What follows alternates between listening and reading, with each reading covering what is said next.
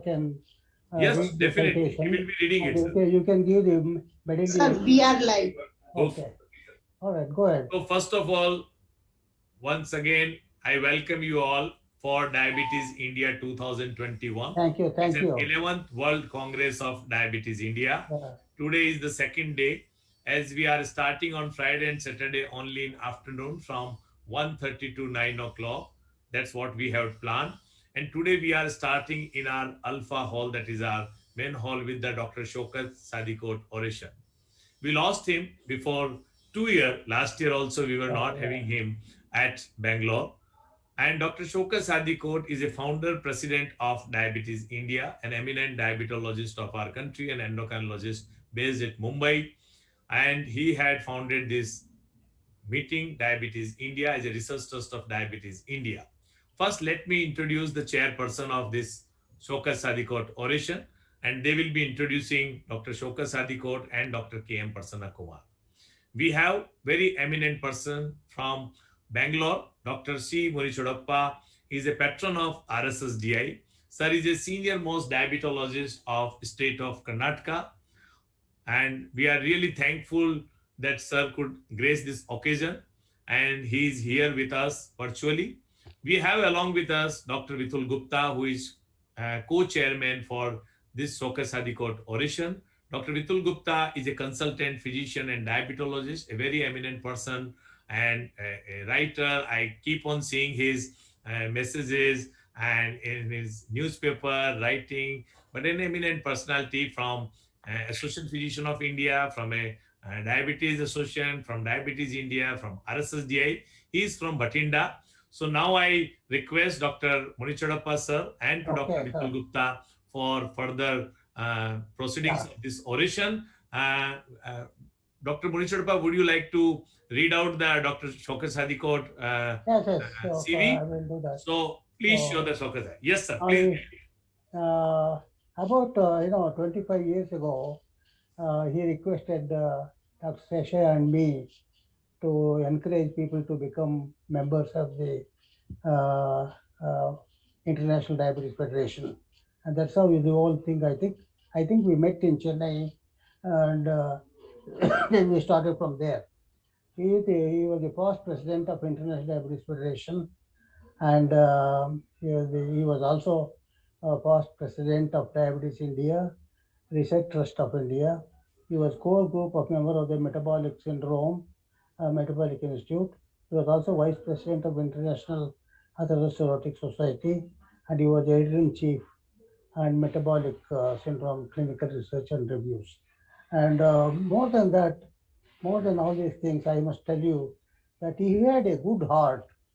And even though sometimes he used to pass some remarks which was maybe unpleasant to many people, but he had a very good heart and he was a kind person. That's all I should say. Now, I request Dr. Gupta to read the citation and Dr. Bansi Sabu to put the medallion to the speaker. Yes, sir. So Okay. now, Neelam, can you put the Neelam CV of Dr. K.M. Prasanna Kumar? Yes, sir. I think you can do that.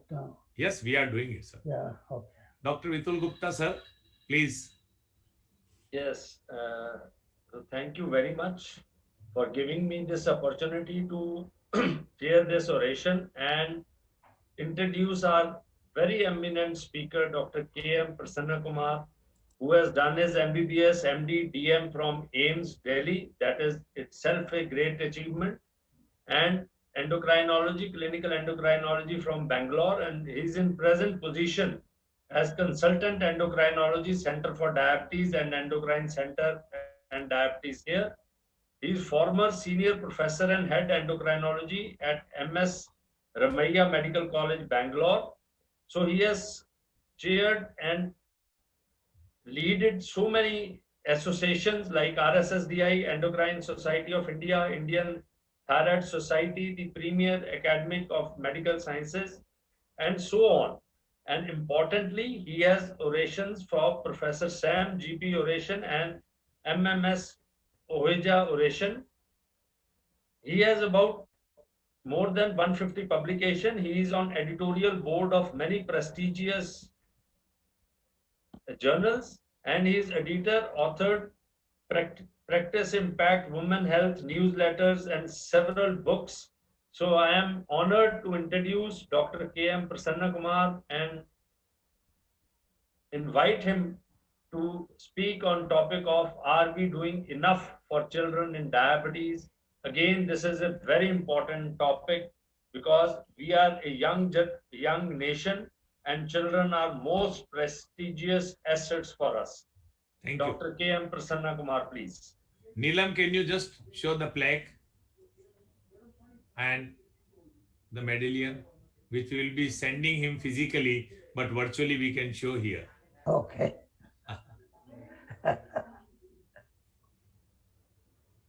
Sir, it's really our great pleasure to have you with us and for this Shaukat Sadikot oration. This is the second year. Last year we had given to Dr. Nikhil Tandon, which was physical meeting at Bangalore. You were there, you were witnessing that. And this we will be sending you soon. And once again, thank you. And please now you start and you can share your slide.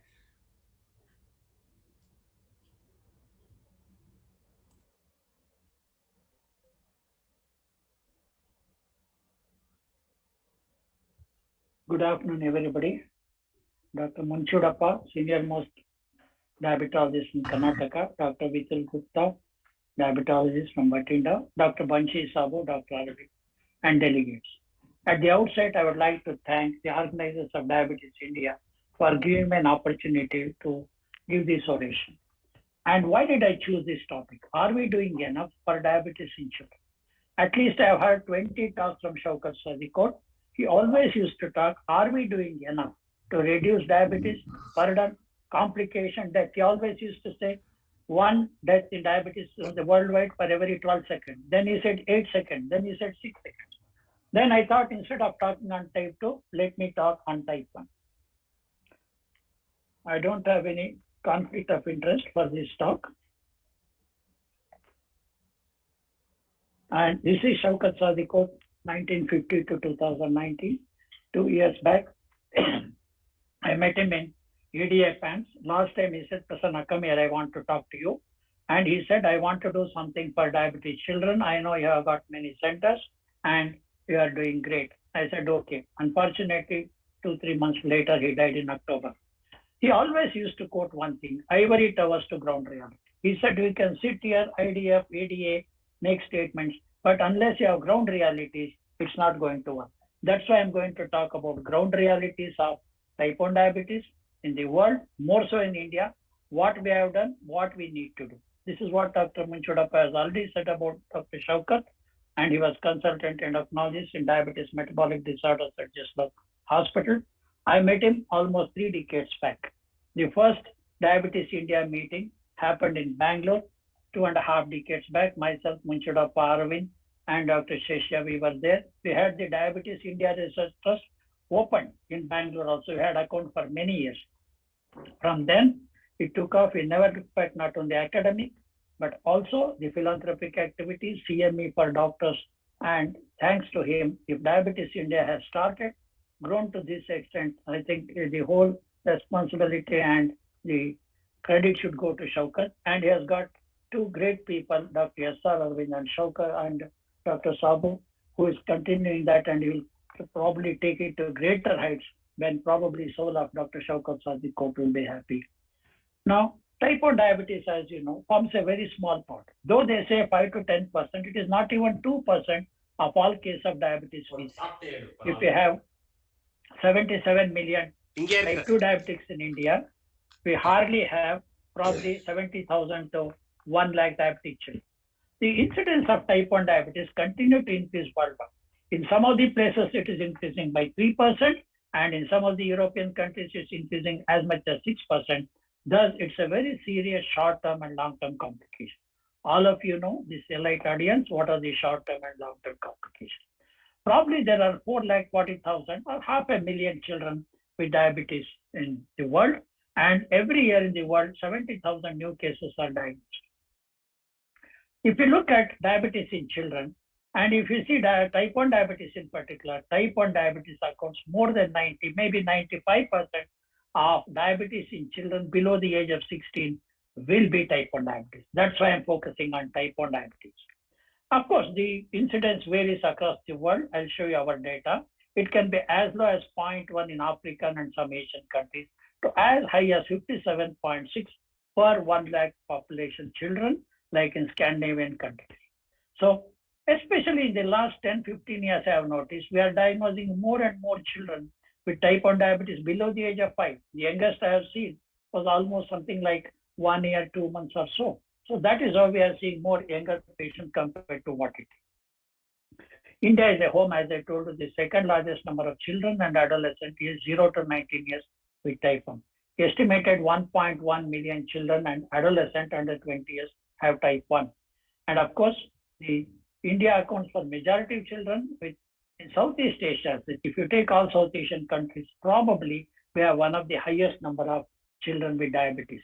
That is why I'm focusing today on type 1 diabetes, and are we going to do enough? This is a paper we presented along with Dr. Munchudappa and Arvind in 2010, and this is what is a Karnataka registry, where we had done almost 13 years of capture-recapture method. With this, whatever, I can't say the registry is 100% foolproof, but we had from 95 to 2008 collected from primary, secondary, tertiary, and we found 3.7 per lakh in boys and 4 per 1 lakh girls have got type 1 diabetes. Mind you, there was no data till 2010. 2012 or 13, somebody rang up from UK, said, I'm making IDF at last. I see so many data. Somebody says 20 per lakh, 25 per lakh, and this looks realistic. So ask me this data. And now what we see, 4 to 4.5 is based on what we have produced only in Karnataka. We don't have All India registry even today. I hope in future RSSD will do it, because under RSSD and Diabetes India, I'm sure Dr. Bansi is doing great work in type 1 diabetes. This is one of the activities we are planning also. What are the challenges in type 1 diabetes? Unlike any other part in Europe, we have very distinct rural and urban. Healthcare delivery is very poor. Now with COVID, we have realized second wave, even like Karnataka, Tamil Nadu, Kerala, who can boast of very good healthcare infrastructure, we failed. Then we don't have physicians who are trying to manage type 1 diabetes. We don't have big infrastructure. Getting insulin is a problem for poor people. Monitoring is more expensive than insulin. Admission to hospital, DKA, complications. We don't have enough of ophthalmologists in rural area to check funders. Most important, we don't have a profile or a structured education for type 1 healthcare profession. We don't have enough of psychologists, psychiatrists to counsel the psychosocial aspect. Still, even in 2021 June, major challenges remain in the development of approaches to the prevention and management of type 1 diabetes. So what are the barriers? The barriers are lack of awareness, poverty, lack of resources, distance to clinic. When I started in 95, people used to come from Gulbarga, 400, 500 kilometers. They spend more money on travel than the insulin and other side. Poor understanding of childhood diabetes. There's a lot of taboo even today. Weak healthcare system. There are not enough of nurses, dietitians, healthcare professionals to adjust to do. Lack of awareness and cultural misunderstanding, plus stigmatized. And Dr. Munchudappa might remember, we used to have Karnataka Diabetes Samachar or Diabetes Samachar. When we sent, they said, please don't send it. We have not told anybody. They asked, why are you getting this magazine? Who is that? Now, type 1 diabetes is not something one doctor can. It's a multidisciplinary health system, and it requires many aspects, not only educating, insulin administration, glucose monitoring, meal planning, and screening for complications and treat that. So this is why you need a team. Type 2 diabetes, anybody can manage, whether a GP, a physician, consultant, anybody. In fact, I've seen in rural area, ENT surgeon, and even dermatologists, everybody. Many people have attended. They say, I can manage type 2 person. I don't need to refer to you. Good.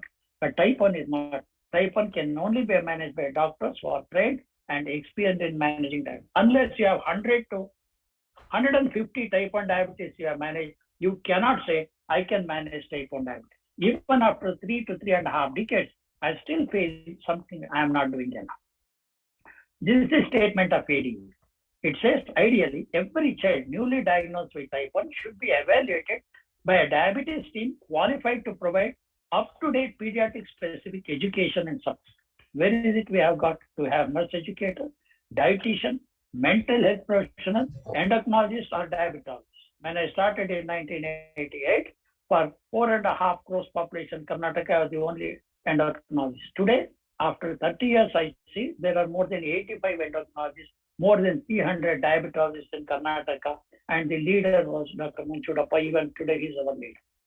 Now, diabetes education is very important. There's a need for structured diabetes education program. Not that it is zero. I know Dr. Chandale has some and RSS is developing, but we need on a larger scale, easier local language for both parents and the patients as well, for healthcare professionals focusing on them. We had a program where IDEP, Indian Diabetes Educator Program 2010 to 12, we trained 4,000 doctors across India and educators. And we gave even post-grad diploma. Unfortunately, not a single chapter was there about type 1. So we have to develop from Diabetes India and RSS. Very important psychosocial aspect. Every child is a problem. International consensus guidelines recommend easy accessibility of psychosocial care for children and adolescents with type 1 diabetes and their family. We had only one psychologist 2 years. We have published along with Dr. Munchudappa and Arvind Paulomi, psychosocial problems. We have also written articles in the RSSD journal about psychosocial aspects. We have even the guidelines from RSSD. Regular interaction between parent, nurse, doctor, school authority must be assured for close monitoring. Proper education of self-care is given to the child so that she or he can cope up with her disease, maintain self-confidence and self-maintenance of the diabetes. These are the things. The burden of living with treating type 1 can be overwhelming. Children and adolescents feel isolated, have feeling of guilt, hopelessness and defeat. I remember distinctly one child committed suicide at 16. We felt so bad. Most important role of parents in treating diabetes can lead to family tension.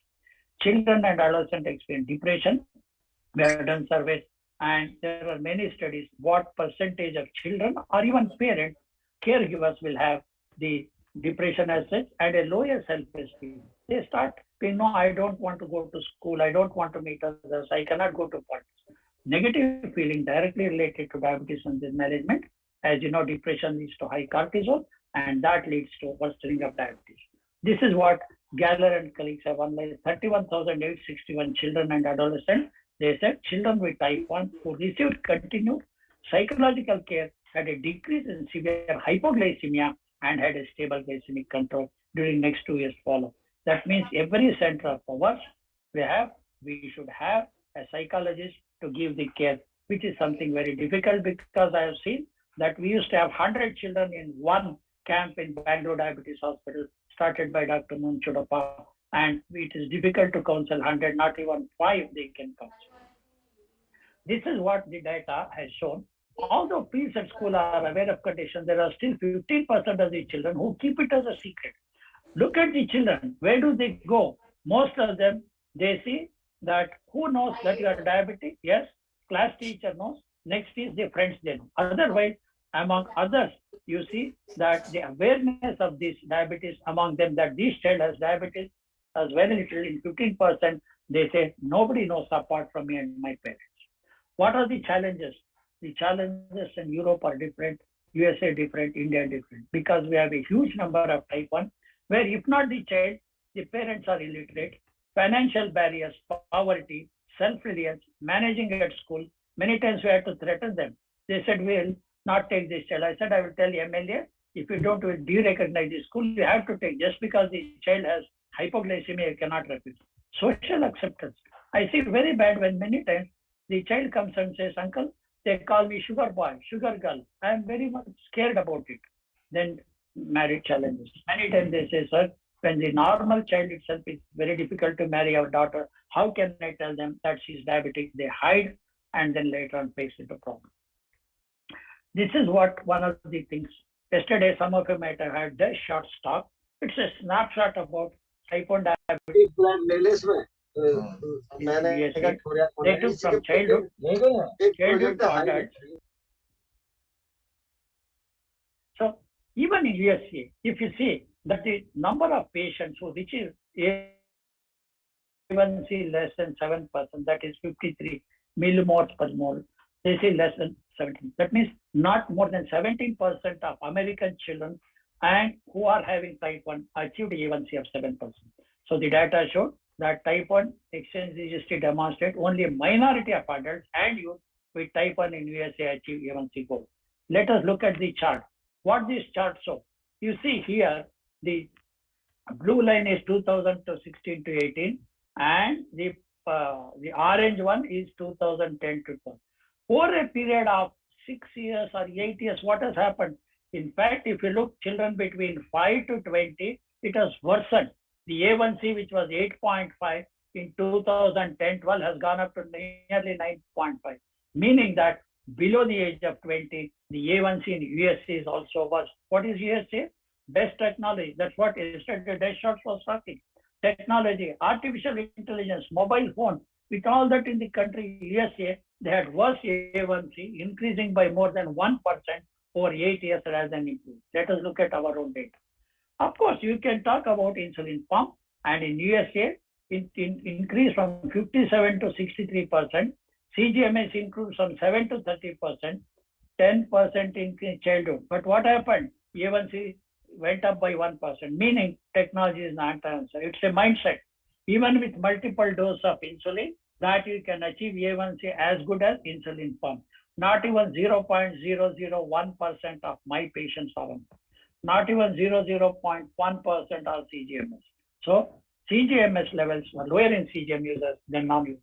So don't think that is the answer. When I asked, one of my friends said, I want to start a diabetic children registry. Fine, what do you want? We want meter, strips. No, I want pump. I said, sorry, I have been using pump for nearly 4 decades. Pump is not going to make a difference. That is why just taking technology is not going to help. I started my journey in 1995, MS Ramaiah Hospital. I had 5 children. How to provide insulin with a meager salary. I started Karnataka Diabetes Foundation, started giving 5 children. Then we started BDH, started by Dr. Munshidappa's Diabetes Club. Under that, we are giving almost 200, 300. 2008, we had no 08. Changing diabetes in children started 2011. Then we had both CDIC, non-CDIC. Then we had EDRT, Endocrinology Diabetes Research Trust, with Dr. Mala and Dr. C.S. Dwarkanath. Then PANS, along with Dr. Sanjay Reddy and Dr. Aravind and Dr. Krishna Sheshadri. So for the last 3 years, all these children come under Primer Academy of Medical Sciences, and we have 52 centers across 7 states. So this is the hub we have at my clinic, and there are 52 centers across Tamil Nadu, Karnataka, Pondicherry, Andhra Pradesh, Telangana, Maharashtra, 1 center in Assam. I hope in future 7 states, 50 centers will become 20 states and 150 centers under us. There is no dearth of money. We can always raise more. You can see the map of Karnataka. Almost 90% of Karnataka is covered. Every state, district we have. Bangalore has 8 centers, and some like Belgaum has 2, Hubli has 3, like this 3 centers. Apart from this, we have Pondicherry, Trichy in Tamil Nadu, Hosur, and we have in Kuppam, Andhra Pradesh, Hyderabad, and Dibrugarh here, Mehboob Nagar, and Kolhapur, Satara, Sangli in Maharashtra. Slowly we are spreading all across except Kerala. That means we have main centers along with others. So in 2011, we started what is known as Changing Diabetes in Children. This was Novo Nordisk Education global initiative and a public-private partnership established 2009 to improve access to care and life-saving medicine. And today, it's a global initiative, as you can see from here, from Congo, Sudan, and Cameroon, right across India, Nepal, Myanmar, Thailand, Bangladesh, right up to here, you can see this CDS has become global. And this is how we see today, starting with 4,000 children, 10,000 children across 14 countries. We have 29,000 children. You can see the figures here, how it is increasing under this care. And this is what you can see. India, where clearly over a period of 10 years, we have 5,951 children on CDIC. Initially, it was up to 18, extended to 21, now we are up to 20. What is this changing diabetes in India? Infrastructure and equipment, training HCPs, giving free insulin, patient education, medical equipment, diabetes registry and monitoring. What started like a philanthropy ultimately became a science as such, and we could do much more. Key impact: reduction in children developing diabetic ketosis, mortality reduction, duration of admission to hospital, school days loss reduction, education, and body weight. So these are the 21 main centers with 60 centers, including Banshi has got 3 or 4 centers. These are all the centers you can see, 21 centers and 60 sub-centers. And this is what we thought CDIC will do: care, compassion, commitment. With care, compassion, and commitment, you can achieve it. This is what, it's not just supplying insulin. We had pediatric diabetes, we had a mystery to educate them. We had play for children also. Awarded prestigious yearly awards. This is what CDIC got. 423 children got higher education, 60,000 rupees. They were given scholarship also, and reached awareness to more than 5 million people. And we have 3,500 doctors, 5,000 HCPs were tried. So this is what, not just strengthening infrastructure, treatment and care, training, healthcare, educative awareness, and children camps. We had hundreds of camps all over the country. 630,000 vials and 32 lakh syringes and nearly 30 lakh glucose tubes are given.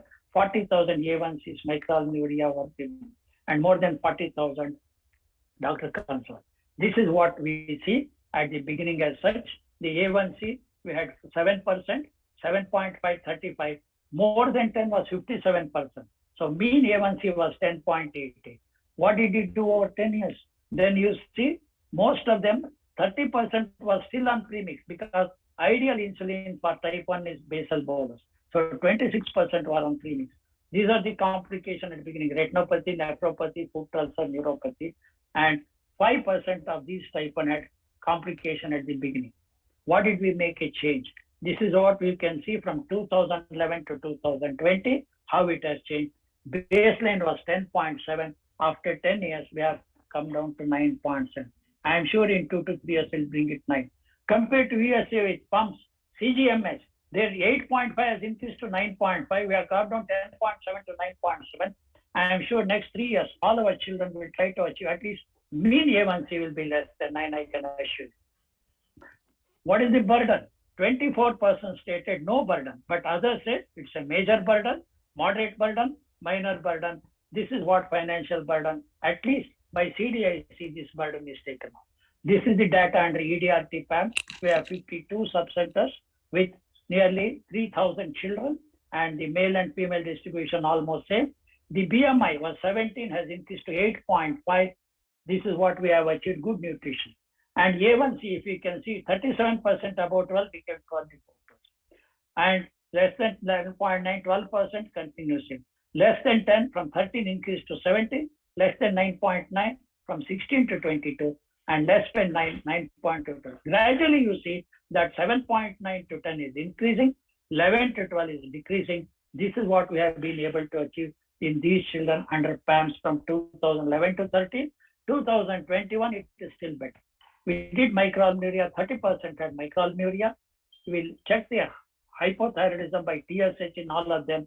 Nearly 7% had subclinical, 87% had normal. Every year we do TSH. Fundus examination was done for nearly 2,000, and you can see diabetic retinopathy was seen in a very small percentage of us. Now, from this, we moved on to what is known as Global Collaborative for CDIC, started 21 with Harvard University. 14 countries in the world I can see, from Bangladesh across Cambodia, Cameroon, DRC, Kenya, and Uganda. We have 4 things important. What is the global initiative? Research, data system, translation hub, and innovative lab. And these are the ones which we are going to see, and we have to improve the infrastructure and other research.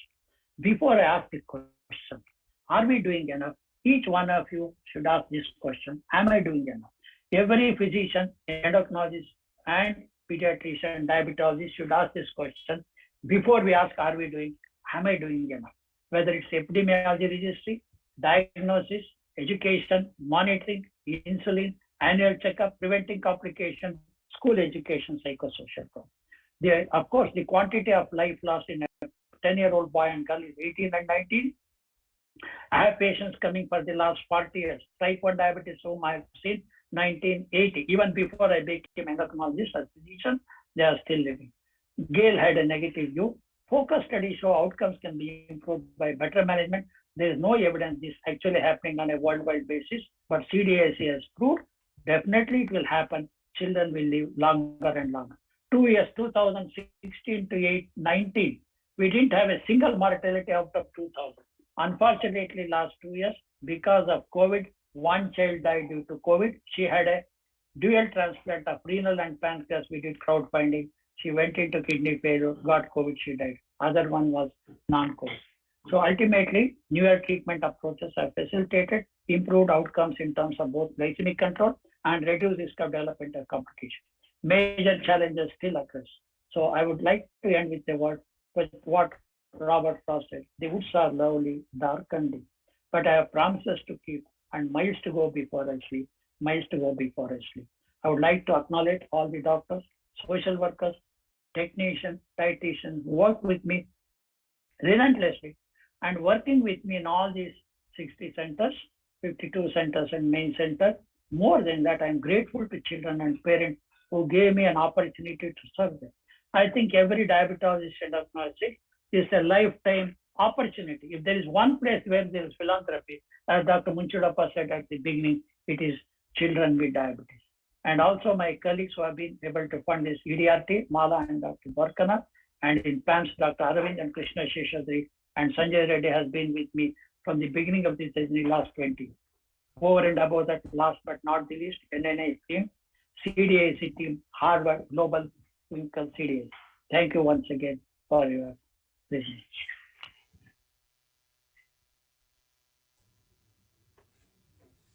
Dr. Munichudappa, you have to unmute yourself. I tell you unmute something. Yes. Now I want to share something. I have a friend called Fiji Indian in Australia. His name is Shailendra Sinha.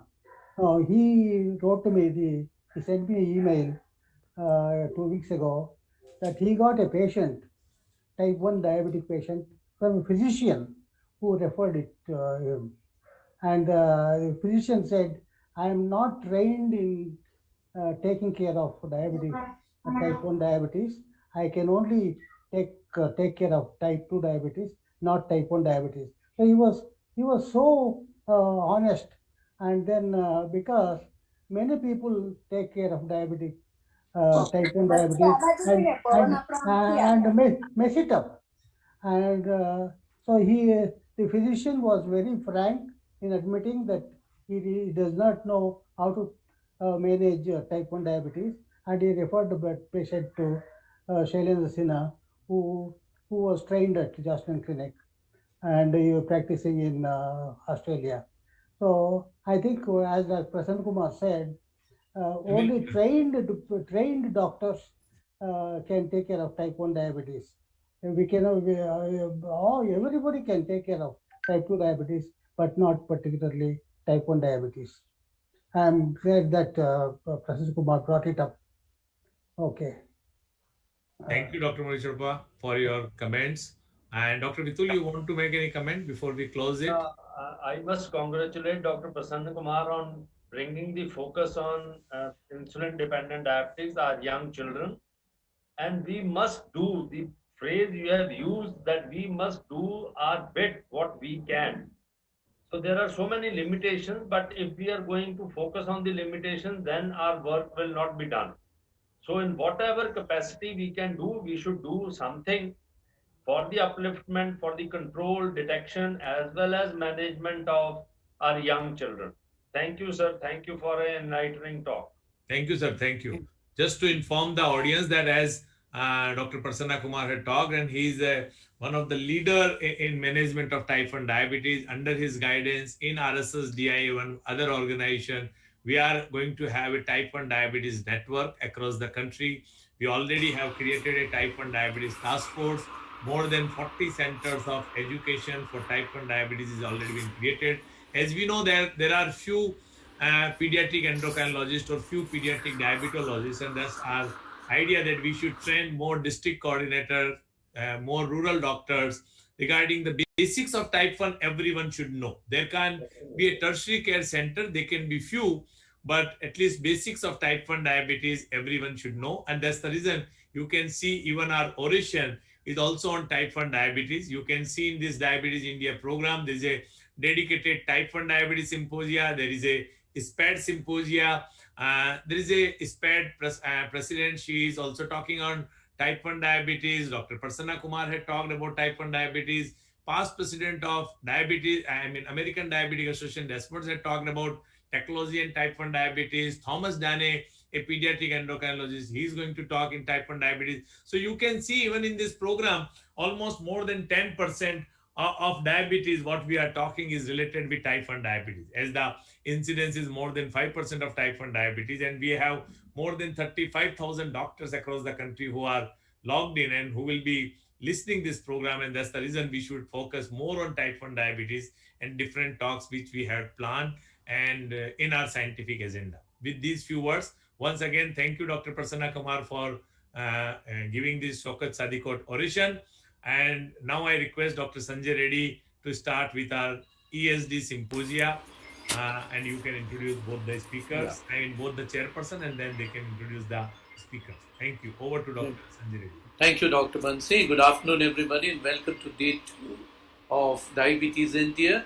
And what a day we started with. We started with Dr. Shaukat Sadikot oration, and none other than my teacher. We're honored listening to him, Dr. Prasanna Kumar. And it was nice to see Dr. Munichudappa and all of you here for today. Now, one of the biggest challenges today is to network with different organizations and bring this all to the forefront. And Diabetes India is one of its kind. What it has done in these the last 5-7 years is try and partner with all the world. And we are glad to partner with EASD, and we are very thankful to you for EASD to partner with us to share the scientific knowledge. So to take this forward, today I request the chairpersons for this meeting, the EASD Symposia and Diabetes India, Dr. Pratik Chaudhary.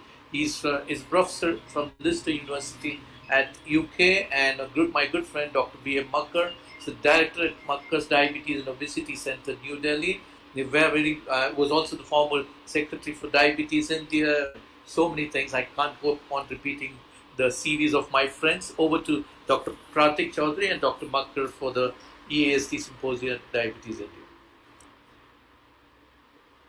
India.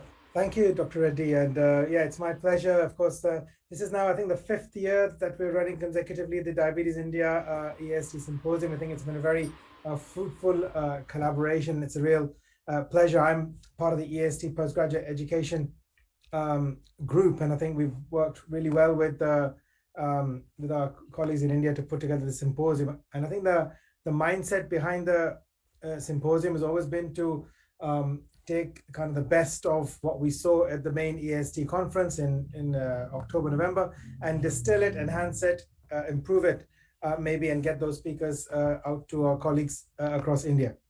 I'm saying from the program, I don't know, have we got Professor Mathieu online yet? I don't see her connected. I don't see her online, yeah. In which case we might, if she's having some difficulty logging on, we might just maybe alter the program a tiny bit, and maybe I can ask my good friend, Dr. Leszek Czupriniak, who's the head of Department of Diabetes at the Medical University of Warsaw, and was one of the key persons who introduced me to the EASD group, and was the lead for the EASD postgraduate group when I got involved with EASD. And it's a great pleasure to invite him to reiterate his talk on treating obesity with GLP-1 steps in the right direction, and to add on from what he spoke at the EASD. So Leszek, thank you very much for joining us. Thank you very much. It's a huge pleasure and privilege to see many of Indian friends again, and thank you very much for inviting me to be part of this symposium and Diabetes India as a whole. My congratulations to Dr. Banshi Sabu, Dr. Makkar. They are our liaison persons with European colleagues, but also Pratik is very much a liaison person now between Leicester and India. You are always welcome, Leszek. Yeah, no, I'm delighted to join you again. This time with a slightly different topic. I would like to just summarize the approach to obesity treatment, which in my personal view, as I do have some experience with, as all of us have, with GLP-1 receptor analogs, but we started to use them in Poland in recent year and a half, like crazy, I would say, because the government decided to reimburse them to some of the patients with diabetes. They're also quite popular outside of reimbursement. I feel that the next revolution is just behind the corner, not just scientific one, but a clinical one with GLP-1 receptor agonists. So let me start share my slides. I hope it will all work well with my presentation. Yes. Hope you can see it now in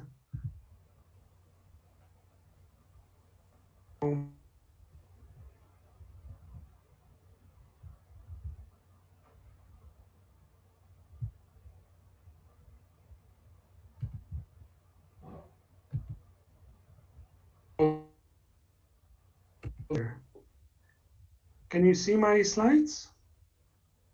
Not yet, not yet. Yeah, your slide is there.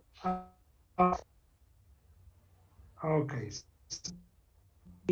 Go briefly. The topic is first.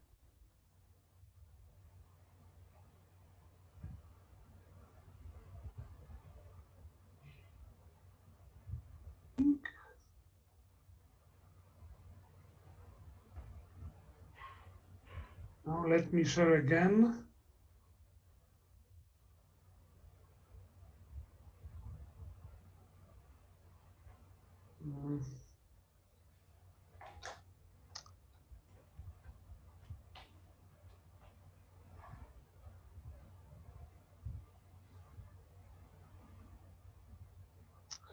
Why I don't want to share that screen. Sir,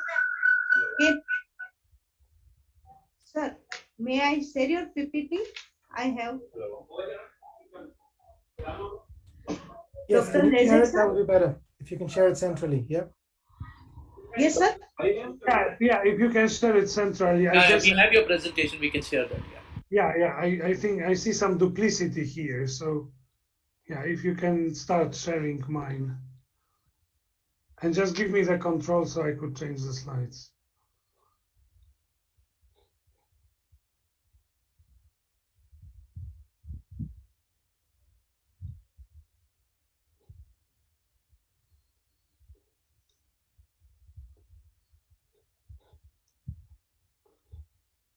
Yes, thank you. And yeah.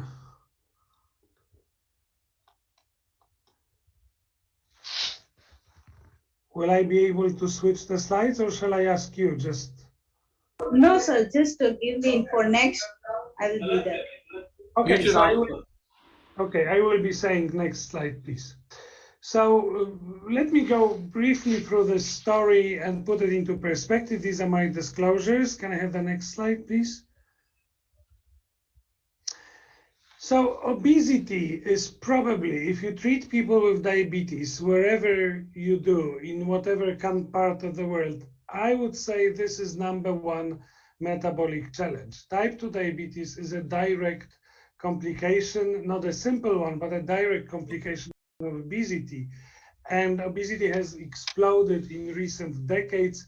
And only like 150 years ago, if you look at this picture here, this is Native American, as we call them today, tribe. We used to call them Indians as well, as we all know. And the picture was taken in late 1980s. And all the people who are living here, having very traditional lifestyle, they are slim because they were either chasing the bisons or running away from other tribes. They also had one meal a day, and the meal contained no carbohydrates. just protein mostly and some fat. And so this is what the people look like for decades. Then the children, great-great-great-grandchildren of this tribe, can I have the next slide, look different. This is what they, and the next, if you could push the button a few times. Yeah, these are the current great-great-children, and the next one, please, of this tribe, and the next one. There is some animation here, and the next one, and the next one, please. Yes. So, well, yeah, if we could go, oh, excellent. Yes, thank you. So now they are smiling because that's American lifestyle, but they are all overweight or obese. And the reason for this is, of course, simple. It's abundance of food, is a decrease in exercise, but also life in danger basically is no longer an issue. In the past, those Indian tribes were really fighting for life and were living under some stress.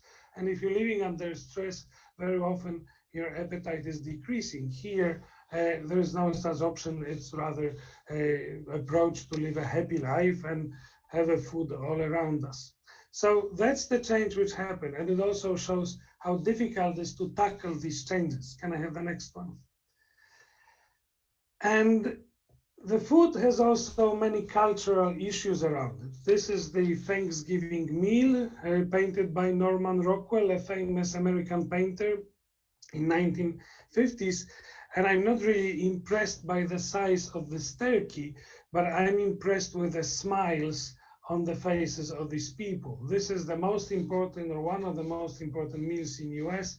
And look how people are happy seeing such amount of food. Next one.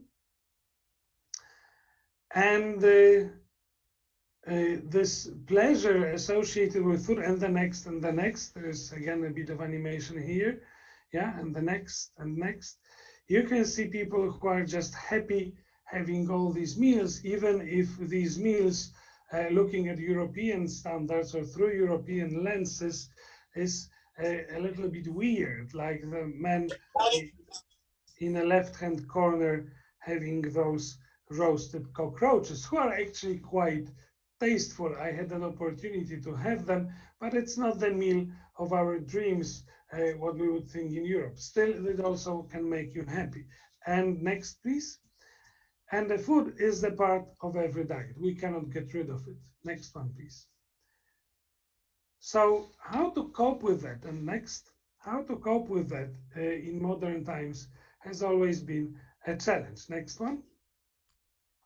And I'm not free from this. I'm just showing you my picture that I'm not, it's easy to tell that other people, and next one, feel happy over the meal. It also, I'm just one of them. That's the picture my friend took me. I think it was during one of the ADA meetings, and I'm having a wonderful American steak. So now fighting that is, we are very well aware how difficult it all is. Next one.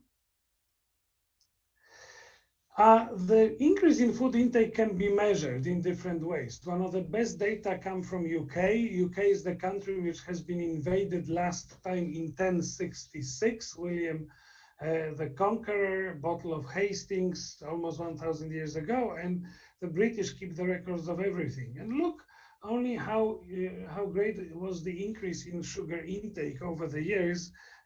From the Napoleon Wars 200 years ago, there were 2 drops during world wars, first and second, but otherwise it is still climbing. So it's not just in US, it also happens in Europe. Next one. And of course, the food is cheap. There is another thing, and I'm showing this cover from the newspaper a few years ago, because it was the series of articles in this journal advocated kind of a revolutionary approach to fighting obesity, simply increasing prices for food. But no politician can do it in any country, I guess. Food is a very basic need, and especially nowadays, we will see increasing inflation in post-pandemic era. But I'm also showing this cover that fighting obesity is far greater task to deal just by physicians. It's really a societal issue, a social issue, economic one, political one, a great challenge. We have the whole industry also in front of us. So it's not we can solve easily. Next one, please. And it's an issue which is also very diligently and intensively studied. This is one of the recent publications from 2018, where the different concept of obesity has been presented. I'm not going into details into this, but this concept tells us that it's not a lot of food which leads to obesity, it's the other way around. That's this B concept at the bottom of the slide, that it's people who are obese. This is the reason why they eat more, because the whole hormonal dysregulation which happens in obesity leads to greater food intake. So it's the question of what is an egg and what is a hen. So how can we really treat obesity effectively if we still are not pretty much sure what is the pathophysiology behind it? So absolutely number one medical issue of current times. The next one, please.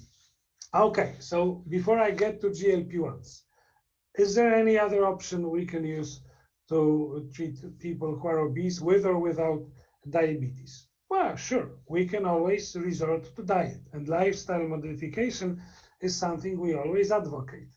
This is an example of a study where it was measured whether low carb or low fat diet. And we can see a 12-month weight change here. Each bar is one patient.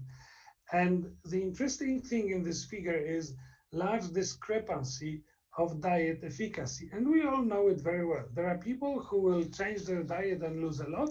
And there are people whom I would call, maybe not in a very pleasant way, losers.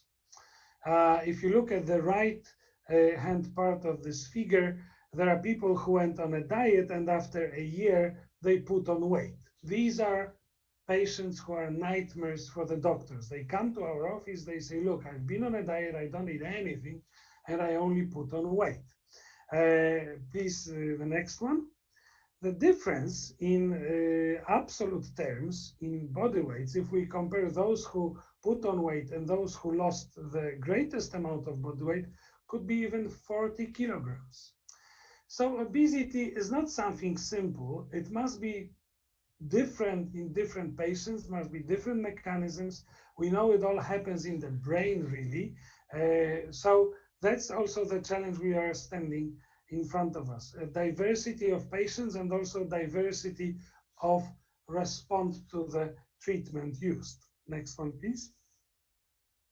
What about exercise? Well, one of my favorite quote about exercise comes from Henry Ford, who said that exercise is a nonsense. If you're healthy, you don't need it. And when you need it because your doctor told you to do it, you can't do it because you're too weak or too sick to do exercise. But if you look at Henry Ford, he was blatantly slim.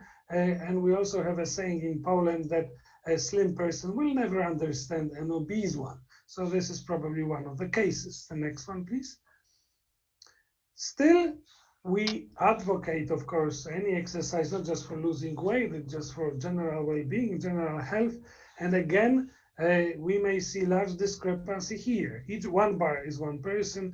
It's a 12-week fitness program. There are people who lost 14 kilograms of body weight, but there are people on the right-hand side of this figure who gained weight despite exercising. So it seems like undeserved punishment. They sweat, they exercised, and it all for nothing. Did they do things wrong? No, probably the mechanisms are really different. Can I have the next one? And we have a saying again in Poland. I want to share a little bit of Polish tradition. The man you see on this medal is Dr. Wojciech Oczko, which Wojciech in translation in English would be Albert or Adalbert Oczko. Can I have next one?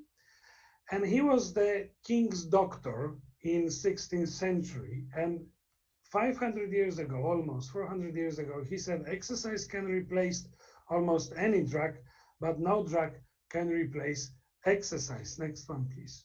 So this knowledge we know for good, we have it, we know it, but its efficacy in making people lose weight still is different, to put it mildly, but usually quite disappointing. Can I have next one?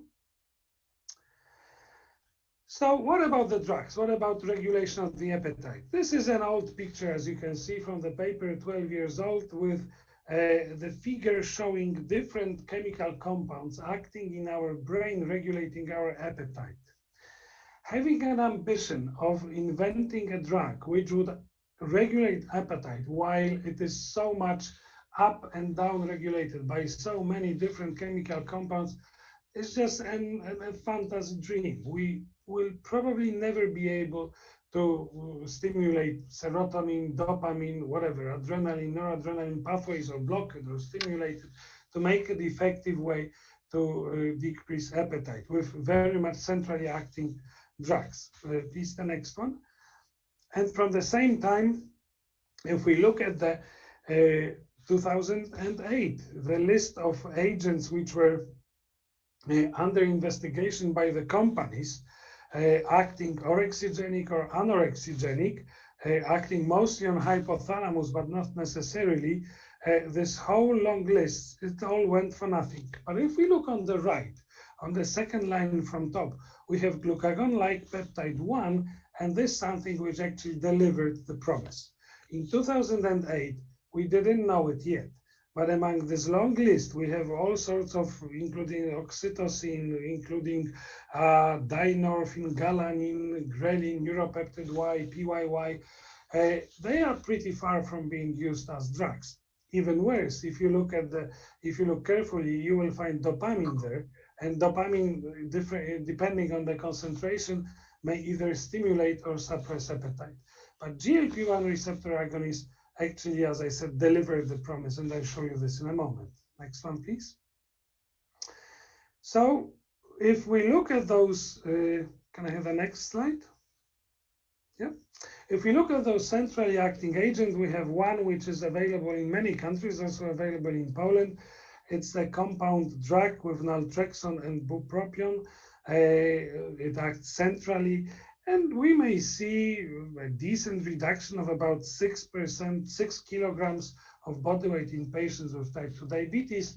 The drug is expensive, is not reimbursed, has quite a few side effects, but sometimes it's used, again, has to be taken long term. And I am personally not much in favor of that sort of drugs because the yo-yo effect or the rebound effect once these drugs are stopped is really pronounced. But they seem to be quite effective. 6 kilograms is not a small amount of weight loss. But it's just the effect on the brain, not on the general metabolism. Can I have the next one? And then it comes incretin hormones, which are used in treating obesity, in my belief, a little bit by accident. They were designed to be used as drugs to lower blood glucose, of course. They act on the brain, they act on pancreas, alpha, beta cells, on stomach, on intestines, on the heart, on kidneys, now we know. They have multiple sites of action. But when I try to explain to the patients why am I prescribing him DPP-4 inhibitor or GLP-1 receptor agonist, I'm using this phrase. Can I have the next one? I simply tell the patients that, look, incretin hormones and incretin-based therapies make our brain think and our body feel that we've just had a meal. We somehow cheat the body, and amazingly, it's perfectly safe. If you remember all the questions about GLP-1 receptor agonists, pancreatic cancer, acute pancreatitis, thyroid cancer, it all hasn't been confirmed at all. We know it's perfectly safe. Next one, please.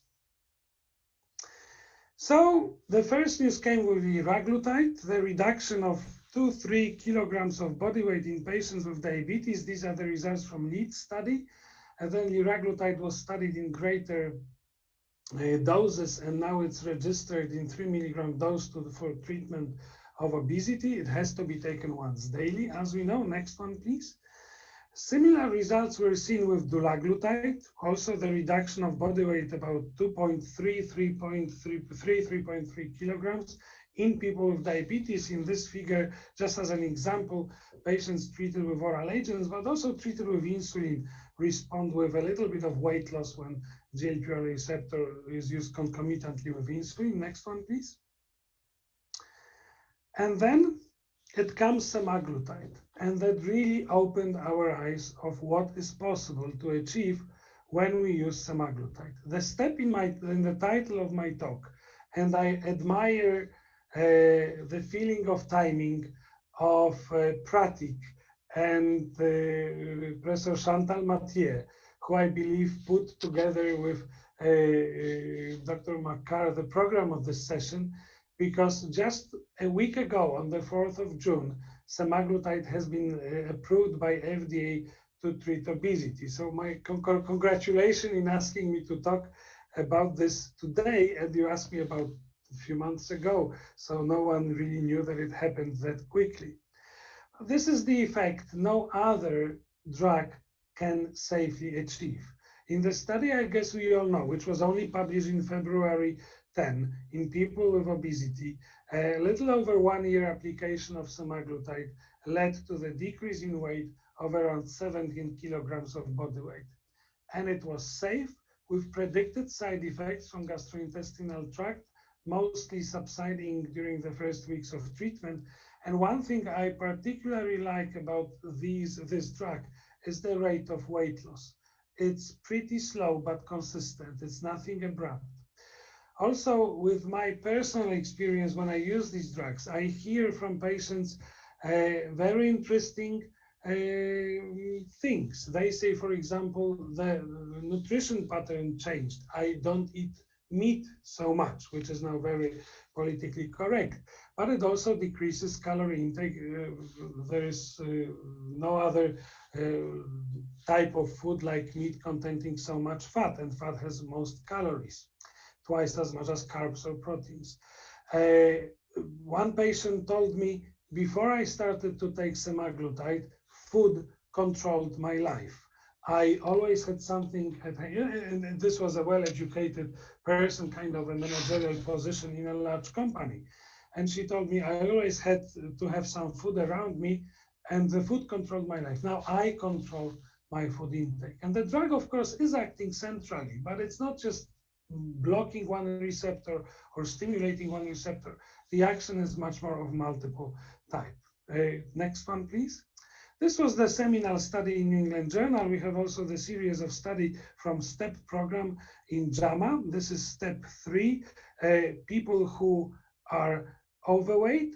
The difference between the study with New England Journal is that these people also were undergoing intensive behavioral therapy. In New England Journal paper, just a standard behavioral therapy. And again, what is very interesting, it didn't contribute to a greater weight loss on semaglutide. It contributed to placebo group. Placebo patients lost more than twice a higher number of kilograms than in the New England Journal of Medicine paper, up to 8 kilos, but semaglutide was equally effective. So the news for the patients is they don't have to train that hard. They still should follow dietary and exercise advice, but it doesn't have to be that hard. Can I have a next one? I'm slowly coming to an end. Sorry, Leszek, I'm just going to say we are running a little bit over, so I don't know. Yeah, I just 3 more slides and then okay, thanks, Leszek. Sorry to interrupt. So it's very quickly. So that's the paper in patients with diabetes. And the beauty again of this paper is that with a higher dose, 2.4 milligrams, people lose more weight, but HbA1c is not going below expected level of 6.4, 6.3%. So no hypos, perfectly safe treatment. Next one. And there is a yo-yo effect, which is worth remembering. If you stop it, it's another step 4 paper from JAMA. The weight start to go up, but not that quickly as in other agents. Next one, please. The future still is ahead of us here, because the next step, as we know, are drugs which will be double or triple agonists. Tirzepatide is a dual GIP and GLP-1 receptor agonist. The drug which has just been next one reported, and this is the beauty of competition. Semaglutide is produced by Novo, this is produced by Lilly. Can I have the next one? Tirzepatide was twice as effective as semaglutide at the dose of 1 milligram to reduce body weight. Again, we see the results at 15 milligrams of greater than 10 kilograms with similar safety profile. Can I have the next one? And I guess it might be the final, or almost final. That might mean that we might need less bariatric surgery, which is very effective. It may treat and cure actually diabetes, but it is also associated with a number of side effects. So who knows, maybe bariatric surgery when GLP-1 receptor agonist science will develop will be out. So can I have my final couple of slides with conclusions? Yeah. And can I have can you press the button 4 times? Because I guess there are 4 conclusions. So obesity remains a challenge for us all, but the victory is not too far behind the horizon. I know it may sound too optimistic, but really the change is coming. In theory, non-pharmacological treatment is the best, but it's largely ineffective long-term. The next one. We now know that using GLP-1 receptor agonists is increasingly effective. Of course, there are question marks about long-term safety and long-term adherence, but we've been using drugs like liraglutide or exenatide for over 15 years, and no worrying signals are coming. So I guess there will be no bad news in future. And the final point here, that the future will not be just GLP-1 receptor agonists. Triple, double, and triple agonists are real future. And my final slide is just, can I have the next one? Is just saying thank you. And if you clap to my presentation, can I have the next one? Don't clap, but step. That's the word for the future. Can I have the next button, please? And yes, do not clap. Step. Thank you very much for your attention, and apologies for taking a few more minutes, but it was a little bit about also technical problems. Thank you.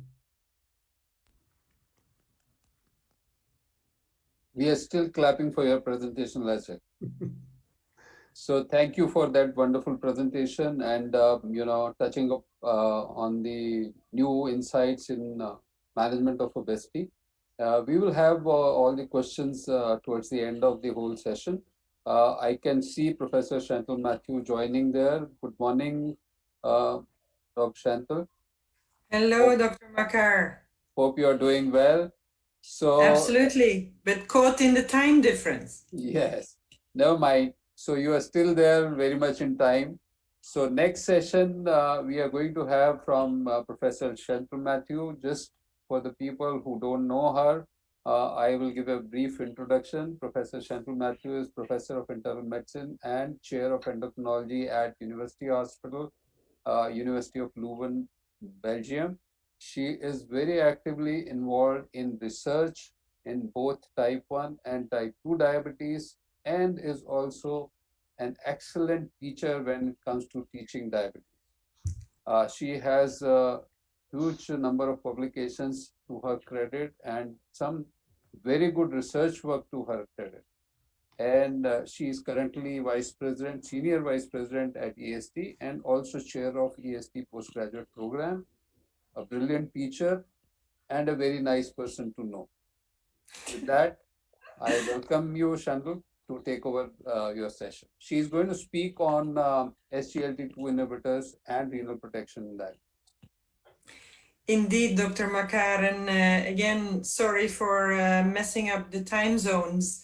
I'm always missing with the Indian time zones, and so next time I need to be with you and not this. Yes, yes. And I will keep sufficient reminders for you.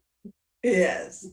So renal outcomes is one of the really upcoming topics in the whole diabetes field, not just in type 2 diabetes, but I will show you some evidence gathered over the last year. And first of all, thank you for Leszek for stepping in and being flexible. So I do advise most companies who make tools or agents that help us treat people living with diabetes. This figure I brought just to show you that when we are talking about cardiovascular disease in people with type 2 diabetes, not all is gloom and doom. Indeed, if we look at acute myocardial infarction or stroke or amputation over the last years, these problems are coming down. But look in the brown at the end-stage renal disease, there is not a lot of movement happening there. And so this is a worry, and we desperately need new interventions there. Now, in the cardiovascular protection, you know that we have now a myriad of clinical intervention trials, in blue with the GLP-1 receptor agonists and in red with the SGLT2 inhibitors, and have shown that we have now two classes of agents. And again, we can discuss whether in these classes all agents are the same, but still these two classes have come to the forefront as really impacting on cardiovascular outcomes. But also these cardiovascular outcome trials taught us a lot about renal outcomes in people with type 2 diabetes. And now we even have outcomes with the SGLT2 inhibitors beyond hemoglobin A1C, because they also show protection against hospitalization for heart failure in people not suffering from type 2 diabetes. And as you saw last year at the Society of Cardiology meeting, but also at the ESD, we now also have hard evidence that SGLT2 inhibitors can protect the kidneys of people not affected by type 2 diabetes. And again, I'll share some evidence on that. And all of that has contributed to the KDIGO guidelines, so the guidelines for patients with kidney diseases to be adapted. And here you can see that they really rightfully so put lifestyle therapy still at the basis, but then they give a very prominent place for SGLT2 inhibitors and also GLP-1 receptor agonists in the treatment of people with renal disease and type 2 diabetes. Now, let me bring you back to the evidence, and I will start with the big cardiovascular outcome trials where they did have pre-specified renal outcomes. I just want to remind you one thing, and that is that in the EMPA-REG, the CANVAS, the DECLARE, and the VERTIS study, the majority of people did have a very good renal function. So in the majority of these people, eGFR was above 60 milliliters per minute. And so there, the SGLT2 inhibitors really can act in their full potential, where they will also give you blood glucose lowering, weight lowering, etc. And so in this population, it's always difficult to dissect whether the beneficial effects on the kidney that I will show you are the effect of really a common phenomenon of blood glucose lowering, weight lowering, blood pressure lowering, and direct kidney effects. But I'll show you that these protections also happen in those with an eGFR below 60 milliliter per minute, so where the hemoglobin A1C lowering doesn't happen anymore. I just show you overview slides in view of time. Here you can see if you use the composite endpoints, the renal-related composite outcomes in the different cardiovascular outcome trials, you see that the definitions are different. And overall, if you take the three first trials, EMPA-REG, CANVAS program, and then also DECLARE, you see this beneficial effect. And so we were quite surprised when VERTIS came out with ertugliflozin that we couldn't see this protection. But then again, they had a very different definition. And so David Cherney last year did a recalculation of the renal-related outcomes in all of the trials now with a similar definition, namely the sustained more than 40% reduction in EGFR, the renal replacement therapy need, so dialysis or transplantation, and renal mortality. And if you do that, you really can see that this is a class effect, with all of the SGLT2 inhibitors having a phenomenal protection of the kidney, with reduction in these very hard renal endpoints of 40 and almost 50%. I just brought you some data from the DECLARE study, where they looked in more detail at this protection. Remember, they're talking about more than 40% protection of these renal endpoints. And here, Dr. Ovry Mosenzoon did this post hoc analysis, where she looked at different subgroups and asked the question, does the renal protection in people with type 2 diabetes with dapagliflozin happen if you have pre-existing cardiovascular disease or not? And you can see no heterogeneity. The protection happens in primary and secondary prevention. It happens whether you have heart failure or not, but also whether you have hypertension or not. And even more important, it happens whether you have an EGFR above 90, but also whether you have an EGFR below 60. Here the whiskers are broader because, remember, in DECLARE, it was mandated that people had an EGFR above 60 milliliters per minute. And so only very few people had an EGFR below 60. Now, an as important question was, does the protection of the kidney happen if you have no microalbuminuria, or whether you have macroalbuminuria? And again, the answer is yes, it doesn't matter. It's also independent of your hemoglobin A1C. And then very important questions. Does this protection happen when you have an ACE or ARB on board or not? And here you can see yes, but again, the whiskers are broader in those not having ACE or ARB on board, because as you can imagine, if you have this high-risk population, the number of people, again, not being treated by a RAS blockade is very small. But again, for us clinicians, another very important question, does the protection happen in people having a diuretic on board or not having a diuretic on board? And again, you can see that the protection happens, but it even favors not having a diuretic on board. So big effect there. Now, these were all people, or the majority of people, with an EGFR that was in the normal range.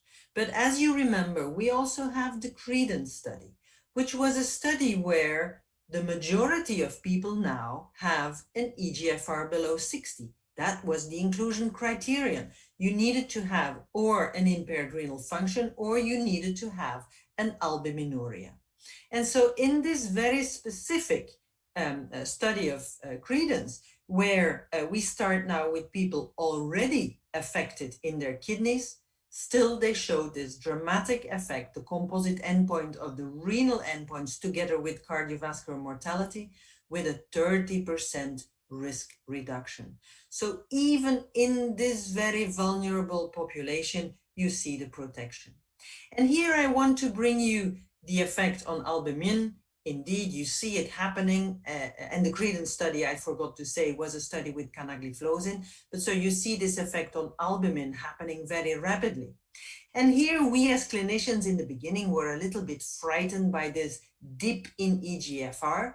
But what you can see here is that this dip in EGFR is actually not worrisome. On the contrary, it's probably a mechanism of action. And you can see the longer you use the SGLT2 inhibitor, the bigger the difference versus the placebo treatment becomes. Now here, very recently, just now published by Guido Heerspink, where he looked very specifically at renal safety. Because many times the clinicians ask the question, this dip in EGFR, does it predispose the patients to acute kidney injury? On the contrary, indeed, look, acute kidney injury in the CREDENCE study you have less acute kidney injury in the canagliflozin treated people.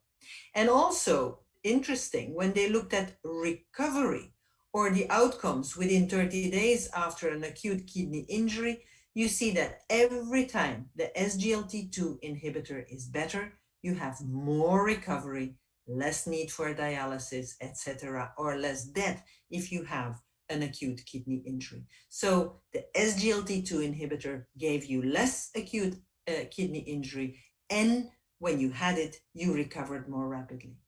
And here, because it's also a question coming back very often, the rationale for combining an SGLT2 inhibitor and the GLP-1 receptor agonist, where Lecek showed the big benefits. Here, a very small, short study, again, by Guido Heerspink, 16 weeks, only in 66 obese type 2s, but they looked at the renal endpoints. And in the dark blue, you can see the individuals with the combination therapy, and it gives us the hope that also on renal protection, these combinations of SGLT2 inhibitors and GLP-1 receptor agonists may also contribute to renal protection. And that is why for renal protection, we have this big prominent place in our consensus for the SGLT2 inhibitors, eventually even combining them with GLP-1 receptor agonists. And also in the most recent update of the American guidelines, they gave this a prominent position. I can share with you that as we speak, we are working on an update also of the ADA ESD consensus. What is the mechanism? Very, very complex. Just I lift the tip of the veil where you can see that there is a very prominent role for the kidney itself in the direct kidney protection, whereby blocking the SGLT2 transporter, you get more sodium at the macula densa, and you get this tubuloglomerular feedback, giving you less hyperfiltration and less stress for the glomerulus. But also because the tubular cells need to resorb less sodium and glucose, also they get less oxidative stress and will survive longer. You get less inflammation. And also you get a direct effect on the systemic tension on the blood pressure. So it looks like it is actually what we call the perfect storm, different things coming together, giving you less stress on the glomerulus, less stress on the tubular cells, less blood pressure rise, etc. And also, let us not forget the direct effect on the rise in erythropoietin, rise in hematocrit, better oxygenation of the kidney. So it's really a perfect storm, eventually protecting the kidney. And again, I refer you to a very recent paper by Guido Heerspink, again, in Cell Metabolism, just published, really very nicely illustrating this. My final minutes, Mr. Chairman, I will go beyond type 2 diabetes, beyond hemoglobin A1C, the DAPA-CKD study, where they included in this study comparing an SGLT2 inhibitor versus placebo in individuals with EGFRs as low as 25 mils per minute and having albuminuria between 200 milligram or 5 grams of albumin over creatinine, but they also included people without type 2 diabetes. Now, what is very interesting, and I just brought this slide to show you the etiology of the CKD of the people participating in DAPA-CKD. In those without diabetes, of course, it was very heterogeneous, very different reasons. But also in the people with type 2 diabetes, not all had diabetic nephropathy. Some people also had other causes. And so overall in the DAPA-CKD study, about 60% of people had diabetic nephropathy, but all the others had other forms of nephropathy. What did the SGLT2 inhibitor do in these people with and without type 2 with different causes of kidney disease? Oh my God, you all remember this presentation with the 0.00000 p-value, dramatic effect, 39% on the composite renal endpoint together with CV death.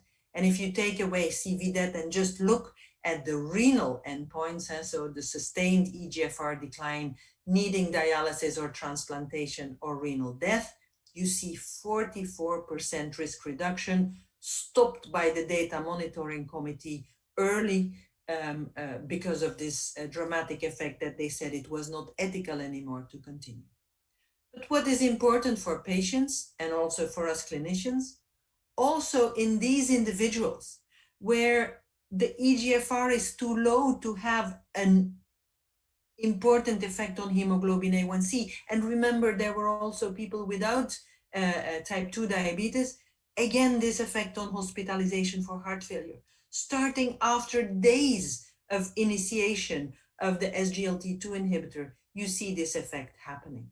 And also, again, the most important endpoint probably for people living with chronic kidney disease and for all of us, 30% reduction in all-cause mortality.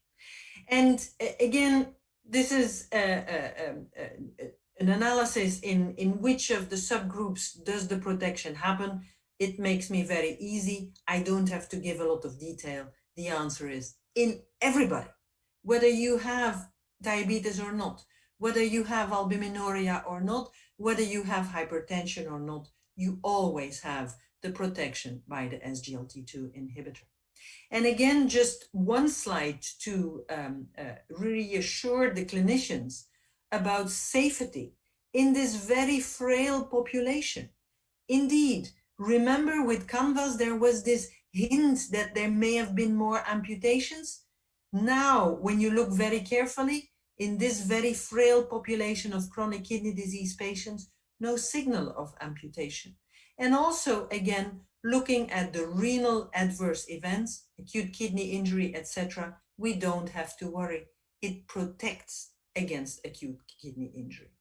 And I want to end with a population that is very close to my heart, namely the people with type 1 diabetes.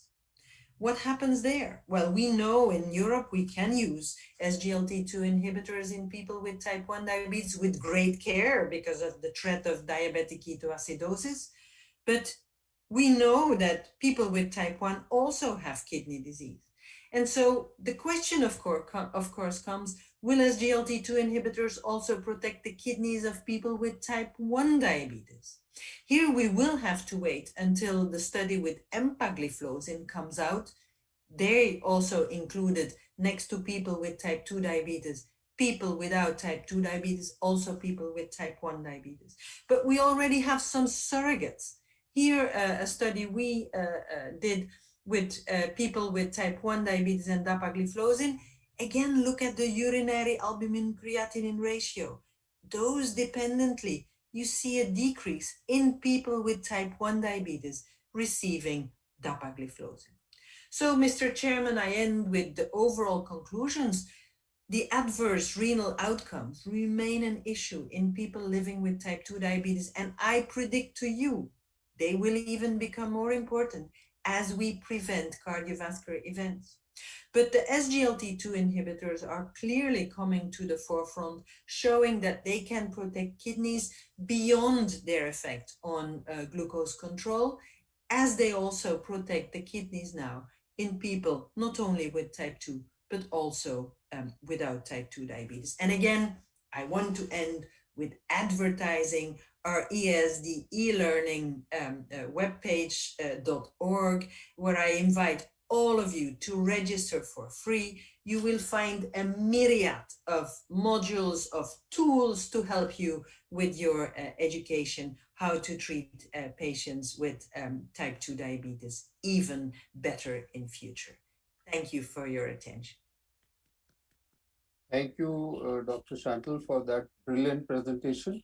We'll reserve the questions for the end of the session, and I'll hand over to Prateek to invite our next speaker.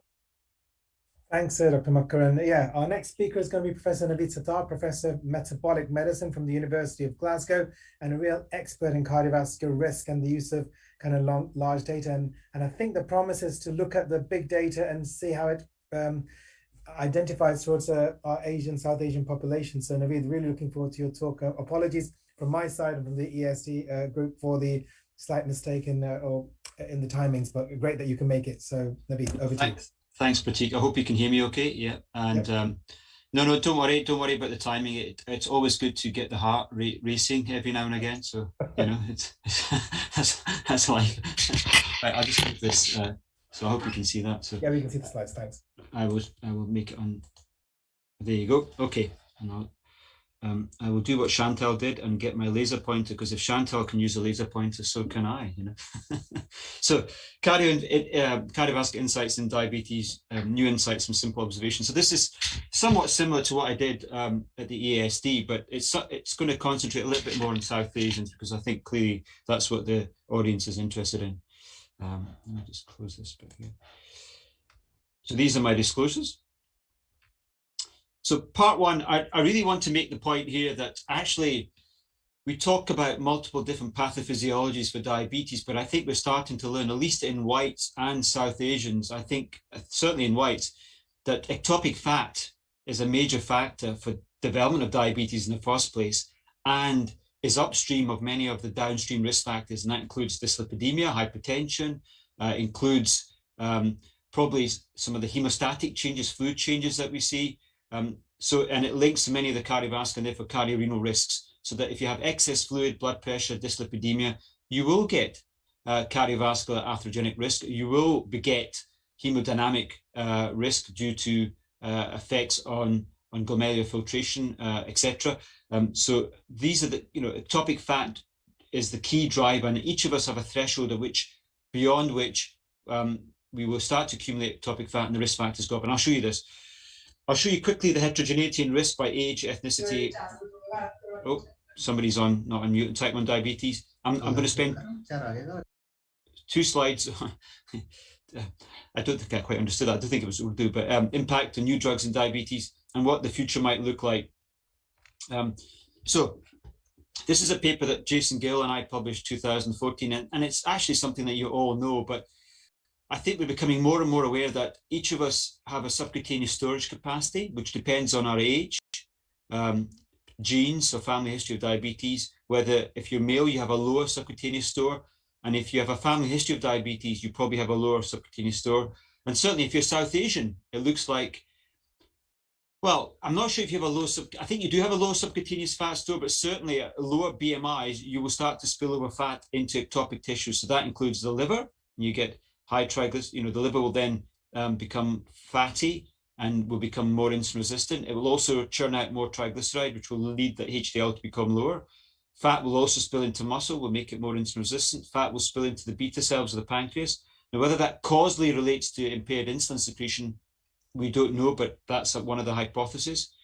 And these 3 organs combined will certainly lead to a tendency towards hypoglycemia, i.e. greater insulin resistance in tissues, impaired beta cell function, and eventually, when you get enough fat in these organs, you will develop hypoglycemia, frank hypoglycemia, and then you develop another risk factor for vascular disease, i.e. the high sugar levels.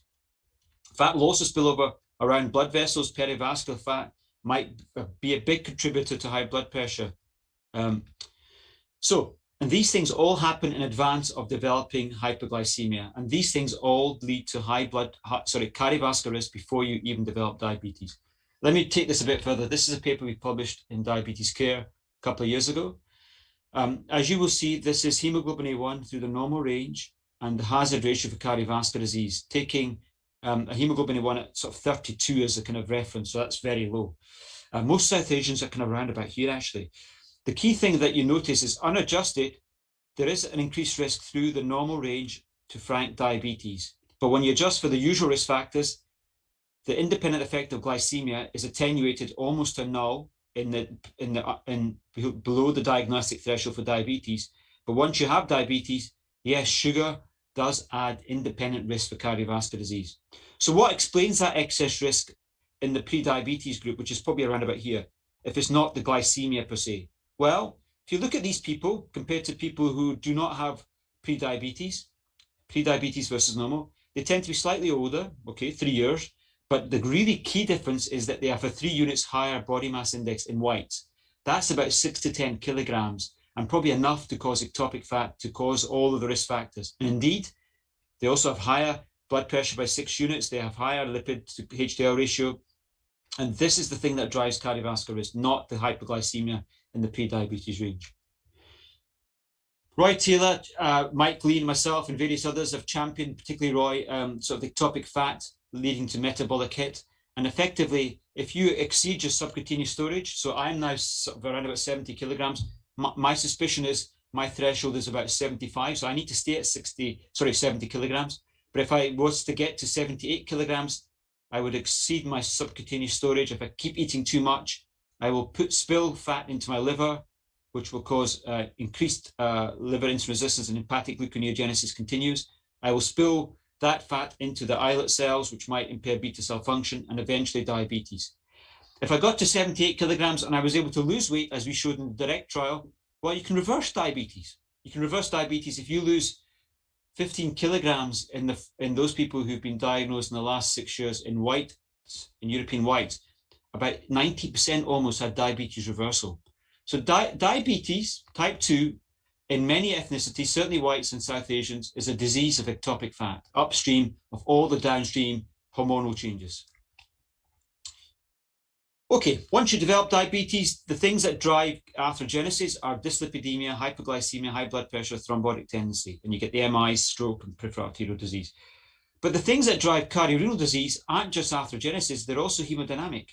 I think Chantal beautifully described some of the pathways linked to SGLT2, and I think SGLT2 really attenuates some of these pathways. So I'm not going to go through it in any detail, but part of it certainly is that maybe hyperinsulinemia, SGLT2 upregulation, etc. You get an intravascular volume, perhaps an interstitial volume excess, and eventually you get stress on the kidneys and the heart. You may also have, of course, increased salt intake with increased caloric intake. But the bottom line is SGLT2 probably impede these factors to diminish stress on the kidneys and the hearts. Actually, going back to the DIRECT trial, this is the actual trial result published in The Lancet in 2018. There's Mike Lean and Roy Taylor. They're fantastically, they not only talk the talk, they walk the walk. You know, they're the fittest. I won't say their age, but they're the fittest men for their age that I know, actually. So the randomized diet, low calorie, followed by food introduction.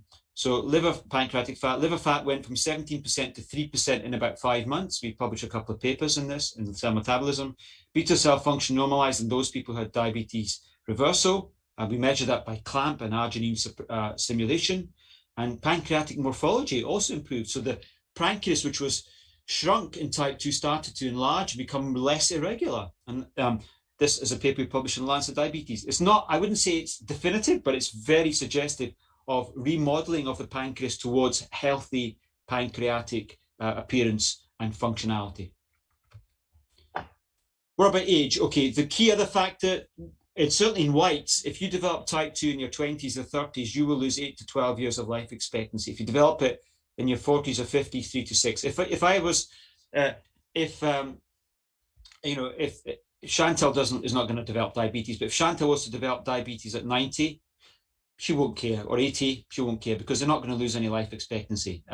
South Asians, it might be somewhat different. I'm not sure, but we need more data on age in South Asians. My guess is there's the same association of risk and younger onset. Actually, we do have some data, but there's some curious things in terms of mortality. Mortality risk is somewhat slightly less in South Asians, although the cardiovascular risk is somewhat higher.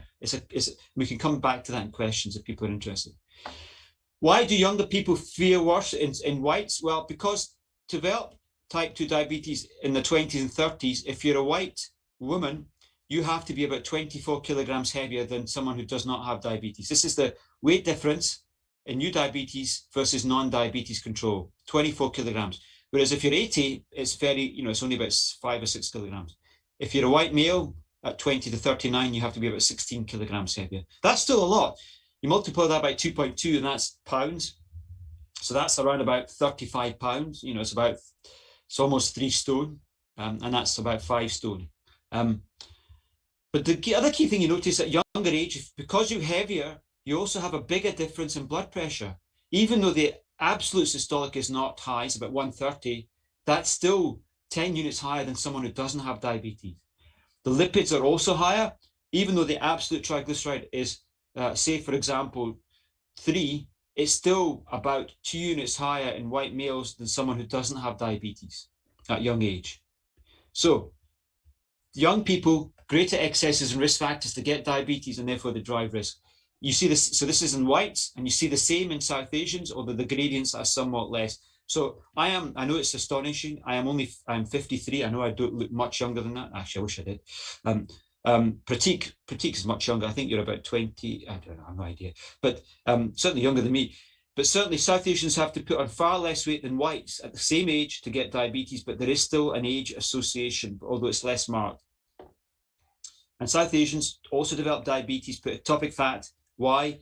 At a much lower BMI. So why do they have to put on less weight? It's because at a lower BMI, they'll start to put fat into the liver and into the muscles and the pancreas. So in other words, they are much closer to the threshold of ectopic fat at low BMI compared to whites, compared to people with, white women without diabetes. So South Asians need to put on less weight to get to that threshold of diabetes. And here's the blood pressure association. Yes, even if you're South Asian, if you develop diabetes at a young age, your blood pressure excess is still greater than someone if you develop diabetes at an older age, than the same in blacks and same in whites. What's the evidence for ectopic fat? Well, here it is. We haven't published this. We're about to submit this back to Diabetologia. We've looked at UK Biobank and several other studies. We've got more studies now. This is data from several studies.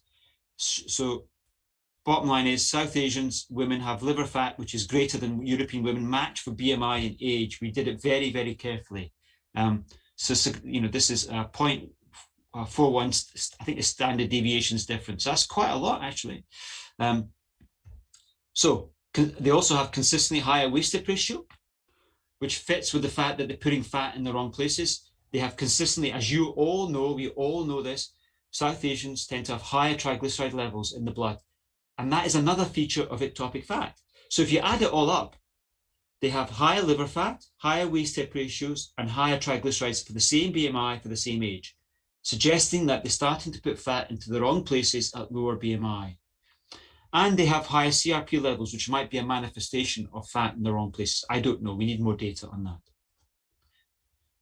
And correspondingly to high triglyceride, they have lower HDL. And I think you're all familiar with those kind of risk factor patterns. But the other key thing is they do this with lower BMI. So if you go back to the UK, this is the paper we published.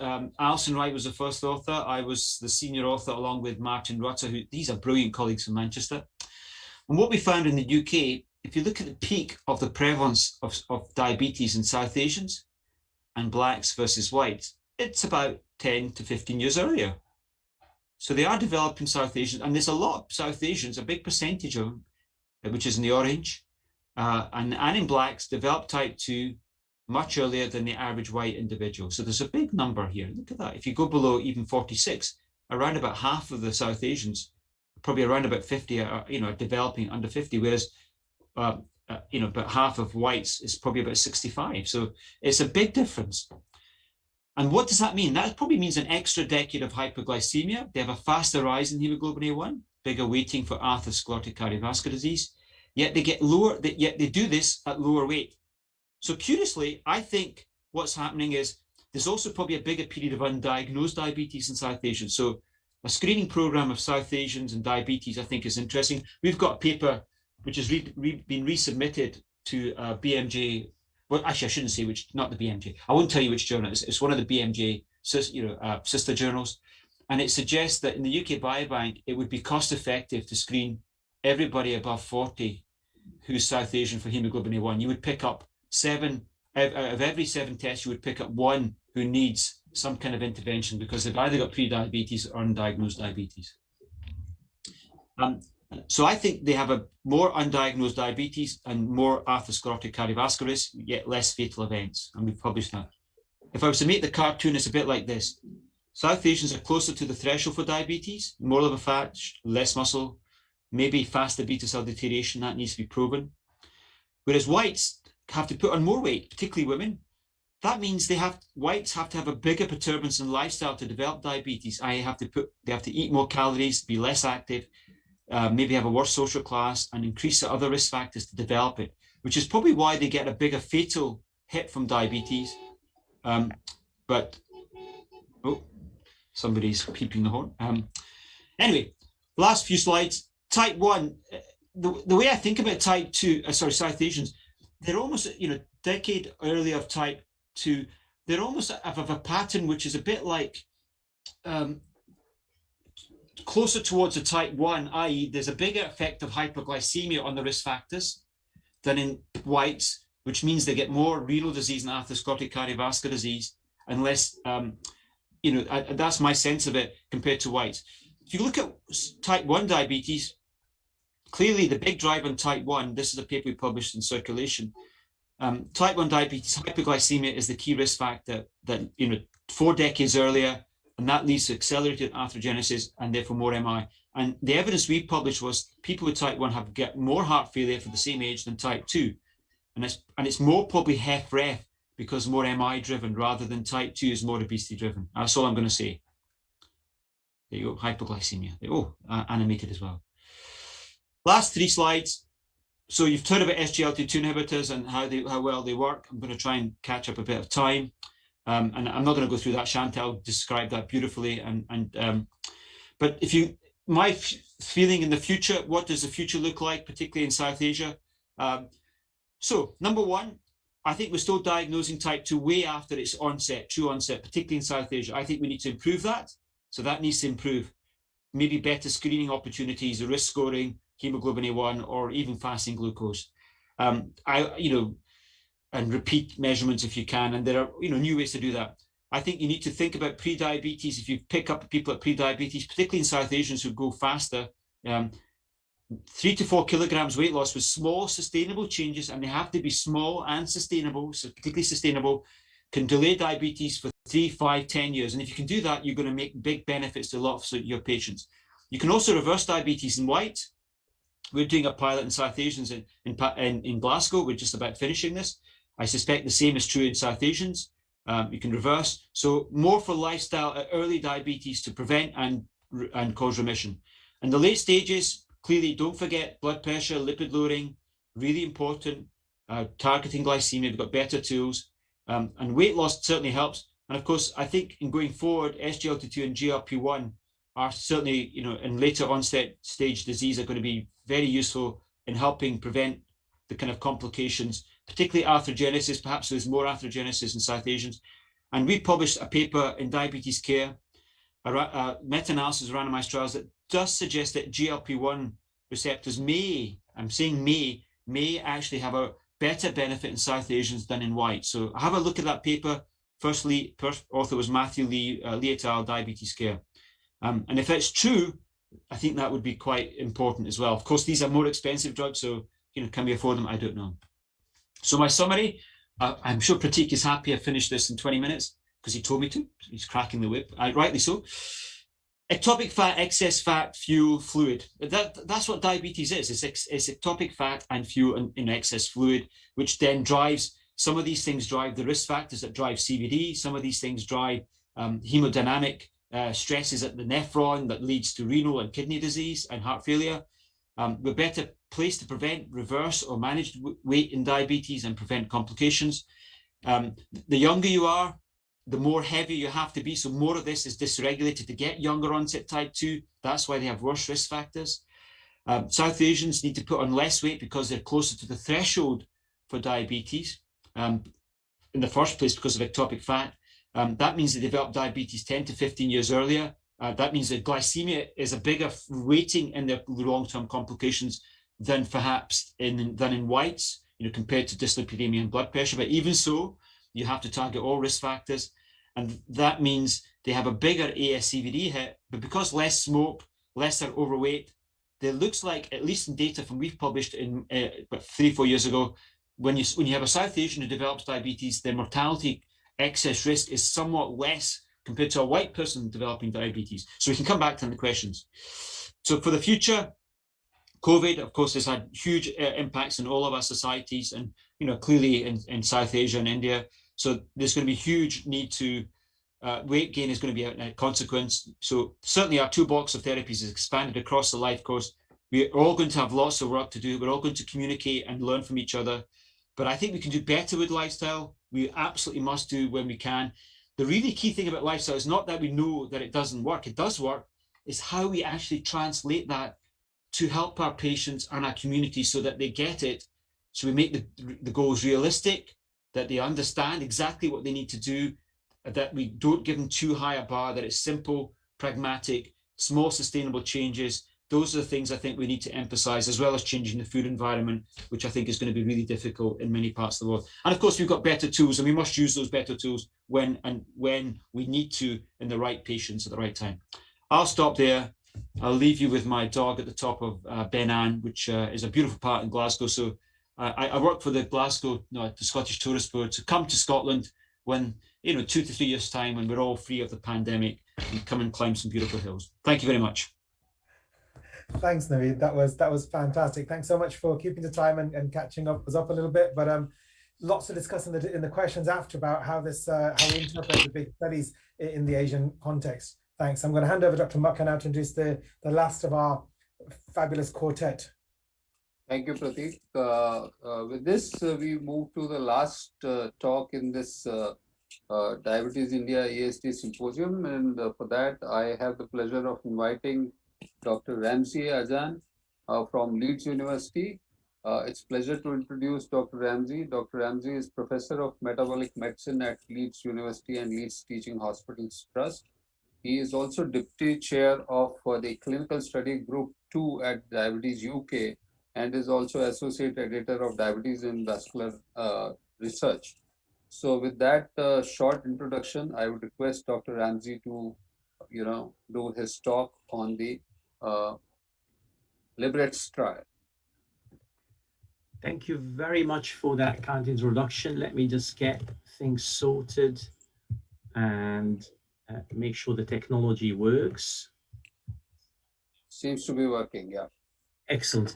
So first of all, I would like to thank the organizing committee for asking me to talk. And second, I must say that I would rather be with you guys than remotely, but hopefully this is a temporary period and we'll get that sorted soon. So I'm going to talk to you about the Liberates trial, and this is my disclosure slide, and moving on swiftly from there. Now, as diabetologists, we've been obsessed for decades on the role of glycemia in cardiovascular risk. And we had sort of different success with linking glycemia to cardiovascular events. And part of the reason for that is what Naveed, the previous speaker, very elegantly demonstrated, that hyperglycemia is associated with a cluster of risk factors, at least in type 2 diabetes, making disentangling the role of glycemia a bit difficult. But nevertheless, there's a recent study that's showing that if you're moving from a diabetic fasting glucose, which is in red, to impaired fasting glucose, sorry, my slides are moving without me doing anything, promise. Let me just move back. So if you're moving from a diabetic fasting glucose in red to impaired fasting glucose in amber, or normal fasting glucose in green, you can reduce cardiovascular disease by anything between 22 to 30%, and all-cause death by around 40%. If you look at the bottom of the slide, if you're moving from a normal fasting glucose to a diabetic fasting glucose or impaired fasting glucose, you're increasing the risk of cardiovascular disease by 4 to 13%, with a massive increase in all-cause death.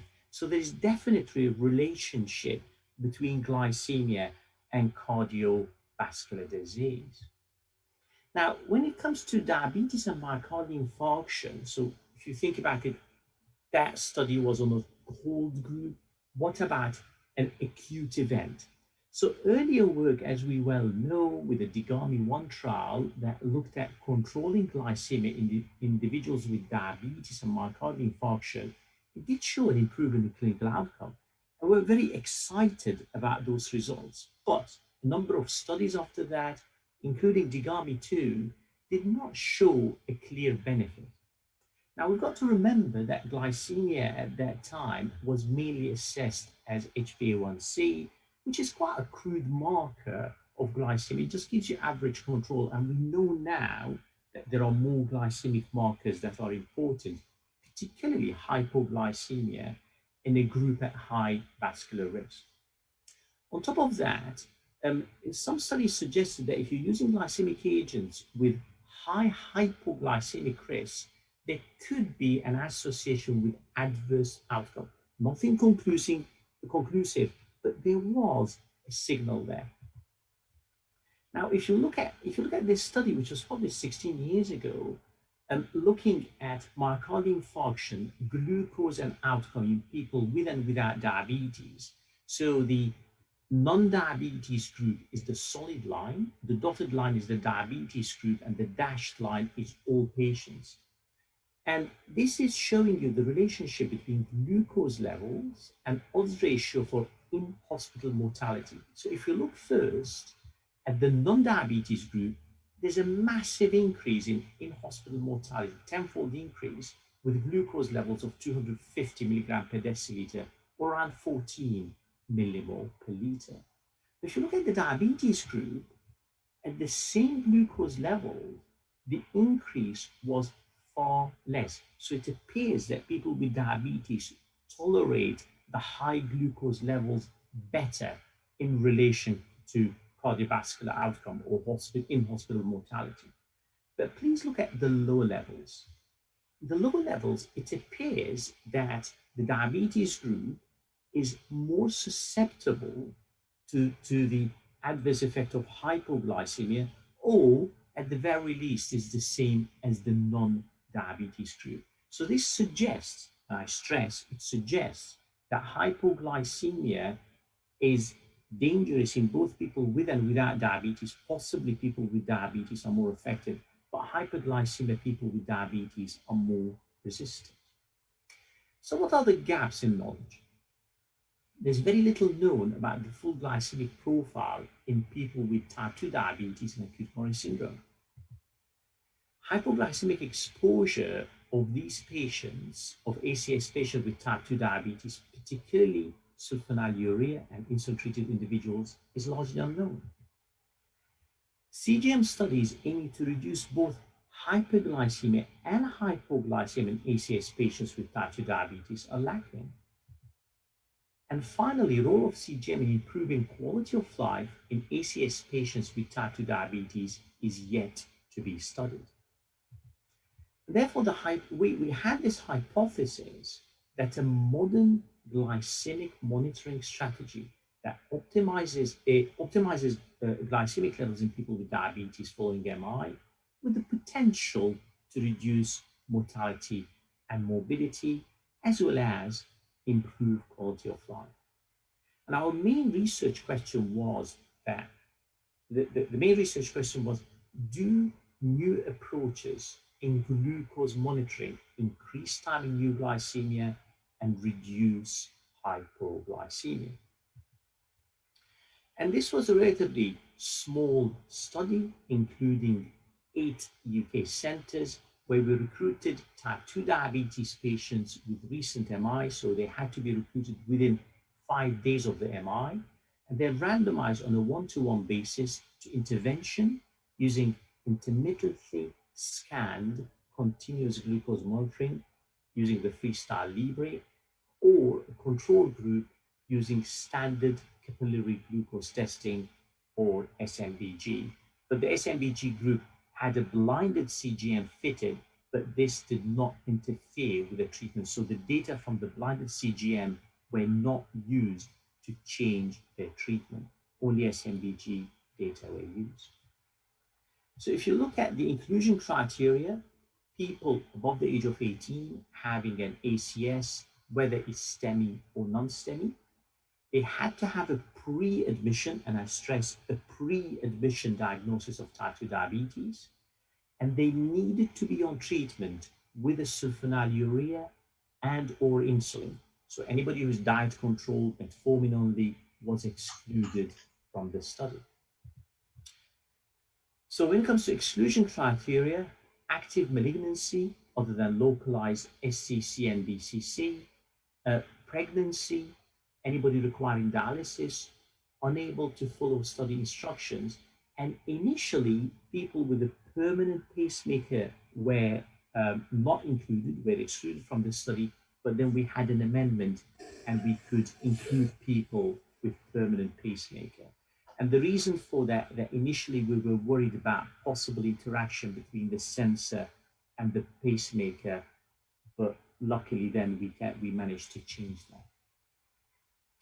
This was our primary endpoint, which was time in range at day 76 to 90. So essentially around 3 months after recruitment.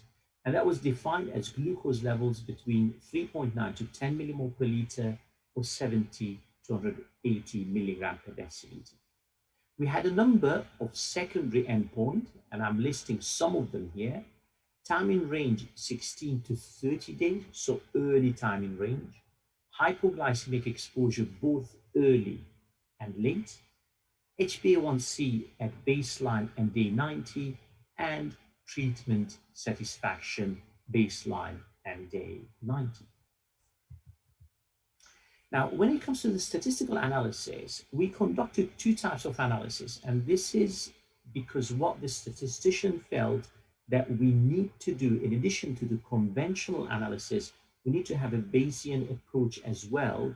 And the reason for that was that we have a complex set of glucose data, and because there is constant glucose data coming out of CGM, so that gives you the flexibility to change your analysis. So we conducted 2 types of analysis, and I will show you the results of both. So these are the results. So let me take you through them. So we recruited a total of 141 patients. So what you see here, the data on the total group, and then if you want to look on the 3rd and 4th column in the control and intervention, you don't expect a difference between control and intervention because this was a randomized control trial. So the median age was 63, 73% were males, ethnicity 90% were white, the weight was 91 and BMI was 31 with a diabetes duration of 13 years. This was the therapy. So just over half were on insulin therapy, 55%. And if you divide them into what kind of therapy they were on, 62% were on premixed insulin. So the majority were on BD premixed insulin. 13% were on basal bolus, and basal only around a fifth. 45% were not on insulin, so almost a 50-50 divide. The majority were on other glycemic therapies, and of course, they were on anti-anginal, antihypertensive, antithrombotic, and anti-hyperlipidemic therapies. So what about the time in range, our primary endpoint using the Bayesian analysis? Now, the statistician went for very strict criteria. They wanted to analyze data where we had more than 80% coverage of the glucose data. And if you take that, there was a 17-minute increase in time in range over 24 hours with a posterior probability just below 0.6. Our cutoff for the posterior probability was 0.8. So, strictly speaking, did not reach the posterior probability cutoff of 0.8. If you take the 65% as a cutoff, so 65% of glucose reading present, you have more numbers, of course, and there's an increase of 28 minutes per 24 hours in time in range, but still the posterior probability does not reach that cutoff of 0.8. And just to demonstrate to you this flexibility that you can have with the Bayesian analysis, the way we analyze the data, we assume nothing. We did not assume there will be an improvement or will be worsening. And we took a rather large SD of 3 hours. But if you look for the enthusiastic analysis, which assumes that you'll have a difference of 1.5 hours a day, and an SD that is narrower of only 1.5, then the posterior probability hits that magic number of 0.8. And if you take the 65% of the readings covered, you get roughly a very similar data. So the statisticians pointed out to me, I'm not an expert on Bayesian analysis, but they pointed out to me that whatever analysis they did, it's always on the right-hand side. So there is an improvement in time in range. But let's just go to the conventional one that we are more used to. Let's go for the frequentist analysis. And what I'm going to do, I'm going to present the data for you as a whole group. On the right is the increase with the intervention. To the left is the decrease with the intervention. And this is time as in hours per day. But I will also show you the data for insulin separately and baseline sulfonylurea separately. Remember, almost 50-50 split for those groups. So if you do frequentist analysis, this is what you get for the time in range. You get a slight increase in time in range, but of course the confidence interval are spanning that zero, right? And whether you're on insulin or sulfonylurea, it appears there could be a slight difference, but the confidence intervals are too wide. Now, moving on to the earlier time in target, remember this was one of the secondary endpoints.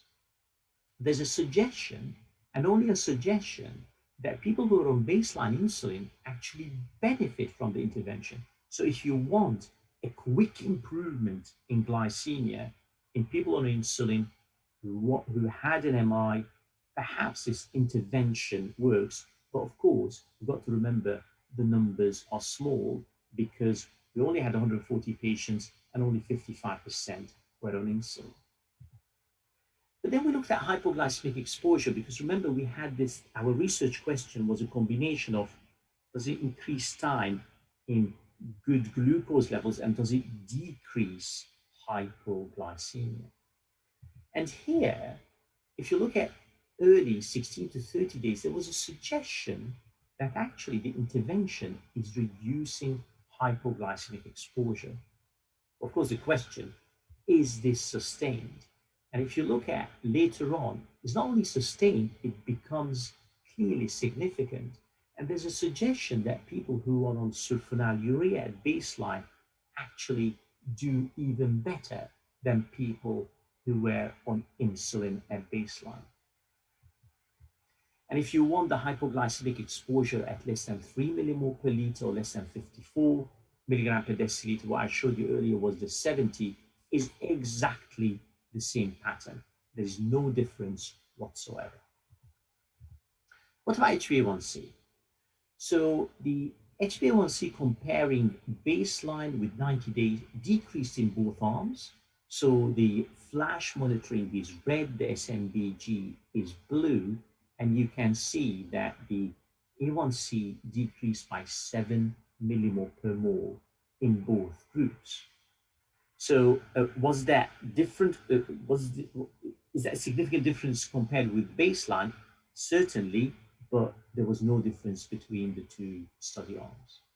When it comes to quality of life measures, there was a better treatment satisfaction with the flash monitoring than the SMBG.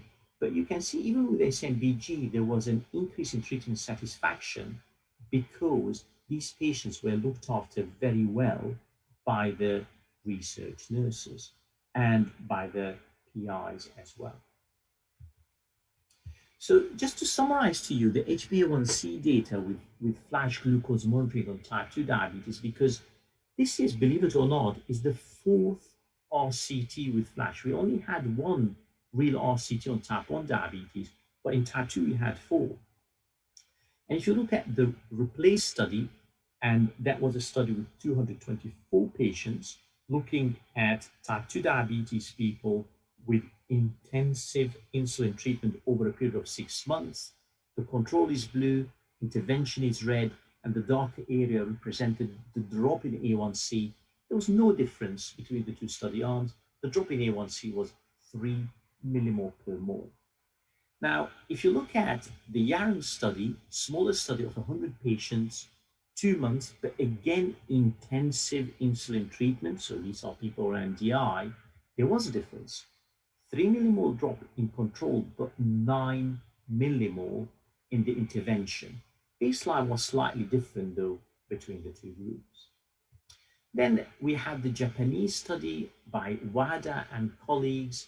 These were patients not on insulin, so these are not insulin treated people over 6 months, and you get a drop of 5 millimole in the intervention versus 2 in the control. By the way, when the analysis was done at 3 months, there was no difference. It took 6 months to show a difference. And this is where Liberate stands. So you get a 7 millimole drop, but there is no difference between the two arms. And remember, Liberate was a combination of sulfonylurea and insulin treatment, and this was a group with ACS. So it was quite hard actually to recruit into. But what's very interesting that both in Replace and in Liberate, there was a significant reduction in hypoglycemia. And we know that hypoglycemia can be detrimental in people with type 2 diabetes and vascular disease. So to conclude, intermittently scanned CGM does not significantly increase time in range compared with SMBG at 76 to 90 days post-MI. The reduction in A1C with ISCGM is similar to SMBG, comparing baseline with 3 months. However, there was a significant reduction in hypoglycemia. So you can reduce that A1C safely with the intermittently scanned CGM.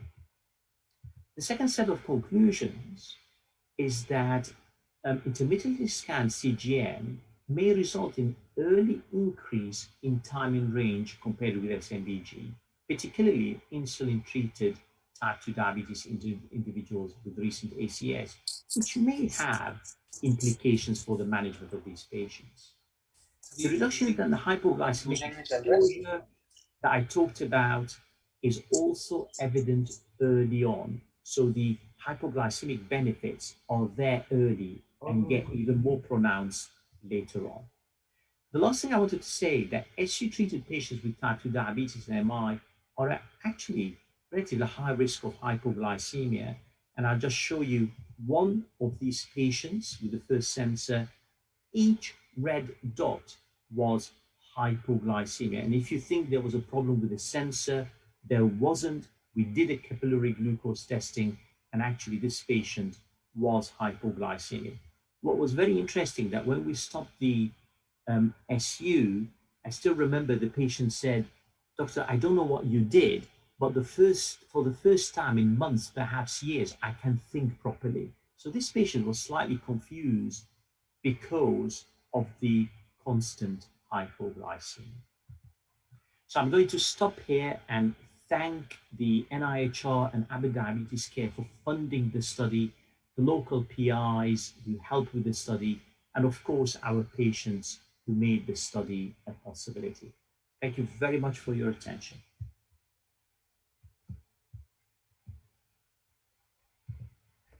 Thank you, Dr. Ramsey, for a wonderful insight into, the newer technologies in management of diabetes in patients with setting of ACS.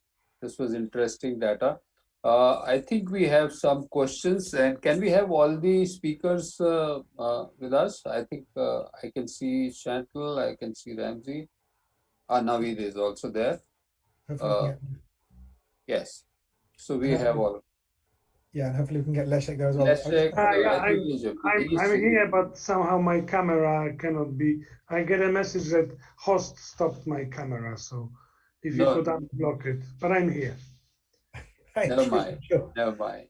So we have a few questions coming from audience also. Can we take them one by one, Pratik?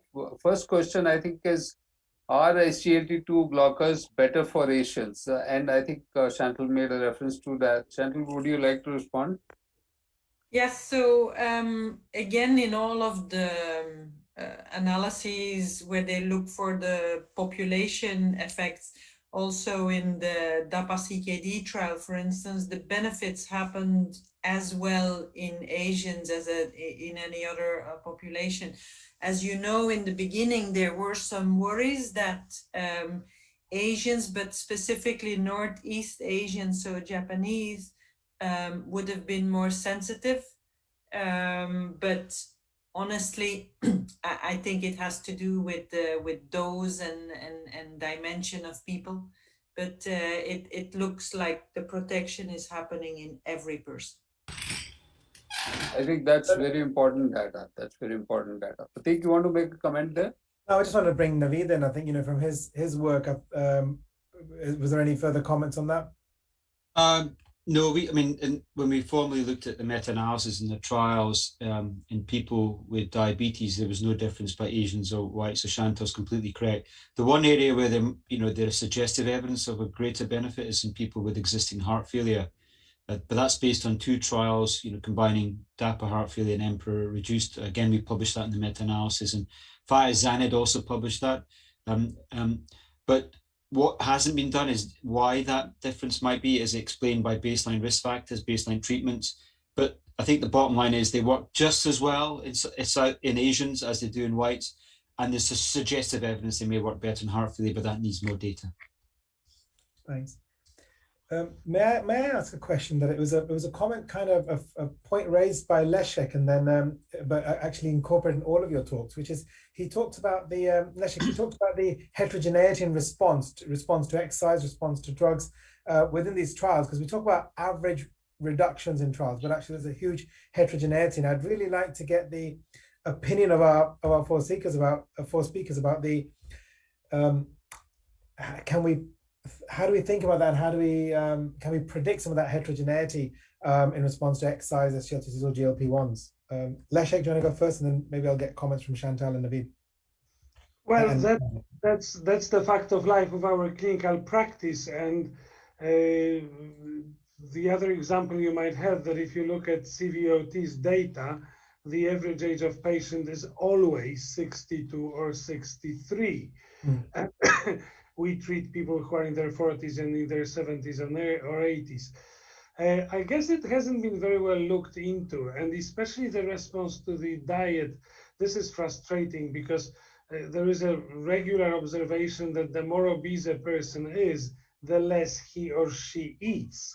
So when you tell them you have to eat less, they say, well, I cannot eat less because I would die, I wouldn't have no energy and so on. So that's kind of interesting. But to me, I would interpret it that the mechanisms which leads to obesity, or the other way around, the mechanisms which are responsible for weight loss are simply not the same in every person. And it may depend on age, it may depend on, or there is an area called the nutrigenetics or nutrigenomics, where people have different activity of different enzymes responsible for fat metabolism, for example. So it's still a lot to learn to, but in clinically it's pretty frustrating because we give the same advice to all the people, and apparently that's not the best way to go. So that's the important point. I think we are in the very initial stage of moving towards personalized medicine, and all these things are going to be important when we are looking at individualized therapeutic strategies. Yeah. So can I come into that actually? Yeah. I think the way we've been giving lifestyle is absolutely rubbish. I don't think I agree with you. It's too complex, it's too simplistic, and we don't think about the patient's life. And actually, I think we need to step right back into, for example, with physical activity, I think what we need to say to people is actually, how many steps do you do a day? Can you try and increase it by 500 or something realistic? That means an extra 5 minutes a day of walking, and you can measure it by your iPhone, those are the kind of things. Or can you find an activity that you used to do that you enjoy, that maybe you can do a bit more regularly, do it with your family, your friends, or whatever, but that you've got to get into the mind of the patient that they fundamentally have to change their current lifestyle a little bit, not in a big way, but sufficient that it becomes part of their life and it's sustainable. Otherwise, it never happens. And it's the same with diet. So with diet, we give them but here's multiple diets, Mediterranean, blah, blah, blah. It's all crap. The bottom line, actually, it's not crap. I'm being facetious. But what we need to do to them, for example, if people cut down, say, about 30, 40 calories a day, they will be 1 kilogram lighter. So people can do that. So a lot of our South Asians, love having sugar in their tea or coffee. Even if you get them to cut the amount of sugar by 1 spoon in their tea, might mean that they're 2 kilograms less heavy a year later. Something really easy, simplistic. And the key thing about diet, again, you've got to say to them, some of these changes might mean that you have to retrain your palate, or you have to develop new behaviors, because if you don't develop them, in 3 years' time, you're going to have diabetes, or you're going to have this, and this. But also we've got to encourage failure. We've got to encourage them to try different things and see what works for them. And actually what we need to do is give them rather than us thinking of the top of my head, here is my advice, we actually got to summarize it in one simple page with links to potential things. And I've actually written that, a one simple page message. Here are the things that work. Try one of these things. And if it doesn't work, come back to me. At the moment, it's lifestyle advice is just rubbish. And I'm not convinced that there's big differences. The key thing is compliance. People don't do it. Any diet works. They all work to the same extent if you follow them. So I'm not convinced that there is any major genetic difference, to be honest with you. Yeah. So, I think you have made a very important point. Whatever advice is given is one, it should be very, very realistic and should be doable. Exactly. If you advise them Mediterranean diet and they're not cooking, nobody knows how to, make the diet in kitchen, then how can they have it? So whatever is cooked at home, I think the most important thing is you just need to cut down the calorie dense foods, add some fiber, and make sure you are getting adequate protein, gives you a good diet. Yeah, but you need to, yeah, exactly. But you need to explain to them how to do that. Because if you just say that, they think, well, what does that mean? They walk out your door and they don't know what you're quite meaning. It might mean, like, for example, with every evening meal, have a salad, for example. Have half a roti less, for example, or something that they go, oh, right, I get that, I'll try that.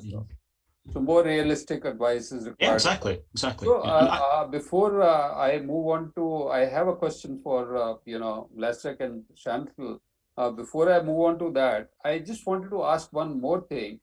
You mentioned about the ectopic fat and reversal. So in pancreas, I think it's very small amount of fat that matters. But for that, we need to measure. If we need to measure, we need MRI. Does ectopic fat in liver act as a surrogate for pancreatic fat also? And that's a brilliant question. So I actually don't know we know the definitive answer. What I can tell you, we've got paper that's led out of colleagues in Exeter that suggests liver fat is causal for diabetes. So using MR. They didn't see the same for pancreatic fat, but the problem is the genes go in different directions. So there are some genes that give you fat in certain parts of the pancreas versus other parts. I just don't think we know about causality of pancreatic fat yet. But I don't think we should care about that. The evidence is so strong that ectopic fat leads to diabetes. The evidence is so strong that whatever ethnicity you are, if you stay the same weight and you don't have diabetes for lifelong, if you stay the same BMI and the same waist, you're not going to develop diabetes. So it's about thresholds. So if every patient you see who's developed diabetes, if they've just developed it and the hemoglobin A1 is, say, 52, if they lose 4 or 5 kilograms, my guess is in South Asia, they won't have the diabetes. But the thing is how to get them to lose the 4 or 5 kilograms. But that type 2 diabetes in most individuals, not everybody, is a disease of excess weight and ectopic fat. And if they lose it, fat clears from liver, pancreas, muscle, and their diabetes, sugar will normalize. That's that simple as that. Thanks for those comments. Coming to Chantal and Leszek, both of you, I want you to address this. What is your experience with combination of GLP-1 RA and SGLT2 inhibitors, and what kind of benefits that you expect when we combine these two agents? Yeah, so I kicked it forward, but can I just, on the previous question, completely disagree with Naveed? I think type 2 diabetes, especially in South Asians, is as much a disease of the beta cell as of obesity. And so I think it's a too simple explanation to say just lose weight and everything will be fine. I think we have a lot of arguments to say that beta cell failure is on the forefront in many people. And I just want to, I'm a big believer in heterogeneity. And there is now an initiative called Precision Medicine in Diabetes, sponsored by ADA and EASD, where in different work groups we are looking at whether we have now better tools to predict responses, for instance, to drugs, or to predict why a person looks like Shashank and another one looks like me. You know, Shashank is skinny, I'm obese. No, I'm not obese, I'm overweight. But I mean, yeah, we have had dinner together and he picks different foods than I do. So it must be something in my brain that is different than in his brain. Anyway, so to come back to your question, combining SGLT2 and GLP-1 receptor agonist, when we look at the effects on hemoglobin A1C or weight, it is just a little bit, don't act synergistically. And so if you look at the drop in hemoglobin A1C, for instance, in studies that have been done combining SGLT2 and GLP-1, the individual drugs give you a hemoglobin A1C drug that is bigger than the drug combined, but that has different reasons. Because if you know, your drop in hemoglobin A1C is always bigger the higher you start. And so the lower you bring your hemoglobin A1C, the smaller the thing. So metabolically, it makes sense to combine them for hemoglobin A1C, weight, etc., because you don't have hypoglycemia, you get a nice weight gain, but it's not that it's dramatically synergistic. On the protection of the heart, on the protection of the kidney, we don't have enough people using both in these big outcome trials because they were done many years ago. And I think we will wait until we're old and gray to see an outcome trial with the combination versus an individual drug. But the surrogate markers suggest that there will be at least additive effect of these two agents on different outcomes. So yes, I'm a big believer of combining these two classes. Thank you. Leszek, your comments on this. Yes, thank you very much, and thank you for keeping me on without still camera working. We can hear you very well. Doesn't matter. Thank you. I also refer to what Navid said, if I may. I would defend my point of view that there must be some heterogeneity here. If you ever treated, and we all have, of course, patient who's obese and have or have not type 2 diabetes, it is really interesting that some of people are able to lose their weight really quickly. And of course, they are able to regain it as quickly as well. And there are people who are really resistant to any weight loss, and they both do the same. The compliance is the same. There must be something in their metabolism that some organisms defend the loss of energy very effectively, and there are patients who lose this energy much more easier. In times of famine, starvation, those who lose energy with much more difficulty will probably survive better. Those whom we all envy and they can lose fat very quickly, they would probably die sooner. But there must be some heterogeneity in their metabolism, just if you look at the way how the organism defends losing energy. And going back to combination therapy, I very much agree with what Chantal has said. With not much data, evidence data from the trials, we are gathering clinical experience. We're using combination therapy more and more. We like their complementness, I would say, because there is only one main pathway SGLT2 inhibitors and GLP-1 receptors agonists share, and this is natriuresis. Otherwise, these two drugs act in different way, and they very nicely complement each other in patients. I wouldn't worry that much that they don't lower HbA1c too much.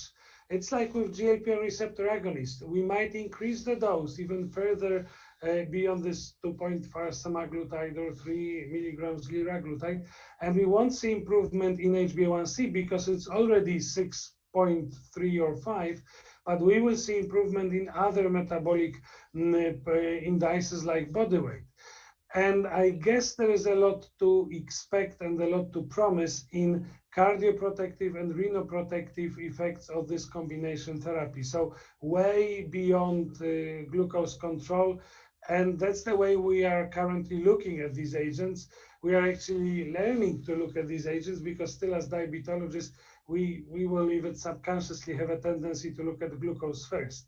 But these drugs are now used and will be used much more wider outside diabetes. So this combination therapy is just very near future. We've been treated diabetes with metformin and sulfonylurea, and this was like twin combination in diabetes, and soon we will be using SGLT2 inhibitors, GLP receptor agonists as a twin combination together.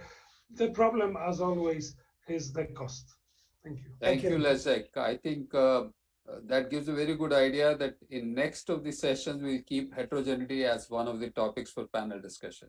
That will invite a lot of discussion on this. So with this, I think we are running behind schedule. I will hand over to Prateek for summing up the session.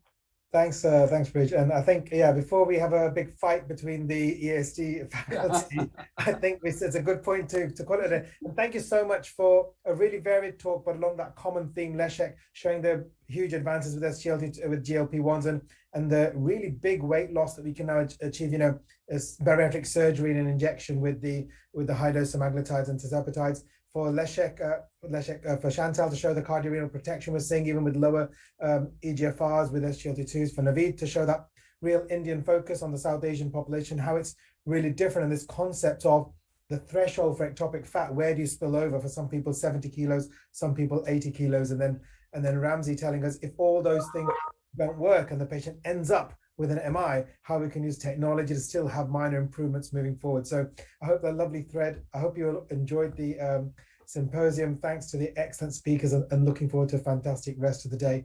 Thank you very much. Thank you. Thank you very much. Thanks, guys. Thank you, Dr. Makkar and Dr. Chaudhary and all the speakers for a wonderful session and the lively discussions which you had, and probably the next panel where already Dr. Makkar is thinking about it. Over to Dr. Nancy because we're running late. 4 minutes. We have 4-4, so it's all good. Thank you once again. Thanks, Chantal. Thanks, Naveed. Thank you, Jack. Thanks, Makkar. Thanks, Prateek. Prateek, in other session, people are waiting for you in Indo-UK Symposia. So, with all Thank this, you very much. Thank you very much. Great friends. So thanks, Leslie. Now for one very important session, which we are here to pay our tribute to Dr. Siddharth N. Shah, to whom we lost before some time. And Dr. Siddharth N. Shah Memorial Lecture will be delivered by none other than Dr. Shashank R. Joshi, very close friend of mine. To chair this important session, I request Dr. Y.P. Munjal and Dr. Kamlesh Tiwari to chair this session. We all know Dr. Y.P. Munjal is a very senior consultant, physician, and diabetologist based at New Delhi. He is currently director of API Physician Research Foundation. Dr. Munjal sir is also past president of API. He is editor of API textbook of medicine. And Dr. Kamlesh Tiwari is currently the president of Association Physician of India. So now I request Dr. Y.P. Munjal for a few words for Dr. Siddharth N. Shah, and then I will request Dr. Kamlesh Tiwari to talk about Shashank R. Joshi. Over to Dr. Y.P. Munjal, sir. Thank you. Dr. Siddharth Shah, a dear friend of ours and a colleague who worked with me for nearly 3 decades in the functioning of API. He was a consultant diabetologist and a postgraduate teacher in diabetes. He had the privilege of being the past president of API, the editor of API textbook of medicine, and the Journal of Association of Physicians of India. To deliver this lecture, we have none other than Dr. Shashank Joshi. Let me say a few words about Dr. Shashank Joshi, that he worked with Dr. Siddharth Shah in close quarters, and he really adored him as a father figure and mentor for him in his working. Dr. Shashank Joshi, an excellent diabetologist of national and international repute, who has done yeoman service while the pandemic of COVID-19 was raging all over. So he is going to talk to us today in the first ever memorial lecture in memory of Dr. Siddharth Shah.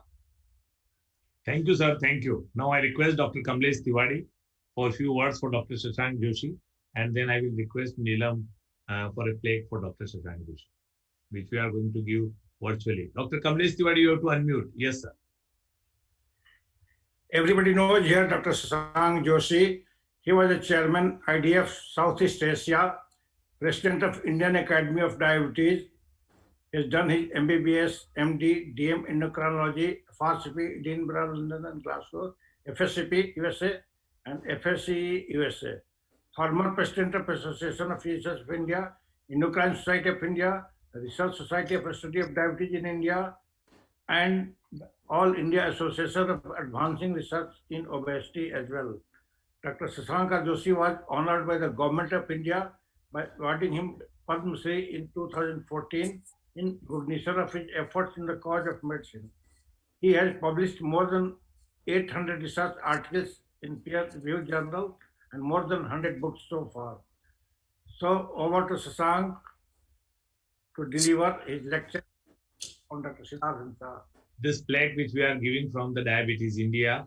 So please join me, Dr. Munjal sir and Dr. Kamlesh Tiwari, to deliver this, and we will be physically delivering this soon to Dr. Shashank Joshi, your residence. And we are privileged and thanking you to accepting our invitation to deliver this Dr. Siddharth Shah Memorial Lecture. Over to Dr. Shashank Joshi. Thank you so much, Bansi, Munjal sir and Tiwari sir. It's very, very emotional that we lost my teacher, mentor, and a father figure. It was a second big loss after I lost my own father. And Professor Siddharth Shah mentored many of us, and I was one of them. And I'm really grateful to Diabetes India and the Credential Committee of Diabetes India to start oration in the name of Professor Siddharth Shah and asking me to deliver the first one. Before Professor Shah passed away, he unraveled a global logo of blood pressure control, but diabetes was very core to his heart, and that's all of us knew that very well. So, this is something which is very, very near and dear to his heart. And I really thank Professor Y.P. Munjal sir, Professor Kamlesh Tiwari, and Dr. Bansi Sabu for, chairing this very, very prestigious memorial oration. So fundamentally, what I'm going to do is I'm going to switch gears, and I'm going to talk on cardiometabolic based chronic disease and metabolic flexibility. It's an emerging concept. It's something which we all know, but we are understanding it better. And we know that what are we going to do on it.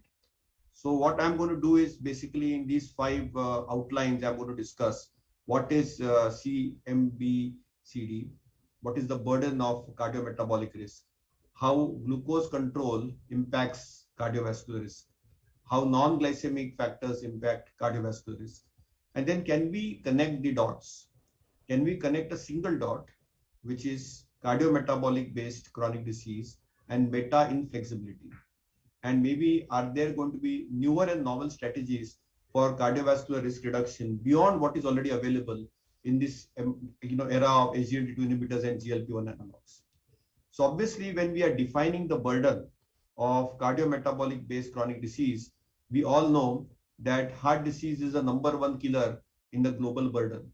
And we all know that, if there are, in 2012, the global deaths were 56 million, 1/3 of them are due to cardiovascular disease. And a large proportion of them are due to heart disease and stroke.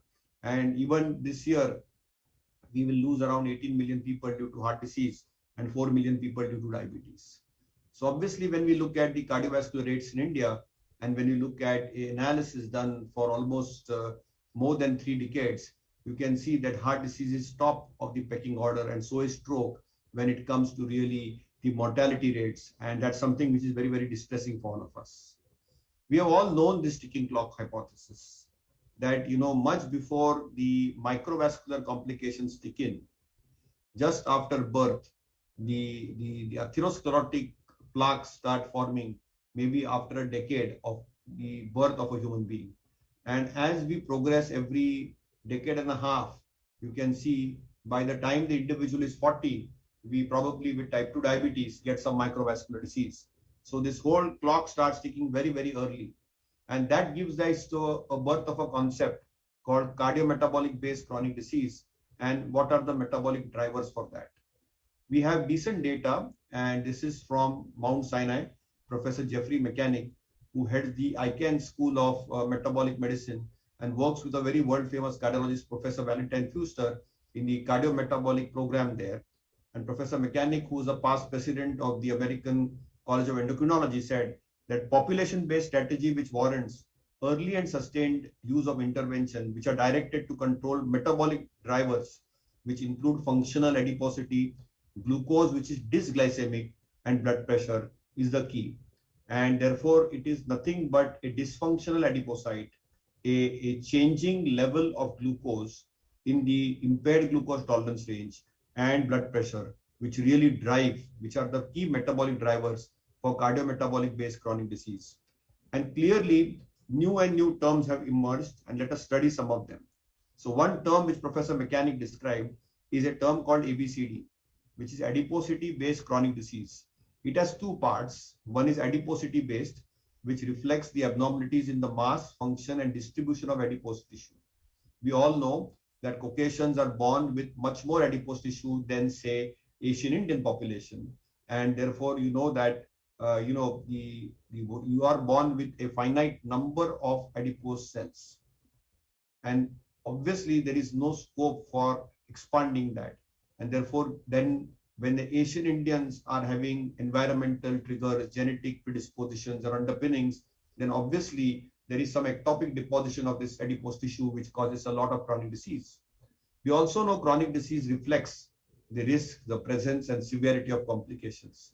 And the risk, the presence and severity of the complication of chronic disease is directly proportional to the amount of adipose tissue mass, its functional status, and how it is distributed in our human body. The second term, which is also a popular term which has emerged, is something called as DBCD, dysglycemia based chronic disease, which includes a term for all forms of diabetes, whether it's type 2 diabetes, whether it's pre-diabetes, whether it's biochemical insulin resistance, and how it is linked to risk of disease progression.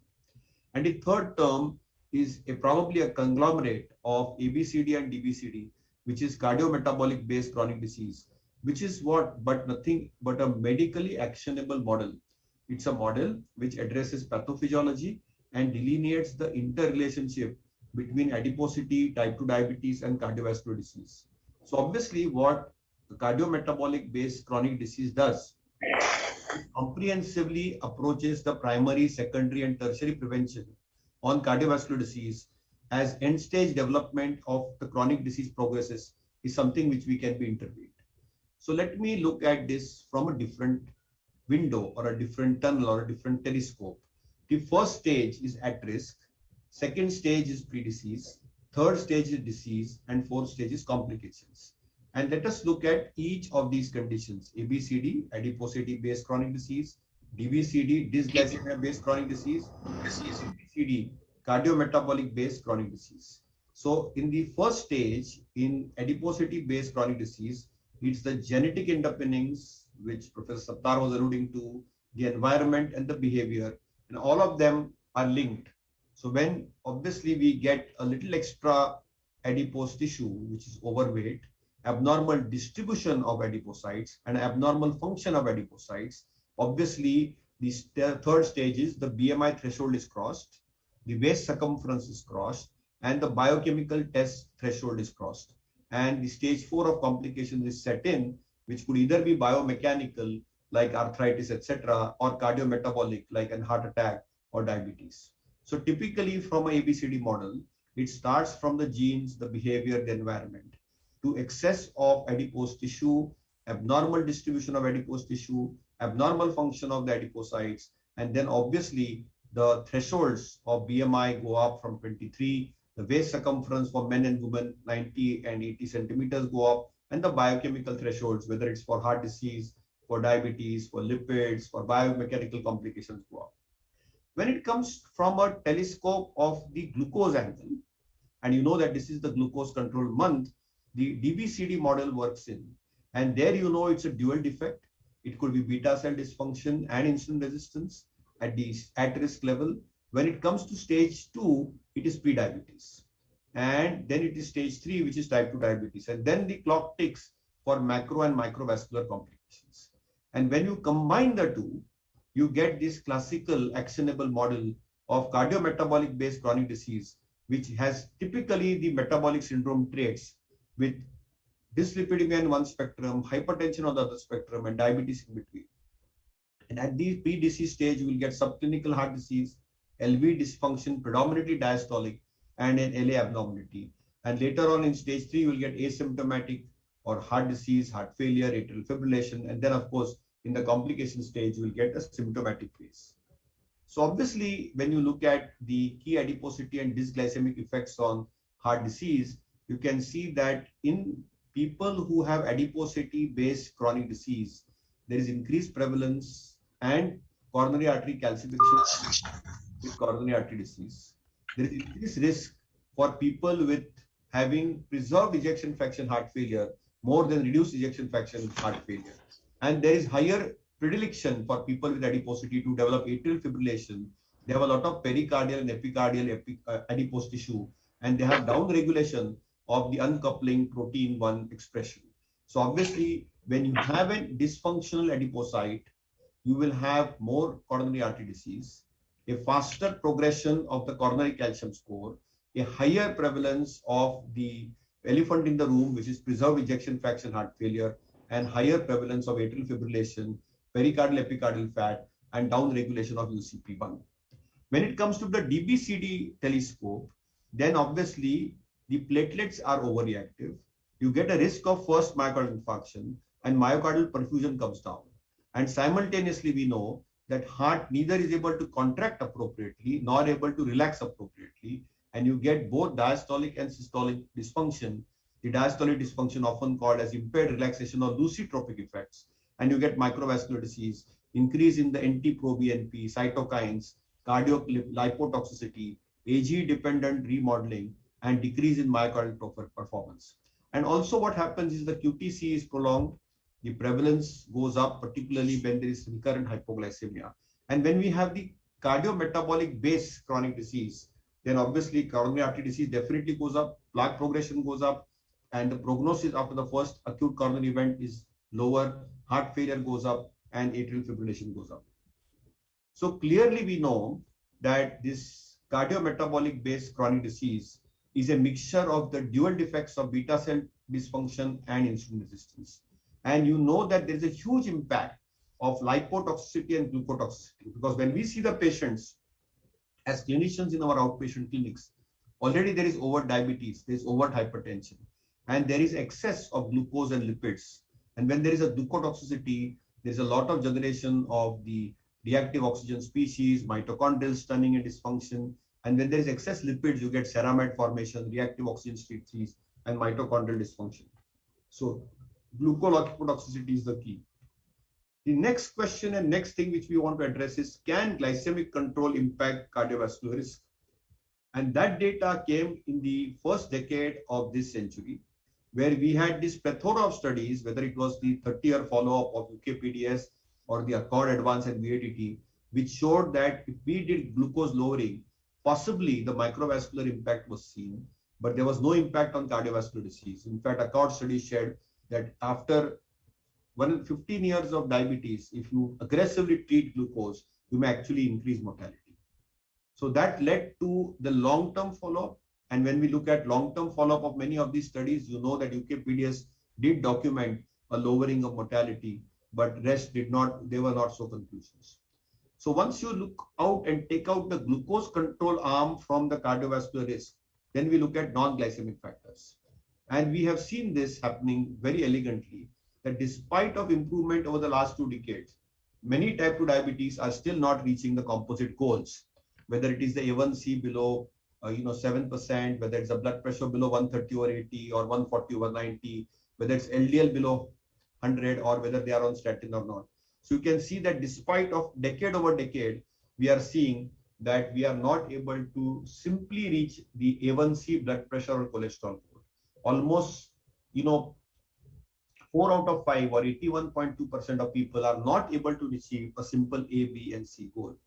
So the Look Ahead trial, which was an intensive lifestyle trial, was terminated because of futility. It only had focused on weight loss, which is what Dr. Sattar was also alluding to, that if you focus on appropriate weight loss, okay, it did not improve the cardiovascular risk in the long term, but it made a tangible difference. It clearly ensured that you can see the difference here on the various risk factors, and intensive lifestyle intervention clearly works. We have also understood one thing better, that there has been increasing recognition of non-HDL cholesterol being increased with the risk of future cardiovascular events, even after we control the LDL cholesterol in normal range with statins. You know that we try to keep a diabetic's LDL below 50 or 70. And despite of controlling the lipids well, there is still a residual risk of future cardiovascular events.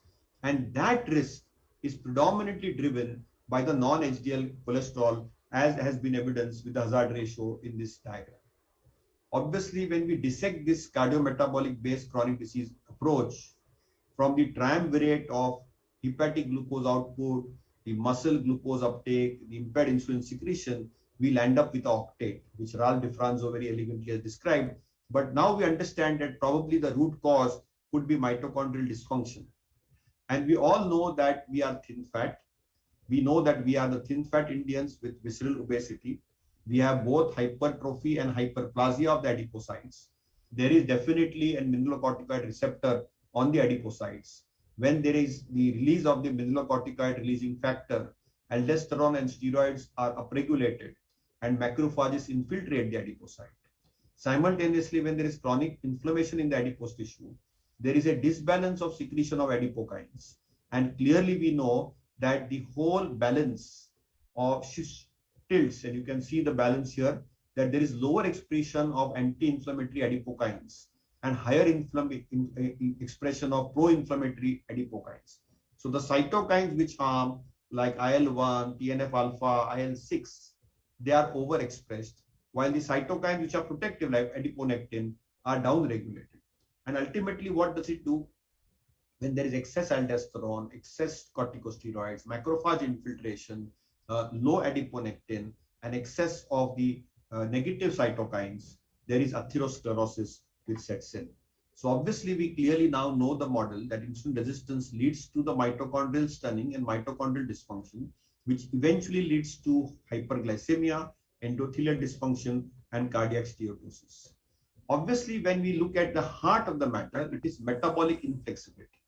And that's where I'm trying to drive the point that everything now is what your mitochondria does.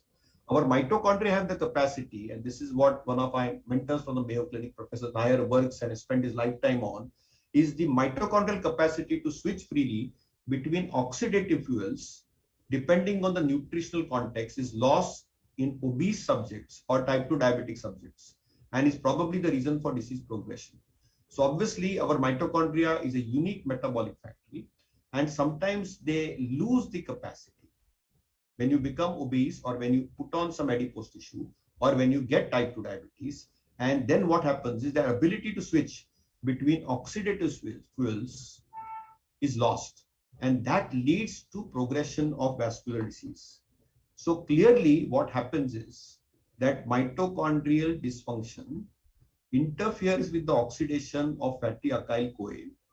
That leads to accumulation of intracellular lipids and diacylglycerol and reactive oxygen species. Both activate serine kinase, leading to interference with the insulin's receptor signal, and that interferes with the GLUT4 translocation. So we now know that mitochondrial dysfunction interferes with signaling of insulin, basically by interfering with oxidation of fatty alkyl-CoA, which accumulates the intracellular lipids, diacylglycerol, as well as activates serine kinase, and then the insulin receptor signaling is interfered with, and the GLUT4 translocation does not occur. So what is happening in our body? In our body, there is an excess outpour of free fatty acids and an excess of glucose. That leads to mutations, that leads to decreased mitochondrial biogenesis, and we are aging all the time. And whenever mitochondria are dysfunctional, what happens is the ability of the mitochondria to do beta oxidation is poor. There is excess citrate, there is excess of reactive oxygen species, and the ATP is blunted. And that eventually will lead to insulin resistance and endothelial dysfunction, leading to dysglycemia, dyslipidemia, and hypertension, or the typical ABC phenomenon which we are describing. Obviously, these pre-epigenetic changes in the mitochondria clearly are linked to increased diabetes risk and is an early stage pre-diabetes indicator. So obviously, we know that type 2 diabetes now is a mitochondrial derangement with oxidative stress, insulin signaling, mitochondrial epigenetic changes, genetic access in the cellular platform have a role. So obviously, people have investigated this. And here, people have looked at mitochondrial DNA methylation. And when we look at the mitochondrial DNA methylation, it's increased drastically from quartile 1 to quartile 2 when somebody becomes from lean to obese. So as we put on weight, our mitochondria DNA methylation will occur. And you can see as you move from lean state to obese state, the HOMA insulin sensitivity is blunted. So as you become insulin resistant, as you put on weight, our mitochondria DNA methylation will occur. And therefore, mitochondrial dysfunction due to epigenetic changes clearly are early and progressed type 2 diabetes. So clearly, you know that the mitochondrial DNA methylation and insulin sensitivity in overweight compared to insulin signaling and secretory defects in morbidly obese subjects is illustrated here. And we also know that there is no correlation between obesity indices and diabetes risks. But when there are mitochondrial epigenetic changes, then very early on the disease, you will get full-fledged development of vascular disease.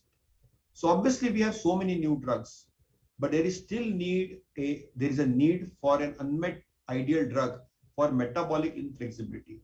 We know that we have SGLT2 inhibitors and sulfonylureas to correct hyperglycemia. We have glitazones and metformin to correct the insulin resistance. So that part has been there. But we don't have drugs to correct the meta-inflexibility, whether it is a respiratory chain transport 2 or 5 related to glucotoxicity, or the lipotoxicity mediated impaired glucose or insulin signaling or resistance, which causes typically the trio of diabetes, dyslipidemia, and hypertension. So obviously, this is something which we all recognize and which we all know. And clearly we know that we as a human beings have a energy flexibility. It could be mechanical or metabolic. So this is an illustrative diagram which is showing a car which is now hybrid. So we know that we need power which is rapid and we need it to be efficient. Similarly, our body's apparatus is also metabolic. It has ATP and we need rapid energy and abundant glucose, but we also need glucose sparing.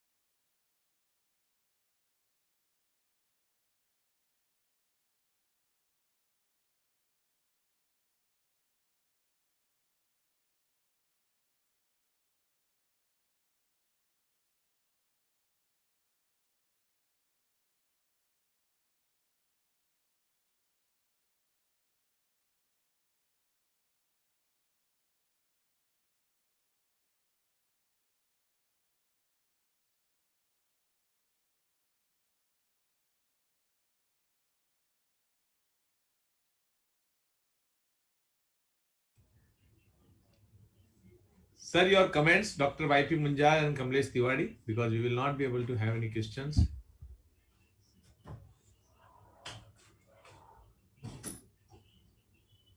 Sir, you have to unmute Dr. Munjal, sir.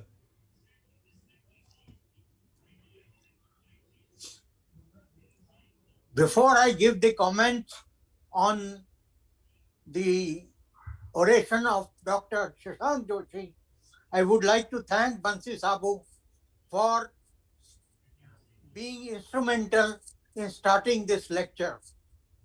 Dr. Shashank Joshi has done an excellent job in trying to make us understand the pathophysiology and some of the unexplained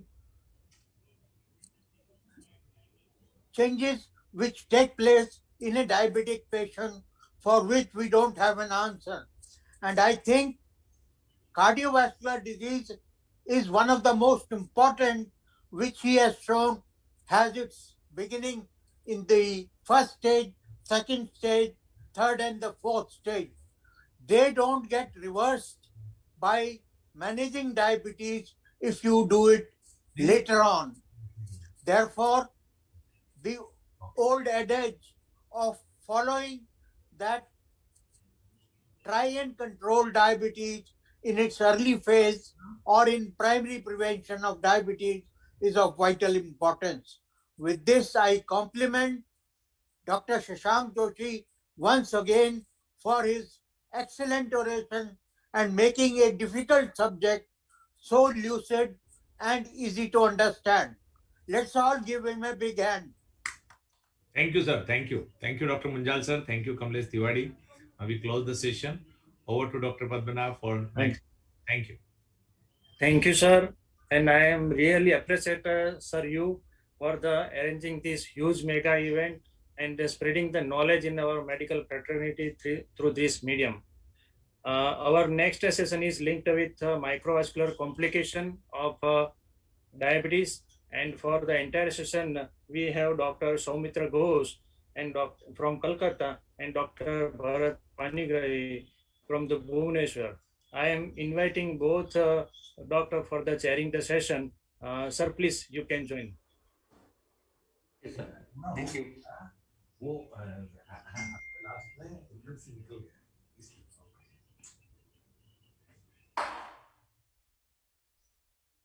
क्या हुआ क्योंकि doctor sir आपके बारे में बोल रहे थे इसलिए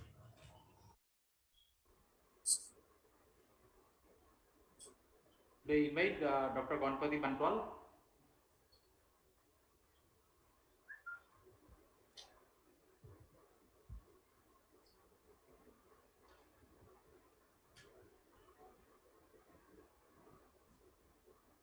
So in this session, I will request Dr. Ganpati Bantwal, who is the Professor of Medicine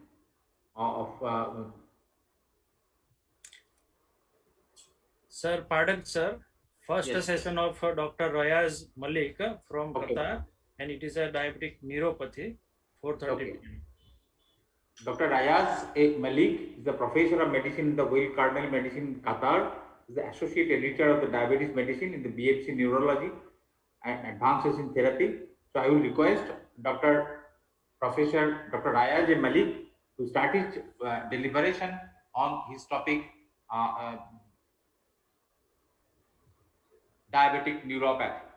So, Dr. Professor Rayaz Malik, please. Thank you. So I'd like to thank Dr. Banshi Sabu for the invitation to come and speak virtually. Just share my screen. Yes, sir. Yeah. Okay, so hopefully you can see my screen.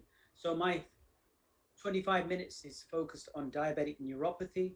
What is diabetic neuropathy? Well, it is certainly the Cinderella complication of the three major microvascular complications. Why the Cinderella complication? I think two reasons. One, we do not have very good ways of detecting early diabetic neuropathy, unlike nephropathy and retinopathy. We rely very much on clinical neurological examination, and I will show you the problems that we have with that approach. The main problem is that because of this delay in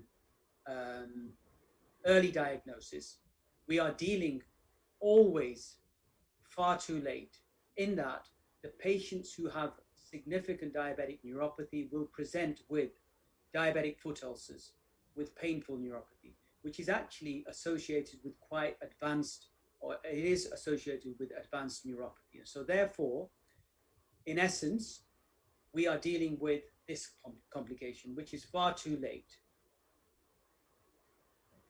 And the consequence of diabetic foot ulceration, we know, is amputation. But post-amputation, the mortality of people with diabetes is actually 5 years is 70%. And in those people who've got end-stage renal failure, the mortality at 2 years is actually 74%. So can we do things differently? No. In fact, if you look, the 5-year mortality for somebody with a diabetic foot ulcer is 42.2%. Compare this to common cancers, prostate, breast, colon, Hodgkin's, bladder, much lower mortalities. Lung cancer actually has a comparable mortality to diabetic foot ulceration. And similarly, if we look at the other major cardiovascular outcomes, for example, stroke, post-MI, COPD, you see that the 5-year mortality again of somebody with a diabetic foot ulcer is much higher. So what are we doing wrong? Well, I believe that our whole diagnostic approach to diabetic neuropathy is wrong because it relies on the clinical neurological examination, the monofilament examination, and very rarely vibration perception and neurophysiology. But what group of fibers are we looking at when we are using neurological examination and monofilament? The A beta fibers, but we are ignoring the C fibers. And the C fibers, key points. 1, these are the earliest to be damaged.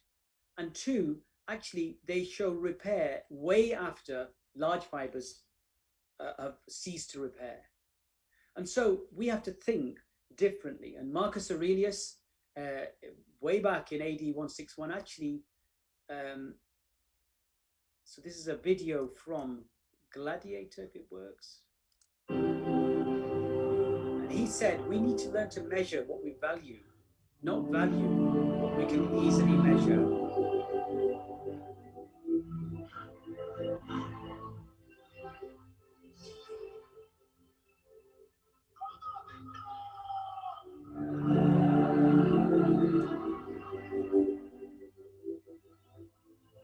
This is Marcus Aurelius, and he's saying we need to learn to measure what we value, not value what we can easily measure. So, how do we change this approach to diabetic neuropathy? Well, I would say actually we harness not 17th century technology, which is neurological exam monofilament, but 21st century technology. And that 21st century technology is now here, and it is in the form of instruments like corneal confocal microscopy. So corneal confocal microscopy is an ophthalmic instrument which allows you to rapidly scan the front of the cornea and actually diagnose neuropathy, nerve damage, at a very early stage. So this is actually the instrument, exactly what it does. And we can actually scan, much like a CT scan, through the cornea, particularly looking at the small fibers in the cornea as a surrogate of peripheral nerve fibers elsewhere. And this is new. This is not new technology, actually. This is something that we've been developing over the last 20 years almost. The very first study we did showed very clearly, if you take healthy controls and you look at their nerve fibers, their C nerve fibers, these are multiple small, these lines represent these C nerve fibers. In a patient with established severe diabetic neuropathy, the stage at which we are currently diagnosing most of our patients using the monofilament, you can see there's actually very few nerve fibers left. So we have actually quantified these corneal nerve fibers. And what you see is, compared to healthy controls, there is a progressive fallout of these nerve fibers. And instead of using the monofilament approach, which is diagnosing these people at severe end-stage neuropathy, what we have is a way of diagnosing this problem at a very early stage. So in the patients with diabetes, we can simply scan the cornea and identify early diabetic neuropathy. Even in people with impaired glucose tolerance before they develop type 2 diabetes, we've shown that using corneal confocal microscopy, there is a reduction in three corneal nerve parameters: corneal nerve fiber density, the branch density, and the length. And in patients with painful diabetic neuropathy, where we know that there is a small C fiber hit, several studies have shown that in people with painful diabetic neuropathy, there is greater loss of small C fibers in the cornea compared to people with painless diabetic neuropathy compared to healthy controls. And that's all four parameters that we measure in the corneal nerves are lower in people with painful diabetic neuropathy compared to painless diabetic neuropathy and healthy controls. Moreover, the severity of pain correlates with the extent of loss of corneal nerve fibers, and so does the quality of life. And in a separate study, we've again confirmed this, that those with painful neuropathy have lower corneal nerve fiber counts compared to painless neuropathy and controls.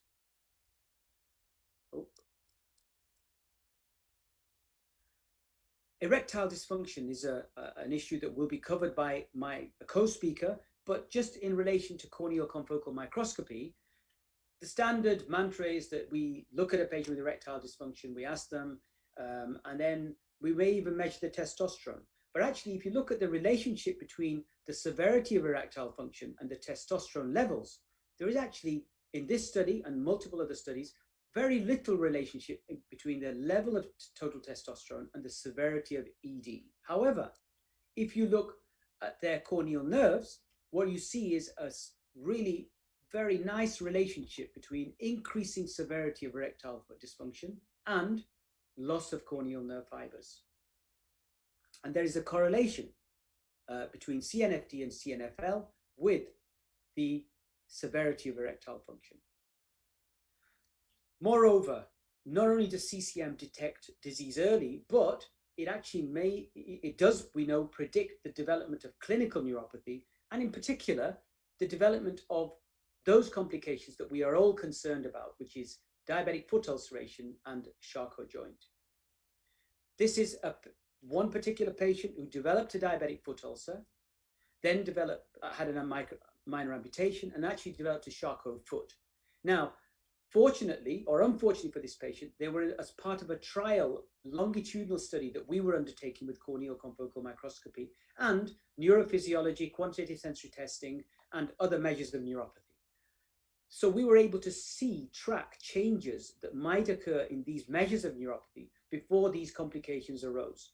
And what we show is actually neuropathy deficit score, cold detection thresholds, warm detection thresholds, vibration perception, perineal motor nerve conduction. Over a period of 4 years, nothing really changes. They were abnormal, but they didn't really change. Whereas corneal confocal microscopy, before the patient developed an ulcer, before the patient had their amputation, and before they particularly developed Charcot foot, you can see that the corneal nerve fibers measures started to fall. So this is, to me, showing us that this could be used as a predictive measure of bad outcomes in these patients. The other thing that, everything is in news about long COVID at the moment. So actually, we need to be aware of this because we know that patients who develop COVID, acute COVID, a lot of them will get better. But about 10% will develop this somewhat ill-described longer COVID or post-COVID syndrome. What is that? Well, a lot of it is neurological in terms of its manifestations. And what we've actually initially explored is just in 4 patients, we looked at the development in diabetic patients who did not have neuropathic complaints, suddenly developed this widespread sensory neuropathy. And when you look at these patients, they clearly had symptoms, consolidation, they had SARS-CoV-2 PCR positive, and they were all intubated. McGill Pain Questionnaire was positive in that they all had developed painful neuropathy, but their deep tendon reflexes actually were relatively well preserved, suggesting that this could be a small fiber hit. And in fact, when we assessed quantitative sensory testing in these patients, this is several weeks after they'd recovered from their SARS infection, COVID infection, we found that these were markedly abnormal. And in fact, we've now gone on to look at a cohort of about 40 patients who've recovered from COVID. And what we show is 2 things. One, that their corneal nerve fibers are hit in a proportion of patients, around again about 10% of patients. They have less corneal nerves, and they have these immune cells, which are present in much higher numbers in these patients. So we have patients who develop these neurological symptoms post-COVID have lower corneal nerves and higher Langerhans cells. So is there anything we can do for diabetic neuropathy, or do we just use some clever instruments and diagnose it and commiserate with the patient? Well, there is. Actually, we know that the pathogenesis of nerve damage is around glucose levels, but also there is an increasing body of evidence to suggest that dyslipidemia plays an important role. But do we have any off-the-shelf treatments for diabetic neuropathy? Unfortunately, not. Because what we witnessed is multiple failures of clinical trials. So there has been in total 138 phase 3 clinical trials, of which 126 have been in painful neuropathy and 12 as disease-modifying agents. But to date, only 4 agents have been approved for painful diabetic neuropathy and 0 agents have been approved for diabetic neuropathy. And I think part of that is because of some of the endpoints that we've used. And I believe that, again, we need to think about better ways of measuring diabetic neuropathy. So what are the risk factors for diabetic neuropathy? Well, we know that they include actually blood pressure, smoking, glucose, but also BMI, triglycerides, and total cholesterol. And that, to me, points out to a microvascular etiology for diabetic neuropathy. And so, can we treat these risk factors to actually improve outcomes? First of all, glucose. Multiple trials, unfortunately, apart from the DCCT, have shown in type 2 diabetes, maybe glucose control does not improve neuropathy outcomes. But actually, when we use better endpoints, what we are able to show in both type 1 diabetes and type 2 diabetes, that we can improve nerves, and particularly corneal nerves. So this is one study we did in patients with type 1 diabetes after simultaneous pancreas and kidney transplantation. And what we showed beautifully is over 3 years that there is actually a repair of corneal nerves. So you can see these nerves starting to appear after 12 months, after 24 months, and after 36 months. And this is the corneal nerve fiber density improving, corneal nerve fiber length improving. Symptoms and signs actually did not improve immediately, and they took about 36 months. So you can see symptoms start to improve actually after about 24 months, and nerve conductions after about 36 months. Similarly, in type 2 diabetes, we've looked at the impact of treating poorly controlled type 2 diabetic patients with either basal bolus insulin or a GLP-1. And what we show is that when you give these therapies, you can markedly improve glycemic control, so dropping from a HbA1c of 11% to 7%, but we also see within 12 months repair of nerve fibers. So you can see an improvement in branch density, in fiber length, and improvements in other markers of neuropathy. Hypertension is also clearly an important factor for diabetic neuropathy, and what we've shown for hypertension many years ago, actually, in a trial that we did in Manchester with the ACE inhibitor Trandolapril, you can take patients who are apparently normotensive, no microalbuminuria, you give them an ACE inhibitor, and their nerve function improves. Motor nerve conduction velocity, M wave amplitude, and F wave latency. Lipids are important. Again, I think coming back to this role for microvascular vascular disease in the genesis of diabetic neuropathy. So I believe that there are data to suggest that we can improve diabetic neuropathy through modulating the lipids. So what is that data? Well, there are large prospective studies comparing people who were on statins compared to those who were not on statins, followed over 5-6 years. And what you see is a clear signal that if you are on a statin, your risk of developing diabetic neuropathy, and for that matter, erectile dysfunction, was 44% lower if you were on a statin compared to not being on a statin. And there is a small trial with the rosuvastatin, which has actually shown that over a period of 6 months, there is an improvement in nerve conduction from 40 meters per second to 42 meters per second simply by being treated with rosuvastatin.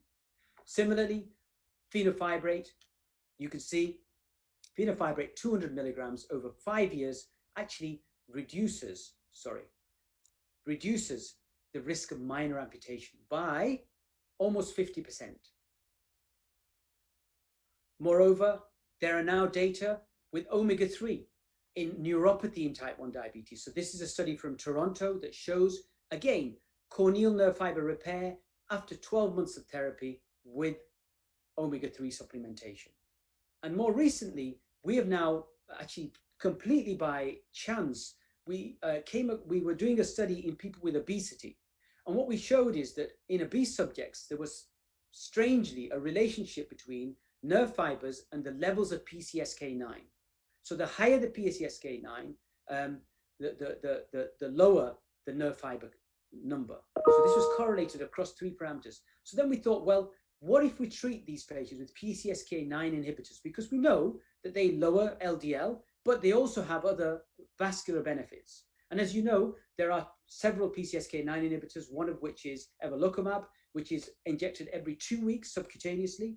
And what we showed is in patients with heterozygous familial hypercholesterolemia, actually, there is a repair of nerve fibers after 12 months. All 4 parameters improved with PCSK9 inhibitors. BMI, being overweight, is not good for you. We've heard not just for diabetes, but also for diabetic neuropathy.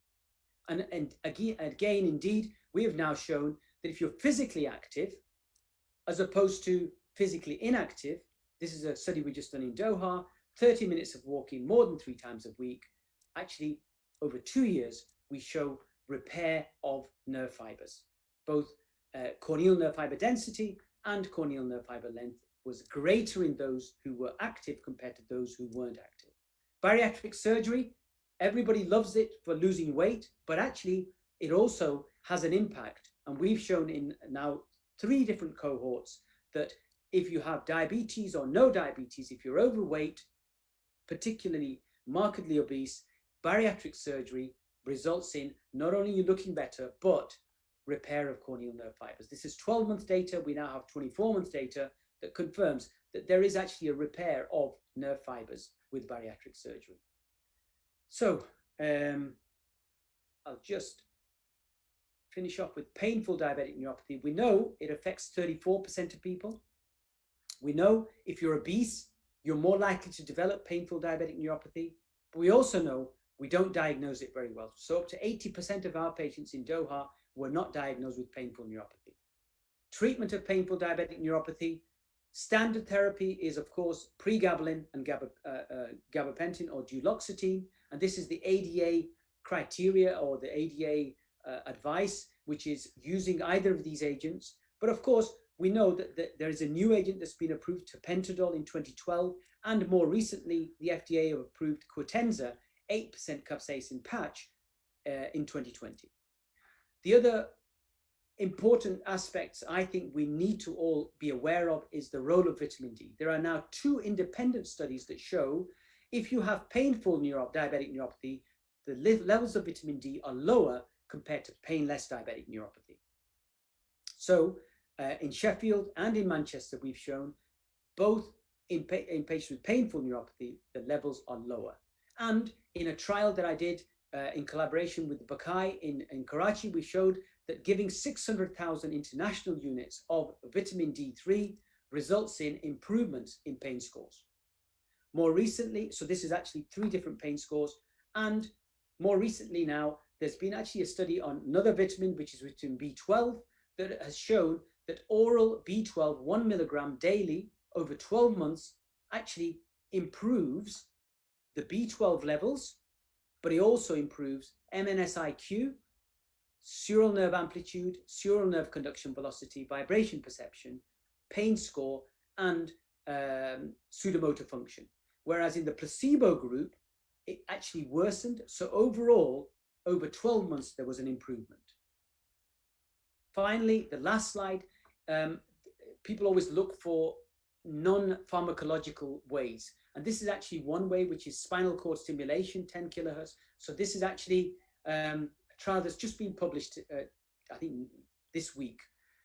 Spinal cord stimulators against conventional medical therapy over 6 months.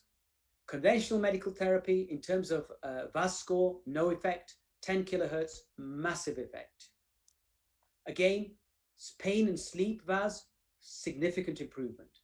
The key telling slide is this. Conventional medical therapy, that is on gabapentinoids, on duloxetine, 5% responders over this 6-month period of 50% pain relief. Whereas 10 kilohertz spinal cord stimulation, 85% responders. Thank you. Thank you, Dr. Raj Malik, for this beautiful elaboration on this topic. And really the new, things have been highlighted here, how to assess this neuropathy here. So I have one question to you, Dr. Malik. So you said that this after bariatric surgery, this neuropathy improves. Is it mediated through this glycemic control, or it has different mechanisms on this after this weight control?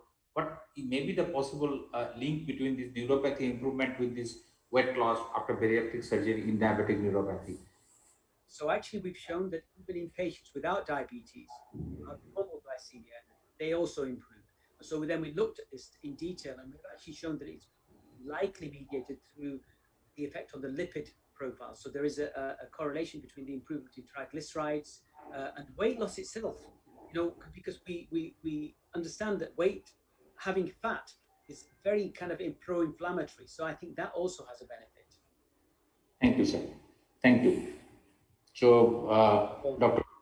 Panikbhai, would you like to comment on anything on beautiful elaboration by Dr. Raj Malik?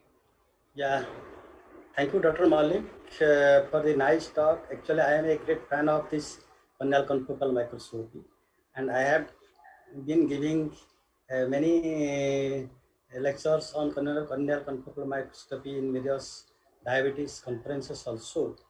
You see, because I am associated with the tertiary care eye institute, and this corneal confocal microscopy, now people have come up with artificial intelligence associated with corneal confocal, because it's very difficult to analyze the things because most of the ophthalmologists are not acquainted with corneal confocal microscopy. Not only ophthalmologists, even the diabetologists are also, many of the diabetics are not very much have sensitized about this. But definitely the CCM, the specificity is very high, almost 95% the specificity. So we should sensitize more and more our diabetologists and also our ophthalmologists regarding the CCM. And if you can get the picture, now people have come up with artificial intelligence so that we can at least analyze the, at our level also analyze the picture, and at least we can diagnose because we don't have any modulatory, that is this disease modulatory drugs for diabetic neuropathy. We don't have anything excepting that is to reduce the pain. So if you can prevent at least at the earliest, so that, and by modulating the risk factors, at least we can delay the development of this diabetic neuropathy. That will help to reduce the morbidity and mortality in the long run, whether diabetic ulcer or amputations. That's my comment. Thank you. So thank you, sir. So thank you, Professor Malik, for this beautiful, opening our eyes on these newer approaches on this diabetic neuropathy assessment and management. So we will next go on to the next topic. Yeah. I will request Dr. Bharat Panikbhai to invite Dr. Ganpati Bantwal on his next topic on this sexual dysfunction in diabetes. Dr. Yeah, yes. Yeah, I welcome Dr. Ganpati for the next session. That is a topic on sexual dysfunction in diabetes, and as all of us know, this is another complications of diabetes. But again, this complication is very much underdiagnosed due to the various reasons. And I think Dr. Ganpati will tell us about this sexual dysfunction, how to diagnose and how to manage. And he is a professor and head of endocrinology, St. George's Medical College in Bangalore. And he is the president of the Endocrinology Society of India. and he has got applications to the various associations.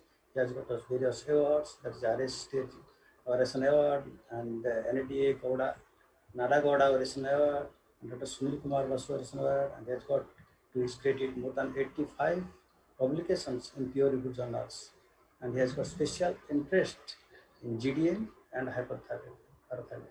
So now I invite Dr. Ganpati to deliver his speech. You chairpersons. Before I start, let me actually thank Dr. Bansi Sabu for giving me this deliberation, asking me to deliberate in this prestigious Diabetes India conference. I think my slides are visible now. Yeah. Some of the topic actually has been, some part has been covered by my previous speaker, Dr. Riaz, so I won't be dealing with that, the role of statins, role of testosterone, etc. So I'll be basically touching on only the sexual dysfunctions. So it's a common symptom in patients with diabetes. So normally it presents as erectile dysfunction in men and in women as dyspareunia. You can see that diabetics are 3 times more likely to have ED versus non-diabetics. They present with more severe and refractory ED. The prevalence varying between 33 to 75% depending on the age and additional risk factors like smoking, hypertension, dyslipidemia, and worsening glycemic control. Very important is the first manifestation of a previously undiagnosed diabetes, and it may predict later neurological sequelae. And one more important thing is it's associated with concurrent and future CAD. Hence, a thorough cardiac evaluation is required. So whenever somebody complains of ED, first rule out the patient has a cardiac problem, and then actually you start treating him for an ED. Moreover, it's associated with the poor quality of life and psychological distress. Now, what do you mean by ED? It's the inability to achieve, maintain, and sustain an penile erection firm enough for sexual pleasure.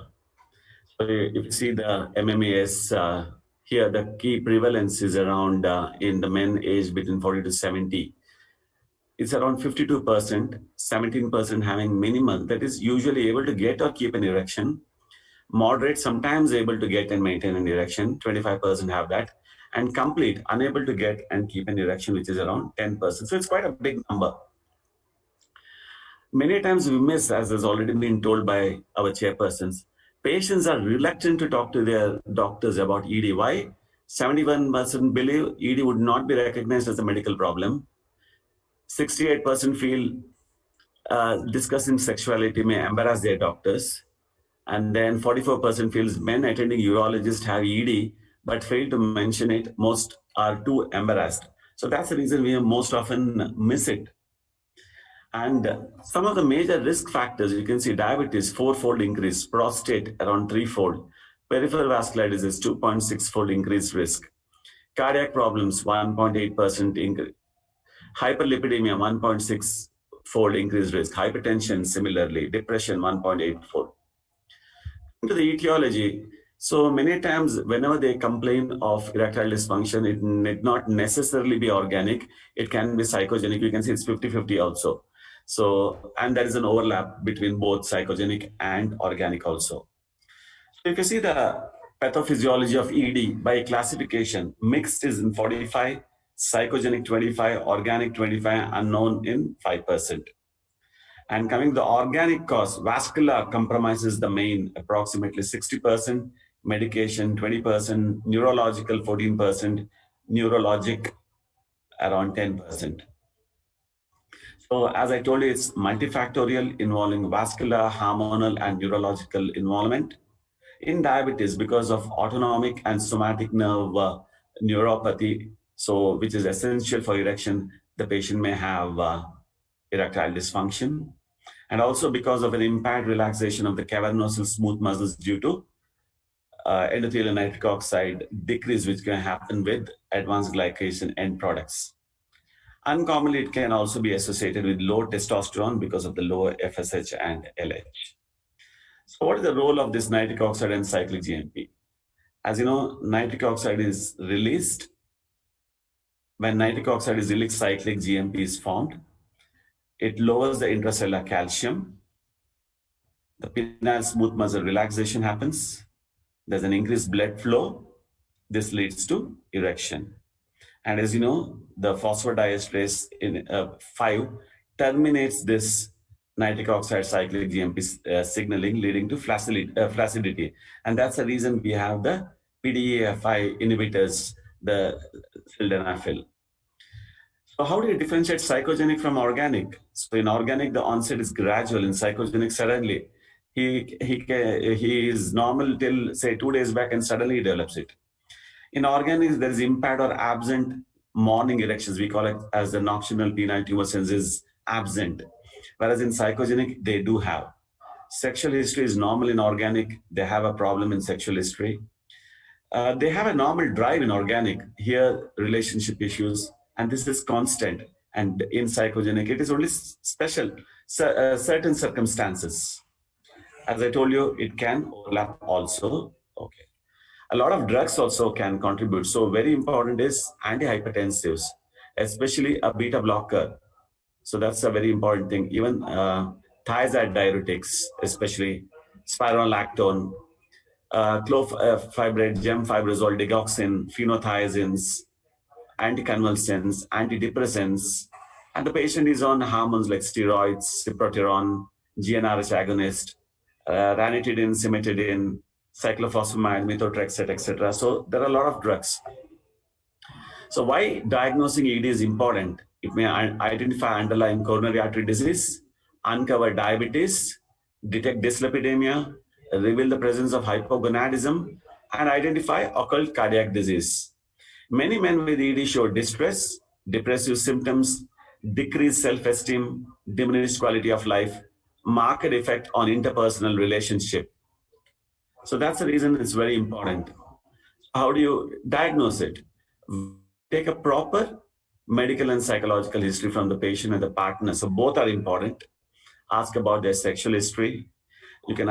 There is a questionnaire known as the International Index of Erectile Dysfunction. There's a lot of questions in that. You just see how many of them are positive in that.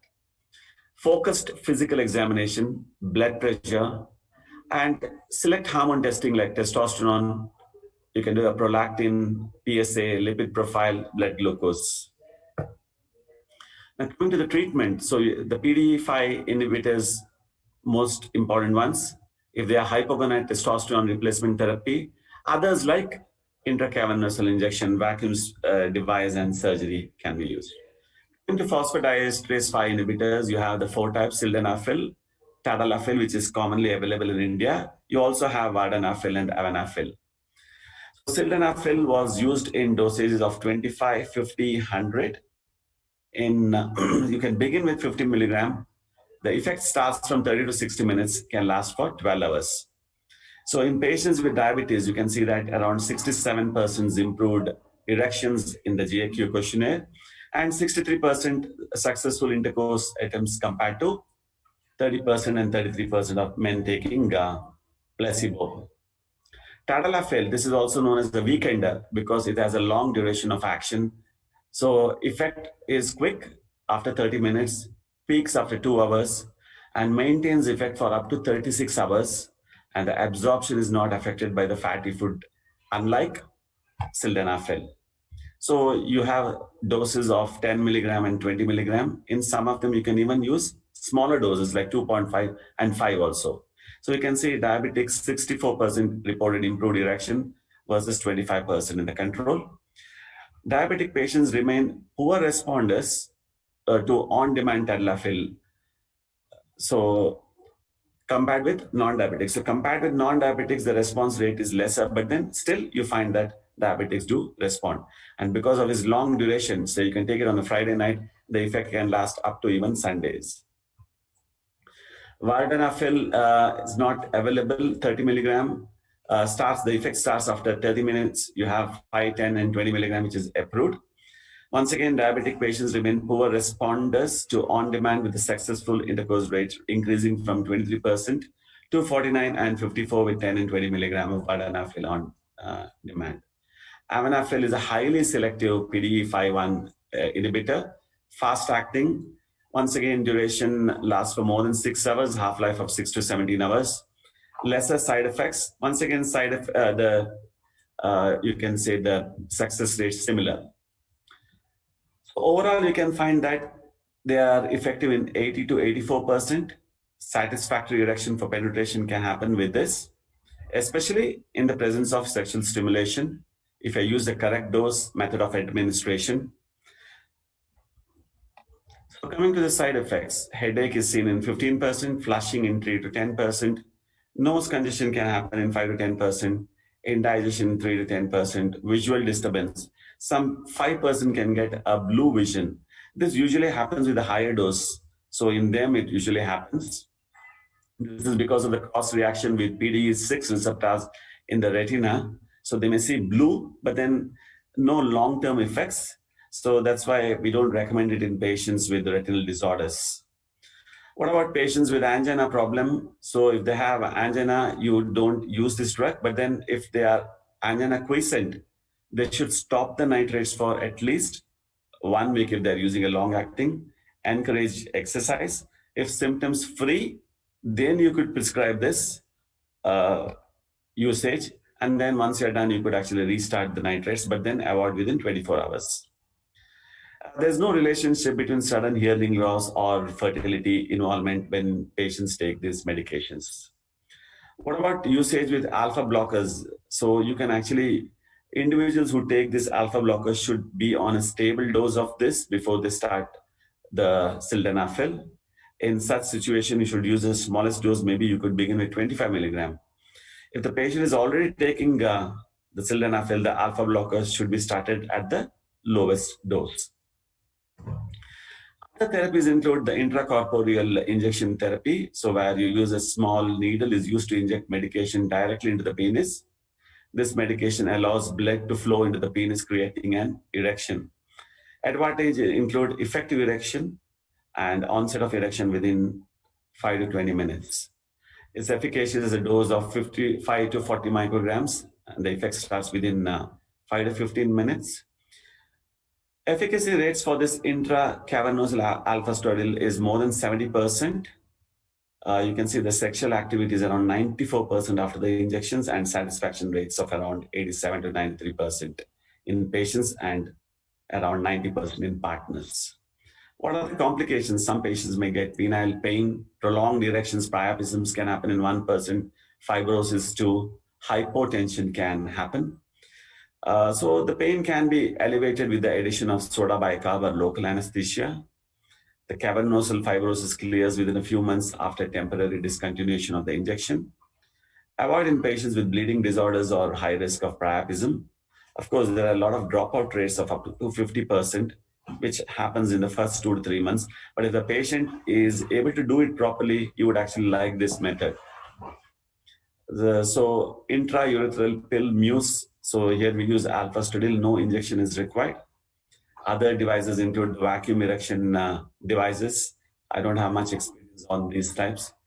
Diet. So many times people ask what diet. So you can tell them to eat oyster-based shellfish, leafy vegetables, dark chocolate, watermelon, tomato, and pink grapes contain lycopene, pistachio. What about the importance of managing lifestyle factors in this? Weight loss may reverse erectile dysfunction in men. In a small study involving 63 obese patients on a Mediterranean diet, you can see the IIEF score improved in 13 out of 35 versus 2 out of 30 in non-users of Mediterranean diet. Similar results were found in women also. What are the natural solutions? We want natural things. So DHEA, L-arginine, L-carnitine, zinc supplement. So these are all more of a placebo-like effect. So when we say sexual dysfunction, it does not mean it's only erectile dysfunction. You do have others like diminished sexual desire due to lack of ejaculation with sexual climax. So we call it as anejaculation, or it can also be retrograde dysfunction. And the other most common problem is premature ejaculation. So these are also a problem which can happen in patients with diabetes. Now, a little bit about female sexual dysfunction. As you know, it can involve also the females. And the female sexual disorders include hypoactive sexual disorders, genital arousal disorders, orgasmic disorders, and dyspareunia. Sildenafil has been tried and it's not FDA approved. So many times patients have a question, if I'm using sildenafil, what will happen to my partner? Nothing is going to happen, because you find that arousal, orgasm, and dyspareunia improved subjectively in these patients. When the women used it, color Doppler showed increased blood flow. A new drug which has been approved is flibanserin. So that's been approved, not available here. So I would like to conclude by telling that sexual dysfunction is common in women, people with diabetes. It's multifactorial due to involvement of vascular, neurological, hormonal derangements. PDE5 inhibitors are the first-line agents. Sexual problems in diabetes extend beyond ED to include sexual desire and ejaculatory dysfunction in men, and a variety of sexual concerns in women. So management of the underlying diabetic condition markedly improves sexual quality of life in people with diabetes. A satisfied life is better than a successful life, because our success is measured by others, but our satisfaction is measured by our own soul, mind, and heart. Thank you for patient hearing. Thank you, Dr. It was a beautiful exposition on the topic. It was it covered almost all aspects, including this number of deaths which we expect in 5 years, which is compared to in other categories, it is very high. So we should pay much attention to this problem from the very beginning. And in every diabetes clinic or in any physician's clinic, everybody should have this, ambience so that the patients come up with this history. And we should take a special interest in making a conversation with the patient, so that the patients do not feel shy. Many of these patients are chronic patients. If we just open the dialogue, maybe the next time they will participate, maybe the next time the couple will participate into this problem, and we can alleviate many of the problems, because the ED, the erectile dysfunction, is synonymous with this endothelial dysfunction, and it is synonymous with the early death. So ED actually means several things. So it is a beautiful exposition, really, with this, including this management aspect. Everything has been covered. So I think Dr. Bharat Panigrahi may have a quick comment on this beautiful. Thank you. Thank you, Dr. Ganapathy. Really, it's a nice talk. But one thing you have shown in your slide, on your slides, that weight loss that also improves ED. I want to just ask one thing. This is, of course, from Canada, that is Dr. Bajaj. He was talking about GLP-1 agonists, and he was talking on the exploratory analysis of the GLP-1s of REWIND trial, okay? And beyond the stroke and renal benefits and CNS benefits, they have also worked on this ED, because taken a group patient and ED, and he didn't tell the results, because he told only next week the result will be published. That's why he didn't tell. But from his mood, what we could understand, yes, there is a positive outcome. So what's your comment on that? GLP-1 agonist improving, maybe only due to that weight reduction, or some other mechanism that might be? Actually, it can improve the endothelial dysfunction also. So you have weight loss, decrease in the lipids. It does that, decrease in the blood pressure. So GLP has a multitude of effect. So probably via that also, it actually can bring that beneficial effects. Okay. And one more small question again, regarding the female sexual dysfunction. The only drug, I think there is one more drug is also approved. I don't remember that. One more drug is approved, because this is a drug which is flibanserin, has to be taken daily. There is one more drug has been approved which has to be given, that's like sildenafil or tadalafil on demand. But these are the drugs approved only for the pre-menopausal. Okay. So why not? Why can't we use it the post-menopausal? Why they are debarred from using this drug? What's the problem? Maybe, see, because since they have a menopause, Probably if you use it with the onset of the menopause itself, hormone replacement therapy, probably then actually they will be beneficial. But the only problem is we are a little bit concerned about the usage after the WHI. But then we are getting good positive signals in the form that if you use it immediately, then you don't have the problem. The problem happened in the WHI because there was a gap of 10 years. And after that, because the average age of use was around 61, 62 years, they had not used it after menopause for at least 10 to 12 years. We allowed the atherosclerosis to set in.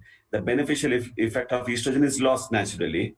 And now you have patients with diabetes also. So the estrogen effects is lost in them. So probably because of this, maybe post-menopausal, they may not get that effect. At least estrogen was giving some benefit. Now you're post-menopausal, that's gone. You have diabetes in addition. Probably this could be the reason. Maybe it's not working. This is my take on that. Okay, thank you. But because but menopause, I think they should not be debarred from using this drug. Okay, thank you. Thank you.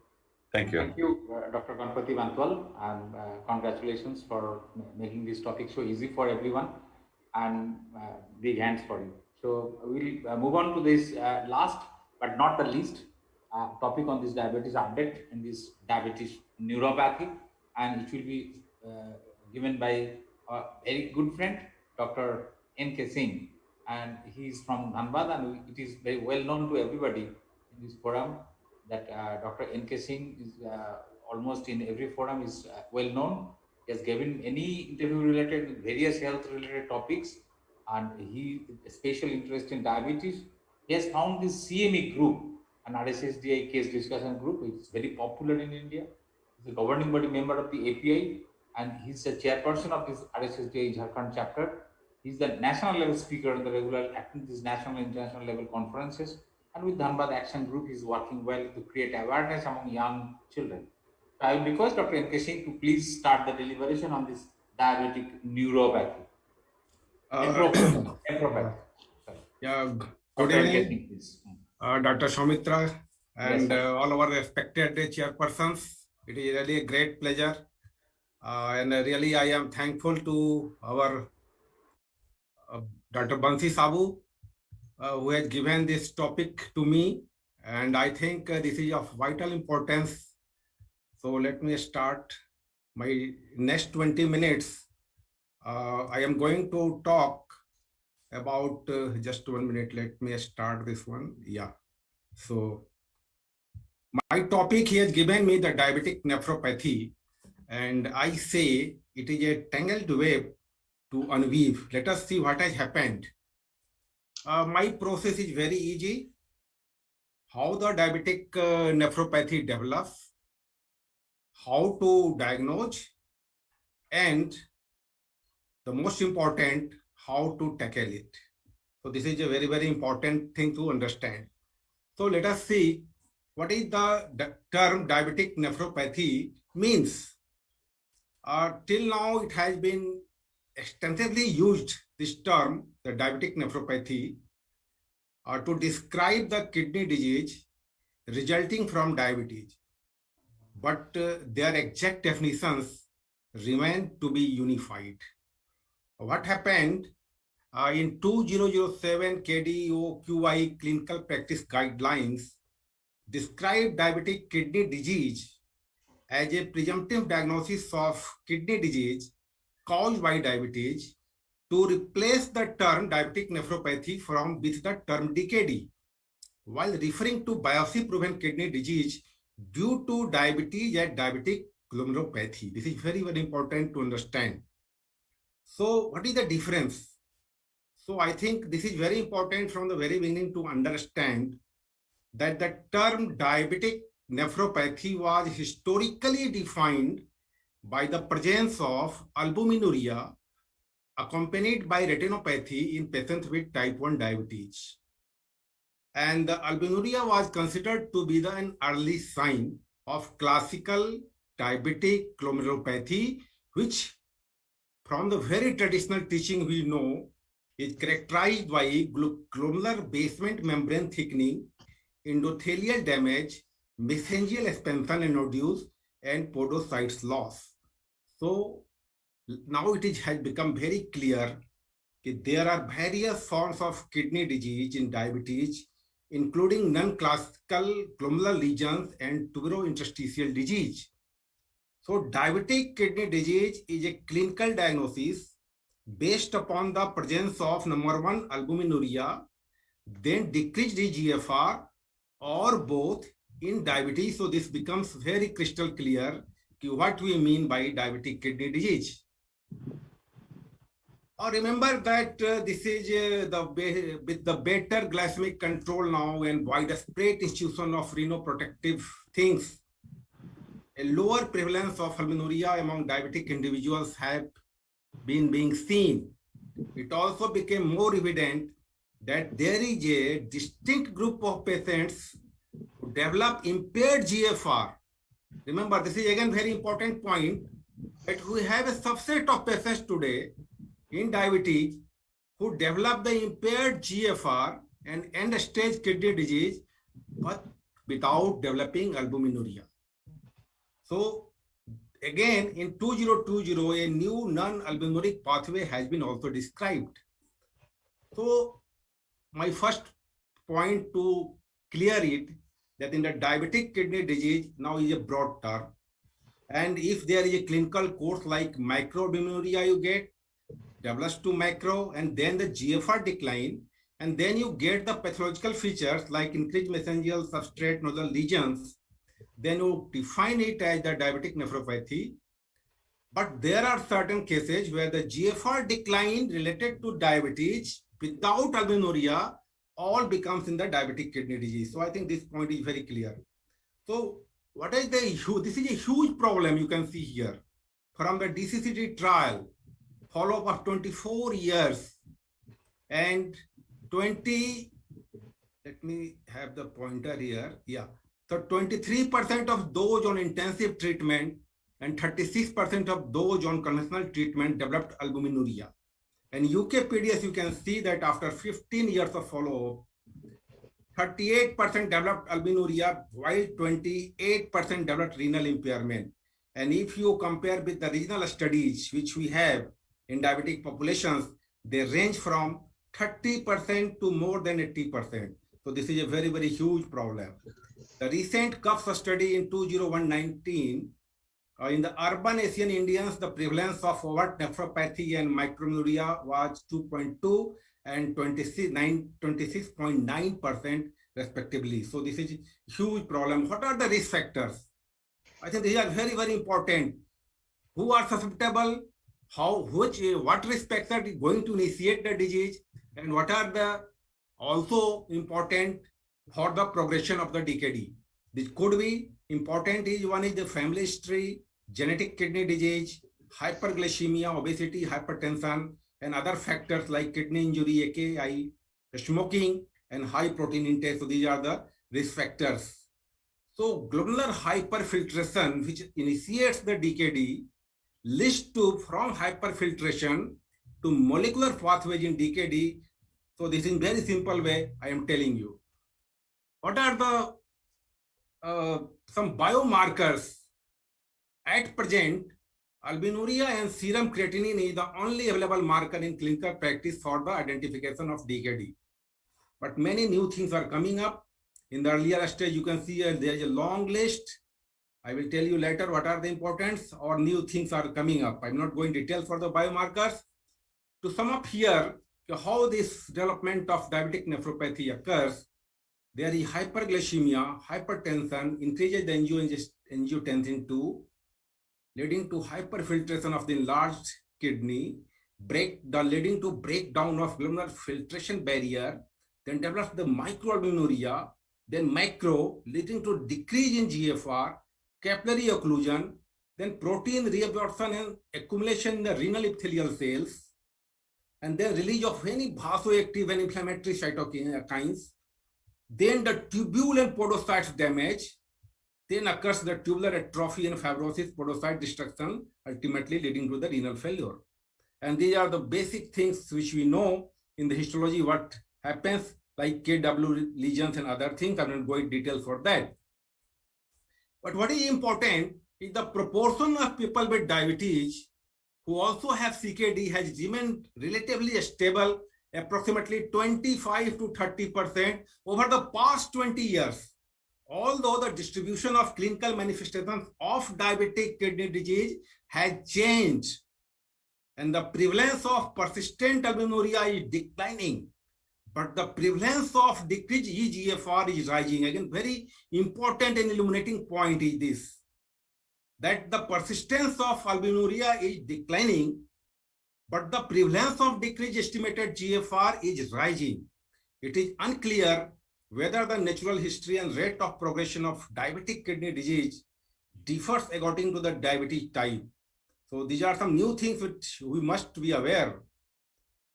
The likelihood, the take-home point so far, the likelihood that the diabetic nephropathy, the cause of diabetic kidney disease, varies widely depending upon the clinical conditions. And it is likely that diabetic nephropathy is the cause of diabetic kidney disease in type 1 diabetes of 5 or more years of duration with albuminuria, but the frequency can range widely in type 2 diabetes.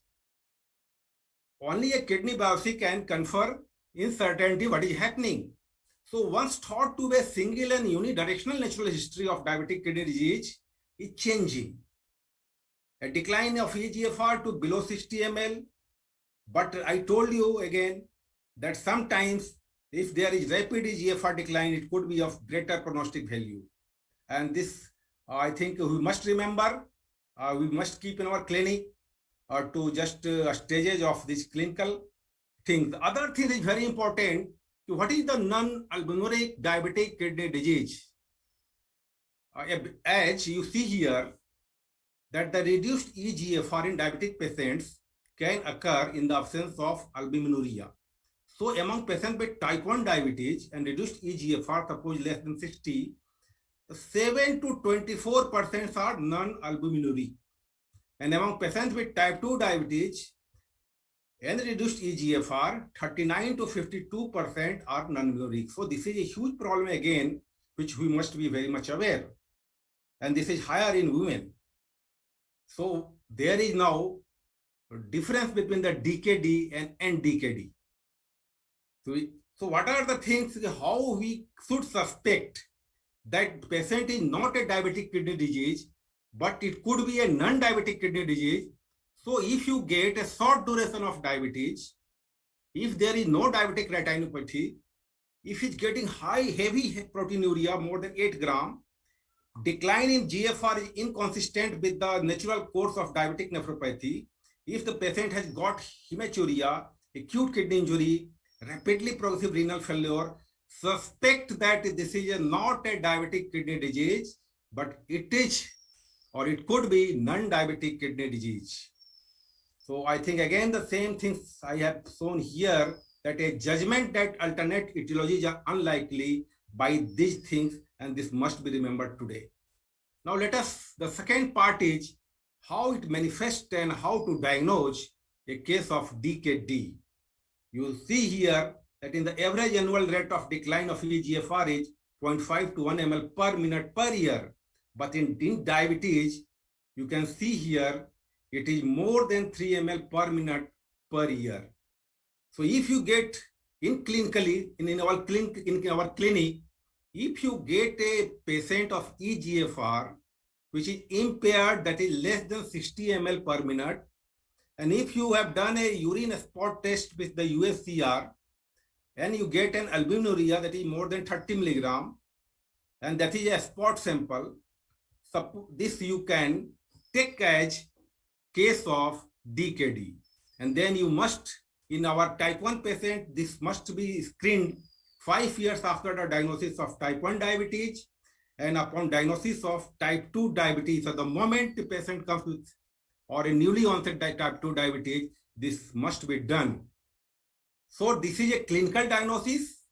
DKD is a clinical diagnosis, and demonstrating the presence of kidney disease, which is defined by either albuminuria or decreased eGFR.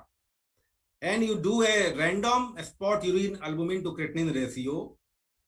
And suppose if one sample is positive, this is very again important, that this should be present in at least 2 out of 3 samples over a period of 3 to 6 months, as many things like exercise, fever, hematuria, UTI, and congestive heart failure can lead to a positive test. Again, the CKD-EPI equation is preferred.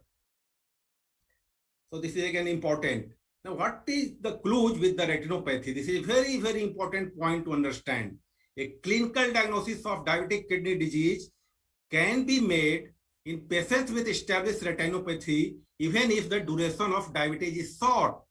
In patients with evidence of kidney disease, the presence of proliferative diabetic retinopathy correlates with pathologic features of diabetic kidney disease.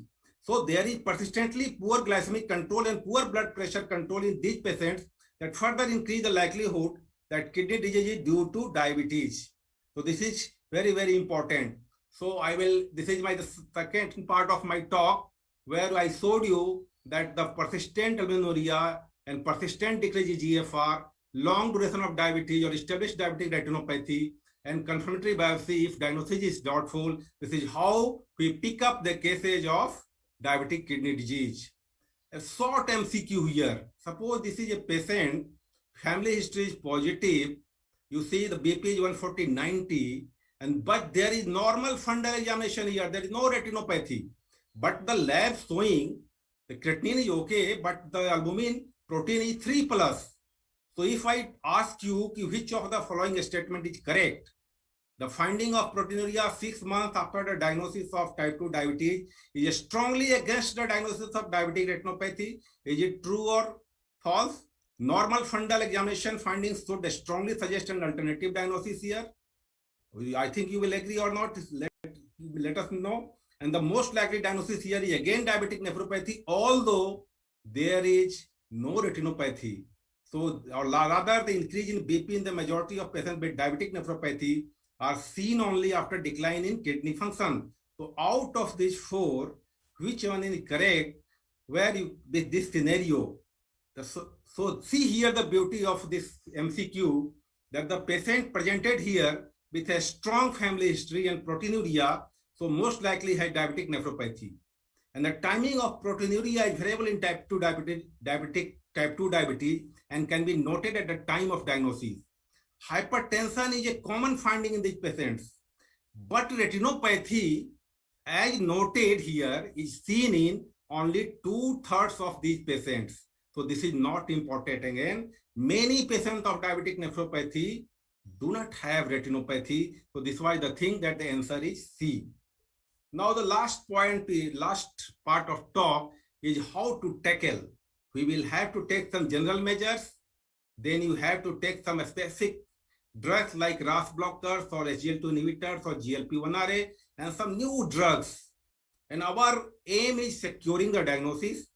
We want to reduce the CV risk. We want to renal risk reduction.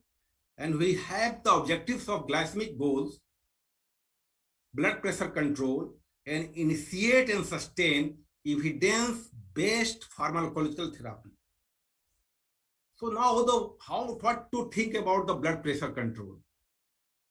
This is quite crystal clear today that more intensive versus less intensive blood pressure lowering in patients with chronic kidney disease reduces mortality and prevents cardiovascular morbidity. A more intensive blood pressure lowering may prevent end-stage kidney disease. In patients, if we got a severely increased albuminuria that is defined by urine albumin excretion more than 300 mg per day, so you can here prevent also.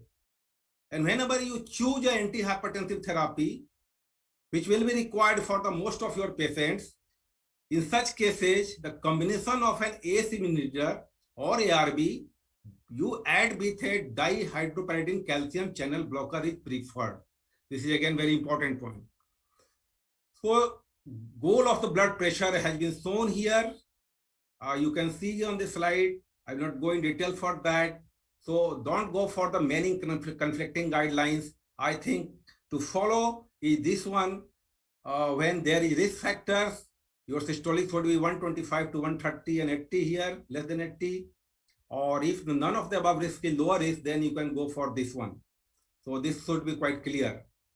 What about the glycemic controls?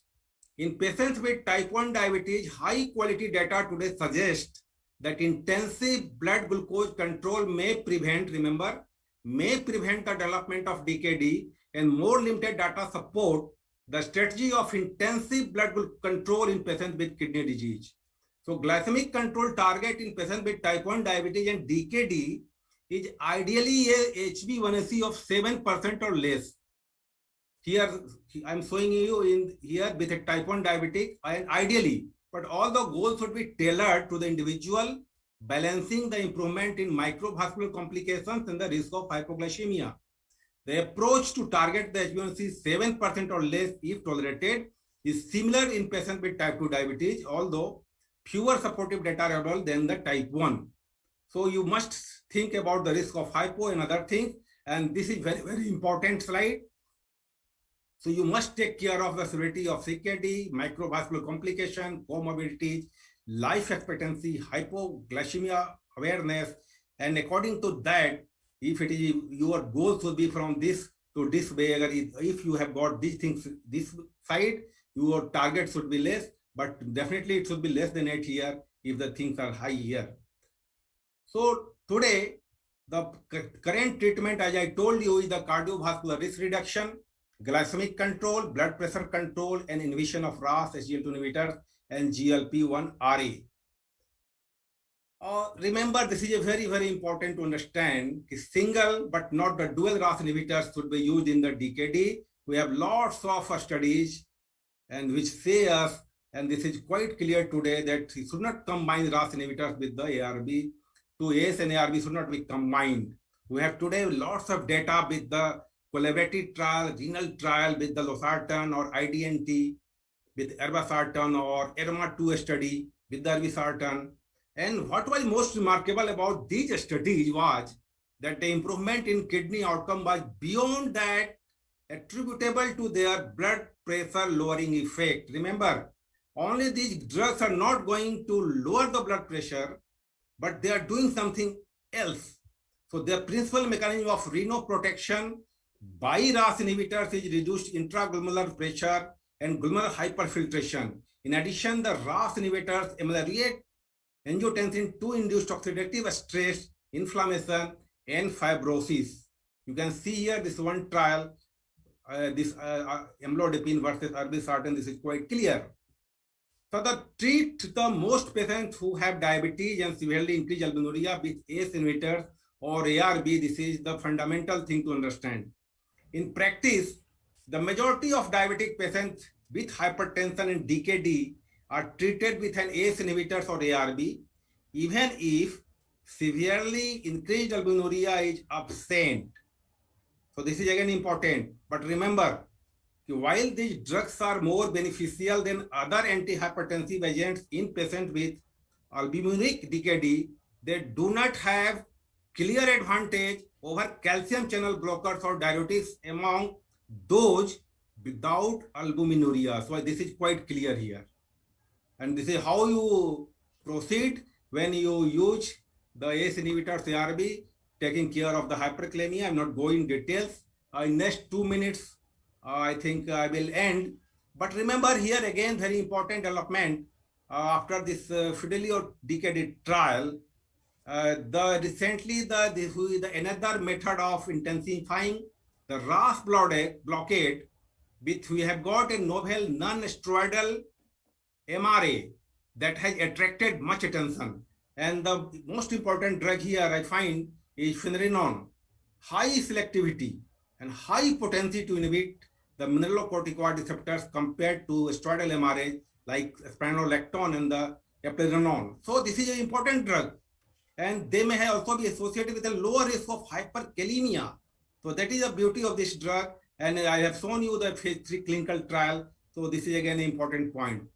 Some studies are showing the combination of this to reduce the proteinuria, the combination of both. But here again, the most important thing which has emerged in these days, that is the renoprotection. So the two classes of newer agents for type 2 diabetes have added renal benefits beyond the glycemic control. And today is the era of SGLT2 inhibitors, And we know that it can prevent important kidney endpoints, including the ESKD. Recommendations is very strong for those with severely increased albuminuria than for those with non-albumuric or moderately increased albuminuria. So again, very, very important point. And you are well aware about the EMPIRIC outcome, CANVAS trial, declared TIMI 58, CREDENCE study, DAPA-CKD, and ongoing EMPA kidney trials. So this is the mind-boggling thing you can see here. That SGLT2 inhibitor reduced the rates of end-stage kidney disease by 37%, and the composite kidney outcome of worsening kidney function, ESKD, by 39%. So this is something very unique we have got with all this combination. This is a meta-analysis we are showing with all very important trials which you are aware about that.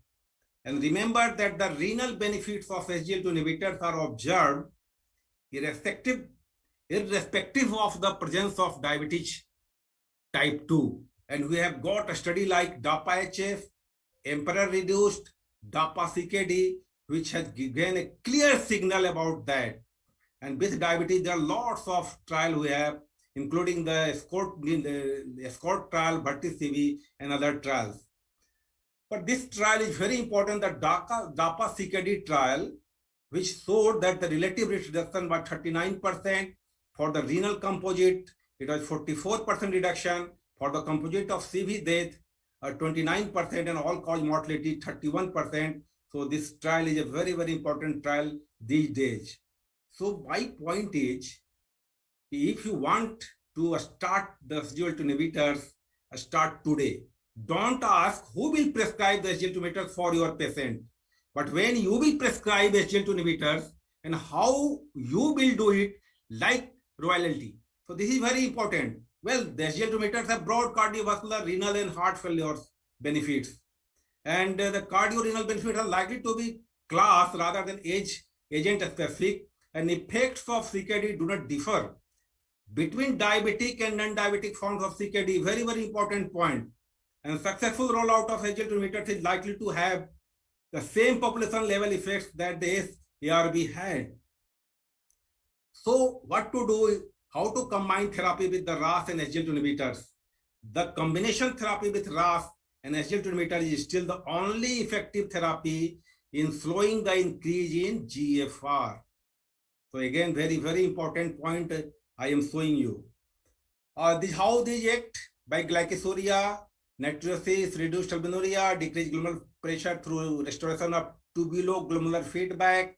You can see the decreased glomerular perfusion and hyperfiltration.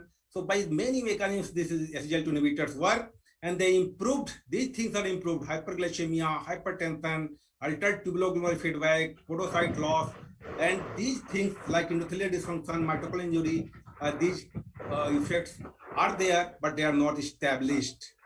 So finally, in patients with type 2 diabetes who have CKD and severely increased albuminuria despite angiotensin inhibitor, if you add a sodium glucose co-transporter 2 inhibitor, it has got a grade 1A recommendations. And use of an SGLT2 inhibitor in patients with DKD who have lower level of urine albumin excretion has been suggested grade 2B. And lastly, the glucagon receptor inhibitors, agonists, are also very, very important in kidney disease with the dulaglutide, liraglutide, and now the semaglutide. You can see here the improved renal outcome happens with all these trials have shown you the leader, SUSTAIN, EMPIRIC, and CANVAS. So the things are quite clear today. We have twice, because although there are protection effects of GLP-1 RA, we have lots of things by increasing the natriuresis, blood glucose lowering. So many ways this is acting or helping our patient. And lots of new things are coming up. I will not go in detail, like this drug, ortofolone methyl. Then the ET1 receptor A antagonist like evocentan. And then anti-inflammatory agents, ventofaxifylline, JAK inhibitors, this CCR2 inhibitors, and this pirfenidone also some people are using, HIF-PH inhibitors, and this drug and microRNA. So lots of things are coming up. You should monitor the such cases by this test, and sometimes these things are regions for referrals of the patients.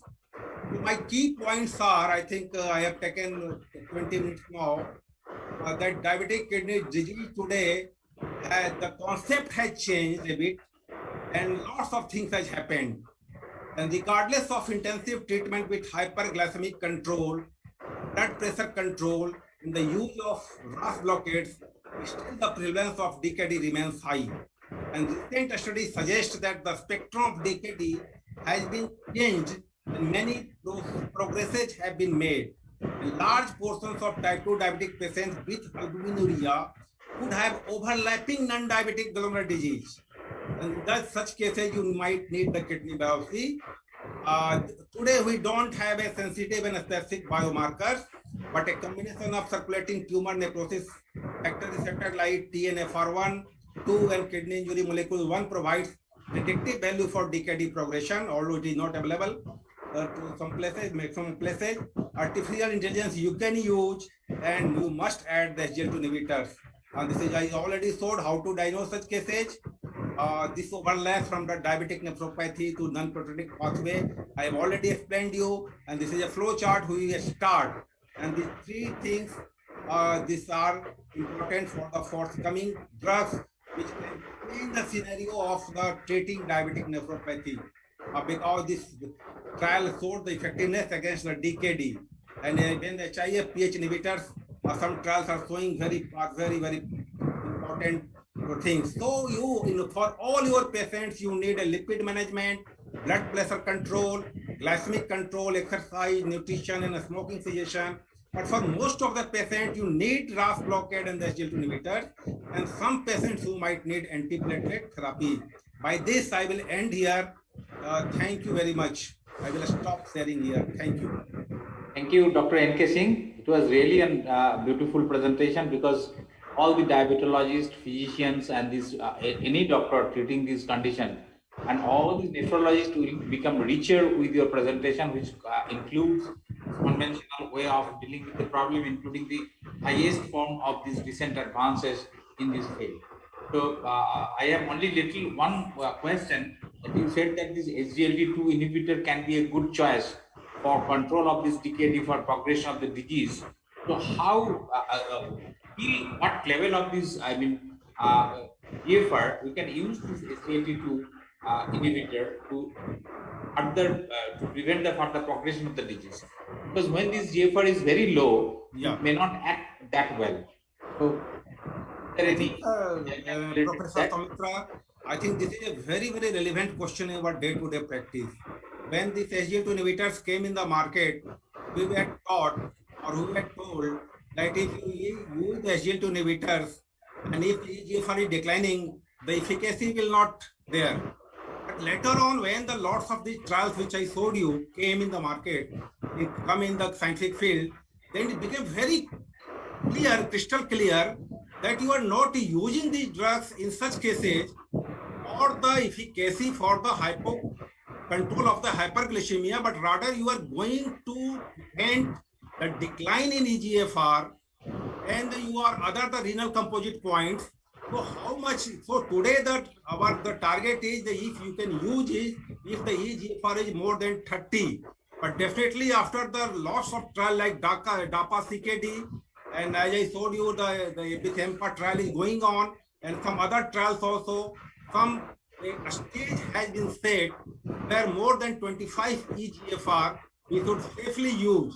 Still some people oppose it to use below 25, but I see the future where the eGFR will be not a thing for which you should not use it, because even if it is not doing any good for the reduction in the HbA1c, it is protecting the kidney, and this is a great thing. So this should be quite clear that if today more than 30 you must use it, and the stage has been set. Might be that the next guidelines when you get the stage will be around more than 25 or even in between the 20 to 25. So this is what I find. Thank you, sir, for your beautiful answer, because this is a marvelous drug which everybody is thinking it is their own drug. Diabetologists think that it is their own drug because that can decrease the blood sugar levels well. Obesity physicians think it is their own drug because that can decrease the body weight. cardiologists thinking it is their own drug, and because they are thinking this heart failure can be well managed with this drug, and the nephrologist, well, as you have already highlighted, that it can progression of the disease, and that should be the indication of using this SGLT2 inhibitor and not as part of this reduction of the blood sugar. Thank you very much, sir, for your beautiful learning session for all of us. So I will request my co-chairperson, Dr. Bharat Panigrahi, to make a few comments on our topic, and if there is any question from his point of view. Sir. Dr. Panigrahi, please unmute. Yeah. Dr. Panigrahi, yes. Thank you, Dr. Singh. You have almost touched everything of DKD. But regarding this last question which Dr. Ghosh asked you, yeah, this is now the SGLT inhibitor are indicated only when EGFR is more than 30. But if you go for the subgroup analysis of DAPA-CKD and Credence trials, it has been seen people with EGFR less than 30 also, even people who had been on dialysis also, it has been seen there is also renal benefit. So it is advised that if you are using a drug, suppose you have started a drug at the EGFR 40, and you see there is regression of EGFR up to 20 like that, so you should continue that if it is tolerated. Now, yes, I have got 1-2 more comments regarding you have told your diabetes, that is diabetic kidney disease and retinopathy. If you go by diabetic kidney disease and retinopathy, you see, so far as type 1 diabetes is concerned, there is a 100% concordance. Yeah. If you have got retinopathy, you have got diabetopathy, you have diabetes, you have got diabetic retinopathy. There is 100% concordance. Yeah. But so far as diabetes, type 2 diabetes is concerned, there is no concordance. There is hardly 40% of diabetes kidney disease, they do have diabetic retinopathy. So in those cases, if you have a kidney disease and you have got a retinopathy, then definitely you are sure your kidney disease is due to diabetes. But beyond that doesn't mean if there is no retinopathy, that doesn't mean that you don't have diabetic kidney disease. Very important point, sir. Yeah. Yeah. Second thing, one more, you have clearly shown one slide regarding RAS inhibitors. RAS inhibitors to be given in diabetes with severe albuminuria. Okay? Yeah. Severe, because we have got moderate albuminuria and severe albuminuria, that is severe is more than 300. But there is one group also 300 to 30 to 300. You have got one stanza that you have to give RAS inhibitor that. But that stanza is not there, what to do on 30 to 300. Okay? Yeah. And you have got, if there is no albuminuria, yes, there is no need of giving RAS inhibitor. You have to only control the blood pressure, whatever the molecule may be. Why? Because that standard has come, because it has been seen, because this is the area 30 to 300, this is very heterogeneous. Even it has been found in that area, a group, some patients, they do not, even if kidney biopsy has shown, there is some patient they didn't show any pathology. Yeah. And RAS inhibitors, this evidence is not that robust so far as this renal protection did this group. But conventionally, we do use, everybody using conventionally in that age group, that area also, but the evidence is not robust. Yeah, yes. Thank you. Yeah, sir, I think time is already over, but someone saw one question that other like DP4 inhibitors and other drugs they are asking. So I think the data is there, but that is not so robust as far as it is with the GLP-1RA or SGLT2 inhibitors. But again, some linagliptin and saxagliptin, they have shown that there is some reduction in the albuminuria. And even there is some trials showing also with the pioglitazone. So that is the answer, yeah. I think Carmelina has clearly shown the albuminic reduction effect of linagliptin. Carmelina it has clearly shown. So Lina has got albuminuria reduction benefit also in diabetic kidney disease. Yeah, thank you. So thank you very much, Dr. N.K. Singh, as well as all the speakers in this beautiful session.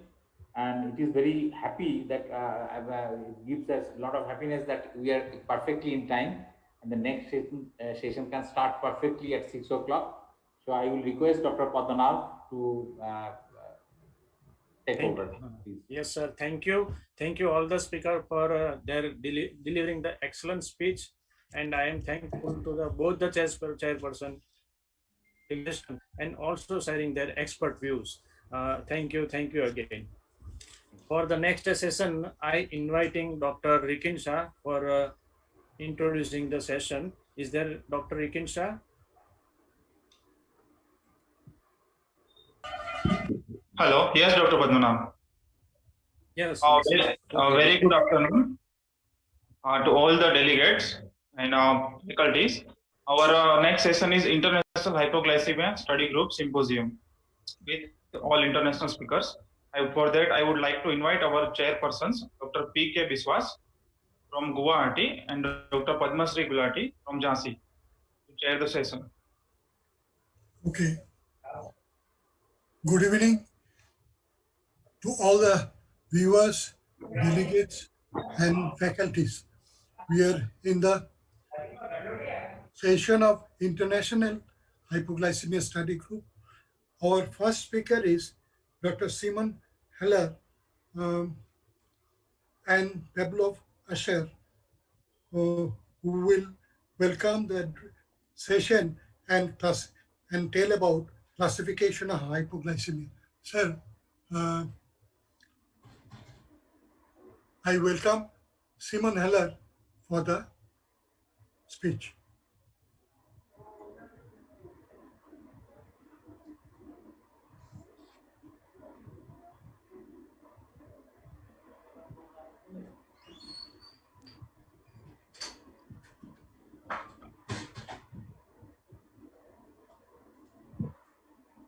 Ladies and gentlemen, welcome to the International Hypoglycemia Study Group Symposium, which is being held on the occasion of the 11th World Congress of Diabetes India. My name is Simon Heller. I'm a clinician and investigator working in the north of England in Sheffield. And as current chair of the IHSG, it's my honour to both welcome and introduce you to the symposium this evening. The International Hypoglycemia Study Group was established in 2013, and we had two main goals. First, to increase knowledge and understanding of hypoglycemia and its complications, and second, to enable strategies to enhance patient care by adequately managing the risk of hypoglycemia and considering tools for prevention through proactive scientific communication within the healthcare community. We are currently sponsored by a number of pharmaceutical companies, and I want to acknowledge their contribution, and you can read their names here.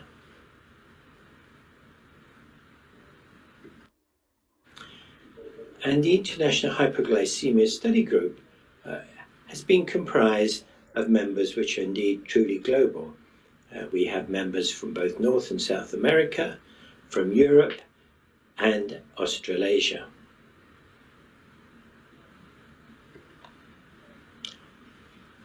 And the International Hypoglycemia Study Group members, those who were involved in forming the group, are shown on this slide. And as you'll hear, as we are now an ESD study group, these members comprise the current steering committee.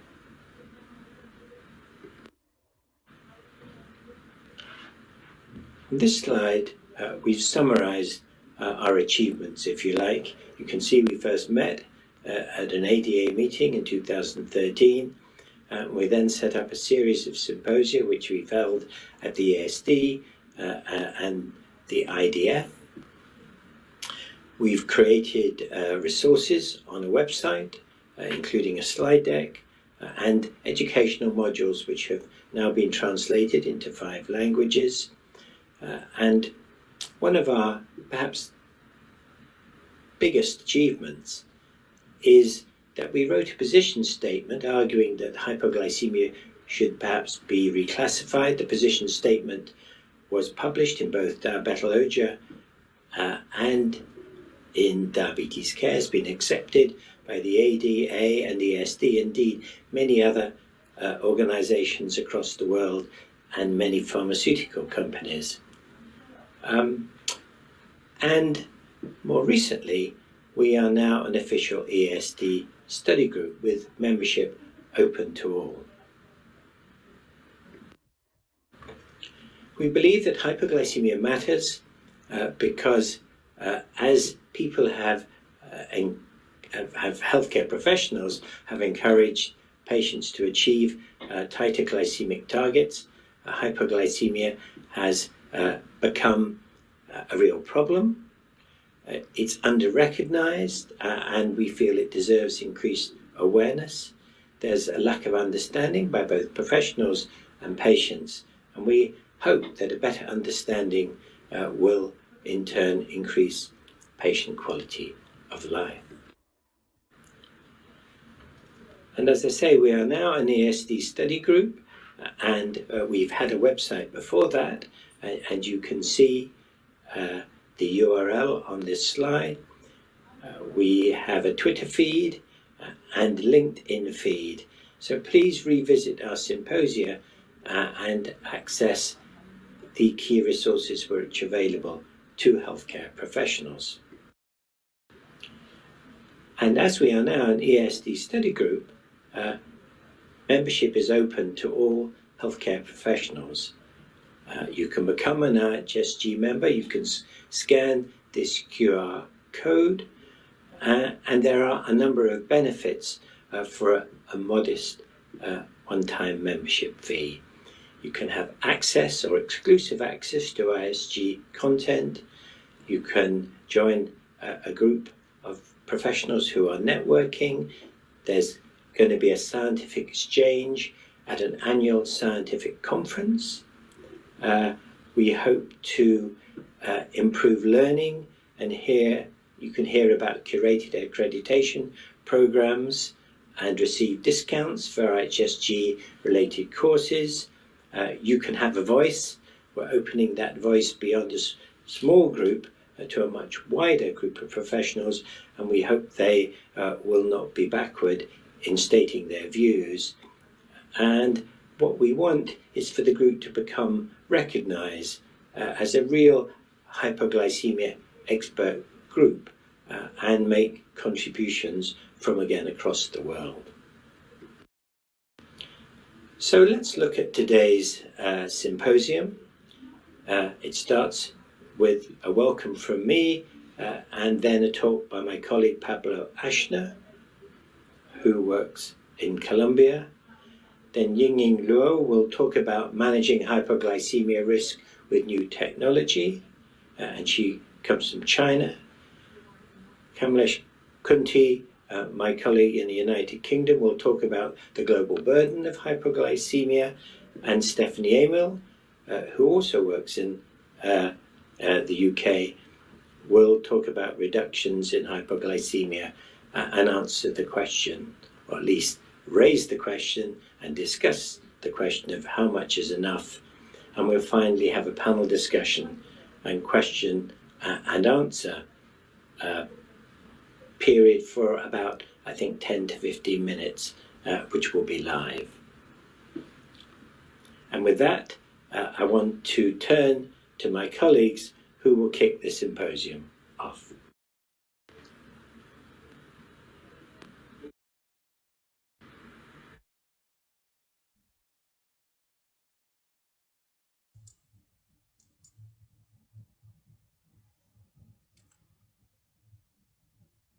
Dr. Gulati, my co-chair, Yeah. please introduce. Yeah.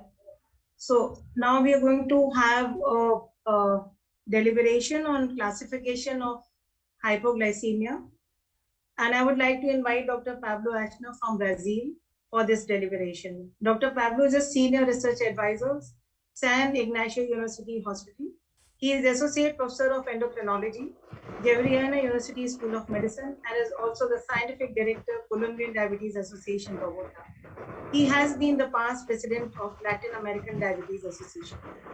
We welcome you, Dr. Pablo, to this 11th World Congress of Diabetes India and are eager to listen to you. Over to you, Dr. Aschner, please.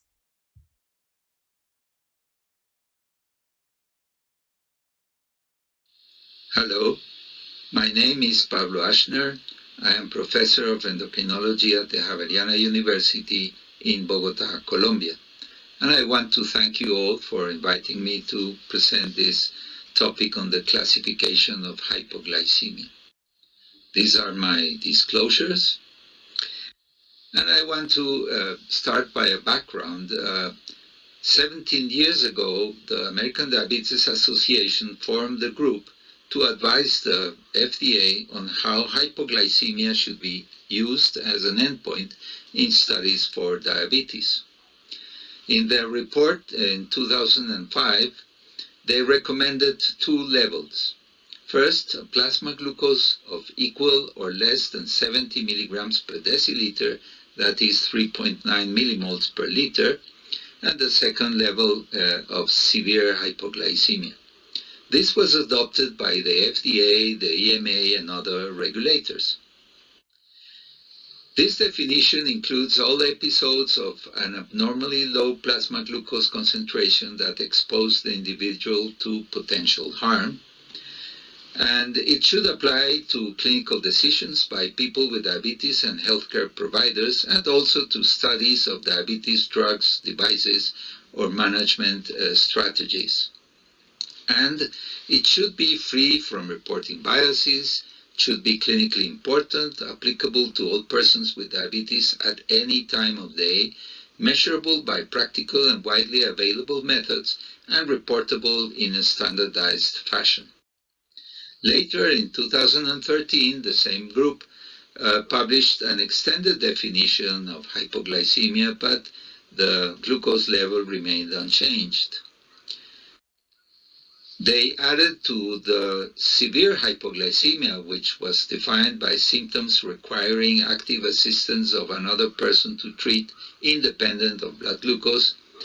They added symptomatic hypoglycemia, where the symptoms were present with a measured low plasma glucose and self-treated, asymptomatic hypoglycemia with no typical symptoms but a measurable low plasma glucose, pseudo-hypoglycemia, which would include typical symptoms with a level above 70 milligrams per deciliter, and probable symptomatic.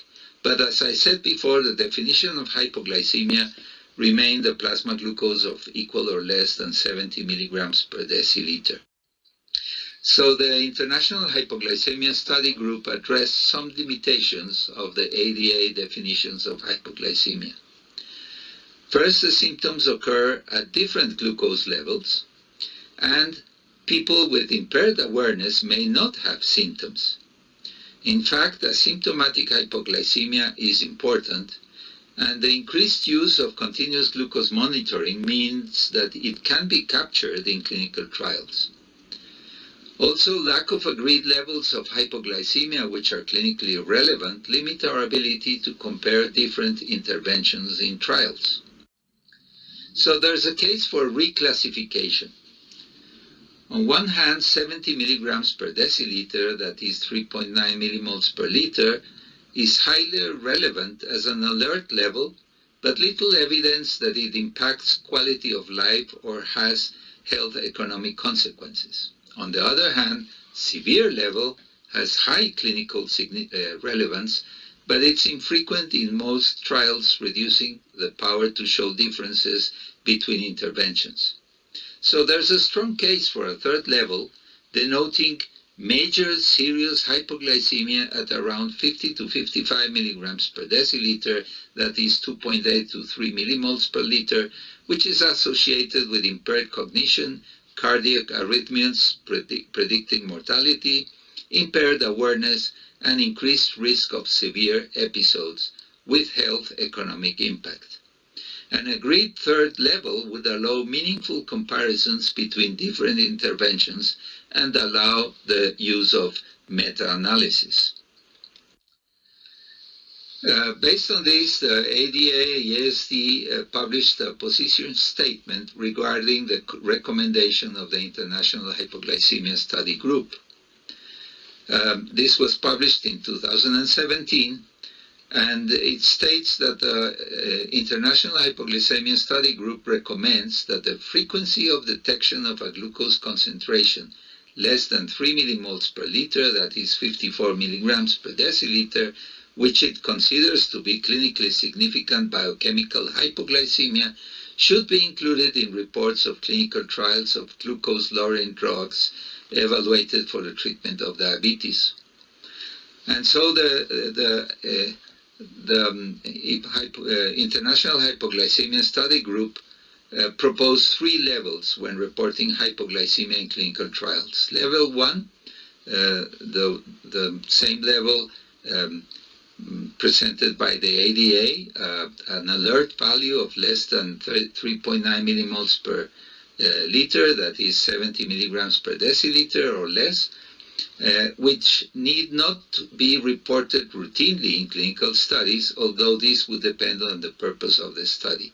Then the level 2, the new level of less than 3 millimoles per liter, that is 54 milligrams per deciliter, which is sufficiently low to indicate serious clinically important hypoglycemia. And the level 3, which remains severe hypoglycemia. So when classifying hypoglycemia, we have the level 1, which is an alert value for patients and clinicians, often asymptomatic, requires rechecking, and may require changes in insulin dose or type. And this level of 70 milligrams per deciliter is relevant to patients taking drugs that can cause hypoglycemia, such as SUs, glinides, and insulin. Then there's level 2, which denotes impaired cognitive function, repeated episodes, cause reduced awareness and predict severe episodes, predicts cardiac arrhythmias and mortality, and is likely to have health economic consequences. This level of less than 54 milligrams per deciliter, that is 3 millimoles per liter, potential terms to mention it include serious, major, clinically relevant, or clinically significant. And finally, there's the third level of severe hypoglycemia, which doesn't have a precise cutoff in terms of glucose concentration, but causes severe cognitive impairment, requires external assistance, may cause coma and seizures, and has already been defined by the ADA working group. It does not require blood glucose measurement, but it certainly needs immediate action. Thank you. Hello, my name.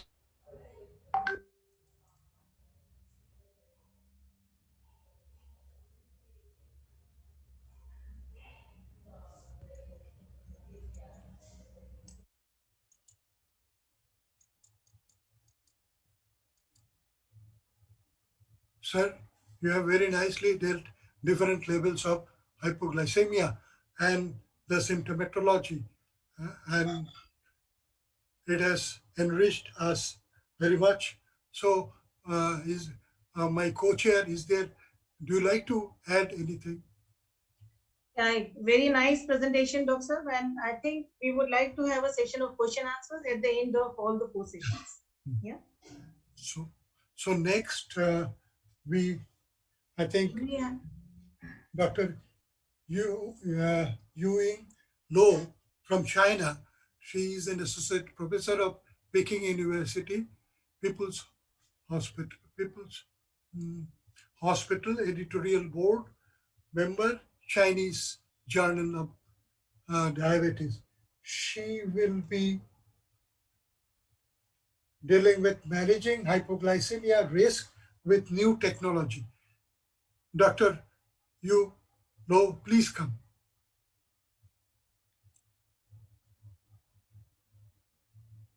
Chairman, ladies and gentlemen, I'm Ying Luo from Peking University People's Hospital. I'm a member of International Hypoglycemia Study Group. I want to start by thanking the organizers for their kind invitation to India Diabetes Symposium. I wish I could be with you all in India. The topic I would like to discuss with you today is the management of hypoglycemia risk with new technology. I have no disclosure to declare.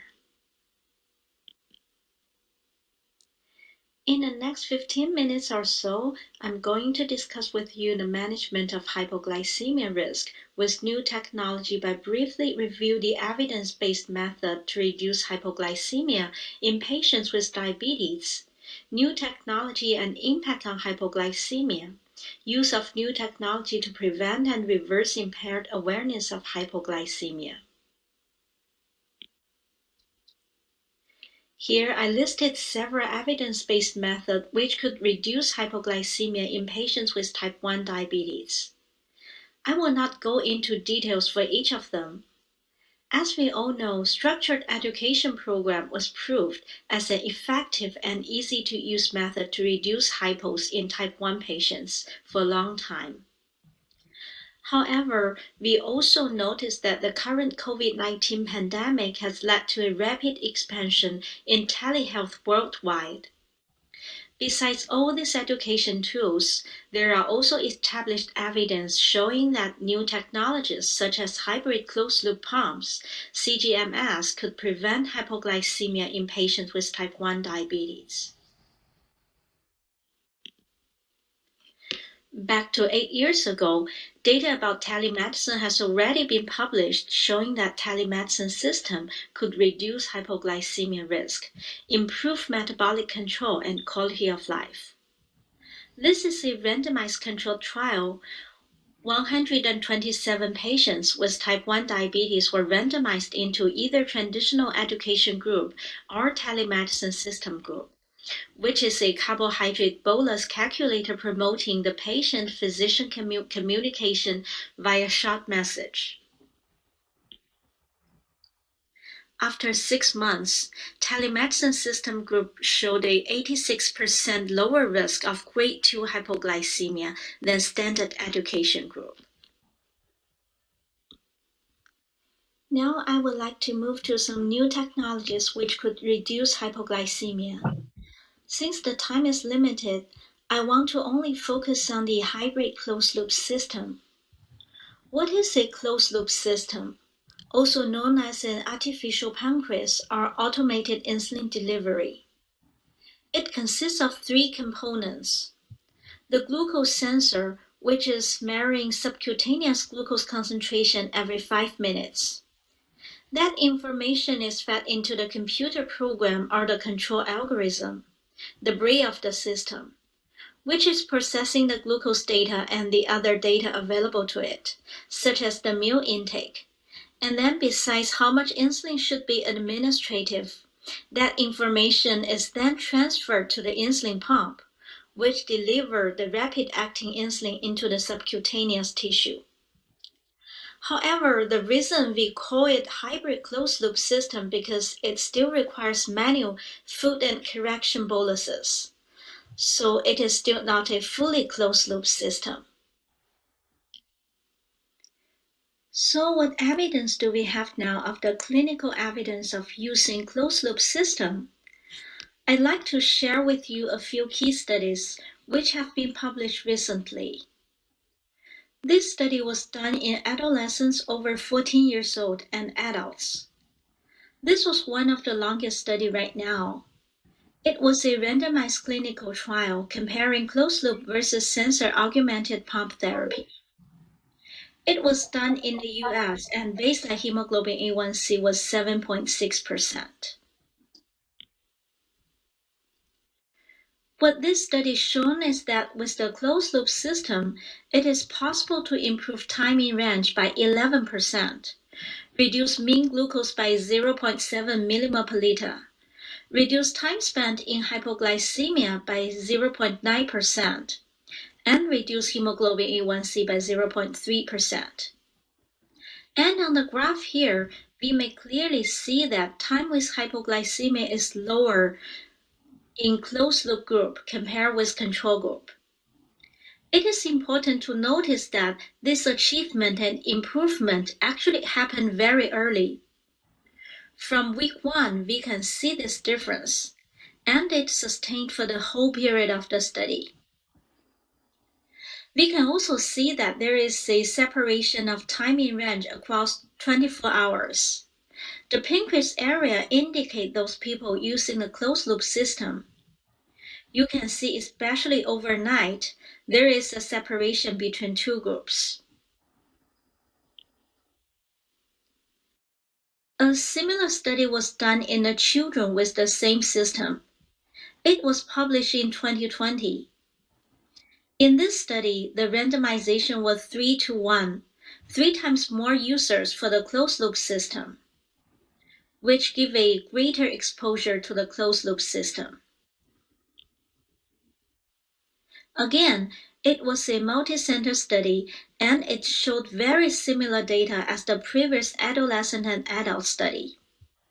From this study, it also showed that the closed-loop system may improve time in range and reduce hypoglycemic risk. Time spent with hypos was reduced by 0.4%. Here is another study which was done in Australia. It was an Australian multi-center study. In this study, the competitor was standard therapy, which was a combination of pump therapy and multi-daily injections. So the comparison was between the closed-loop system with the sensor versus those who might be using sensor or might be using just a pump and MDI. It was done in adults with 1:1 randomization. Again, the participants was reasonably well controlled. Similar results were seen in this study. Time in range was improved and hypoglycemia was reduced. Continuous glucose monitoring is another effective technology to reduce hypoglycemic risk in type 1 diabetes. Diamond trial was a randomized trial done in 2014 to 2016 in US.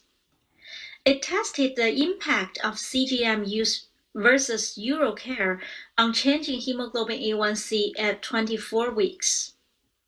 It enrolled adults with type 1 diabetes using MDI. At week 24, there were higher percentage of participants with a hemoglobin A1C level distributed within a reasonable range.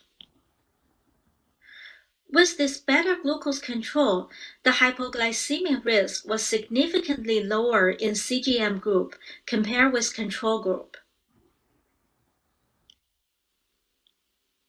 In real-world study, predictively low glucose suspend technology was proved to be effective to reduce hypoglycemic as well. This is a retrospective study. Group A were experienced pump users who had CGM data before and after starting low glucose suspend pump. Group B were new pump users without CGM data before low glucose suspend pump was started. From the left figure, we can see that it showed hypoglycemic exposure before and after the use of low glucose suspend pump. We can see that there is a significant drop down of time below glucose target after the use of low glucose suspend pump. For those in Group B, time below target maintained at a fairly low level. This study clearly showed that the use of low glucose suspend pump significantly reduced time below 70 milligram per deciliter and number of events with blood glucose below 54 milligram per deciliter. Regular episodes of hypoglycemia can lead to a resetting of the glycemic threshold for symptom generation to a lower value. The resultant impaired awareness of hypoglycemia can substantially affect quality of life, leading to an increased reliance on others, increased blood testing, loss of employment, and even family stress. There were studies showing that 20 to 25% of type 1 patients may be affected by impaired awareness of hypoglycemia. It may also increase risk of severe hypoglycemia up to 6-fold and may result from more than twice per week of hypoglycemic events. Here is one study evaluated whether insulin pump versus insulin injections or meters versus CGM could revert impairment of hypoglycemia awareness in patients with type 1 diabetes. This is a multi-center study recruited 97 C-peptide inactive patients with documented impaired awareness of hypoglycemia. The primary endpoint was difference in hypoglycemia unawareness as measured by GOLD score. Here is the baseline characteristics of the participants. Annualized rate of severe hypoglycemia over preceding 6 months were 8.9 per patient year. 97% were on injections at baseline. However, at the end of the study, no differences were found in primary endpoint between injection versus pump or meter versus continuous glucose monitoring. Before I finish my talk, I will summarize with a flowchart of type 1 diabetes technology pathway in UK. For people with suboptimal use of technology, we should evaluate reasons by exploring diabetes distress, depression, education, and psychological support first. We then should provide optimal standard of care, such as structured education, psychological support, and so on. If the patient still could not control their hemoglobin A1C within the target or experiencing disabling hypoglycemia, we need to go further to use either insulin pump or flash glucose monitoring or real-time continuous glucose monitoring. If their hemoglobin A1C remains higher than 8.5% or ongoing disabling hypoglycemia, we should consider using a combination of the technologies mentioned above. If the patient still suffer from ongoing severe hypoglycemia or impaired awareness of hypoglycemia, islet or pancreas transplantation could be considered.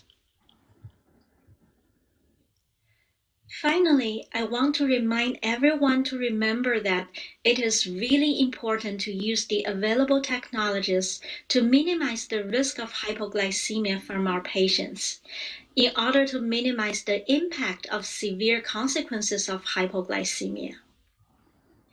Thank you very much for listening, and I hope the rest of your symposium has a great success. Thank you, Dr. Loh. Within a short period, you have dealt with many technological advances which are being now used in practice and in research works.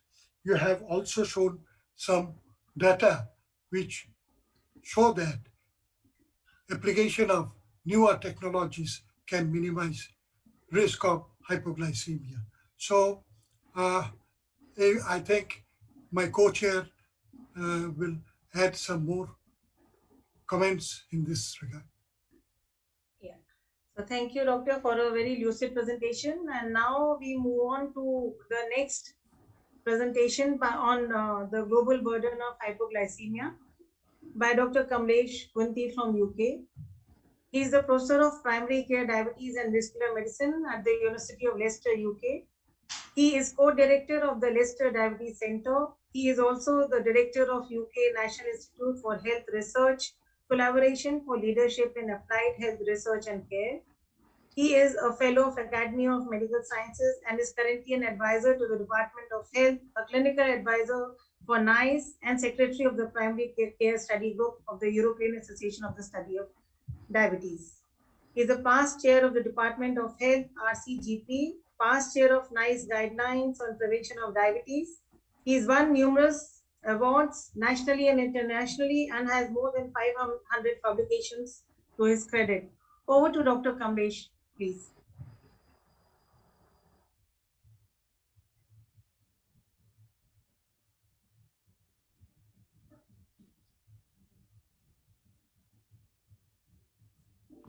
Hello.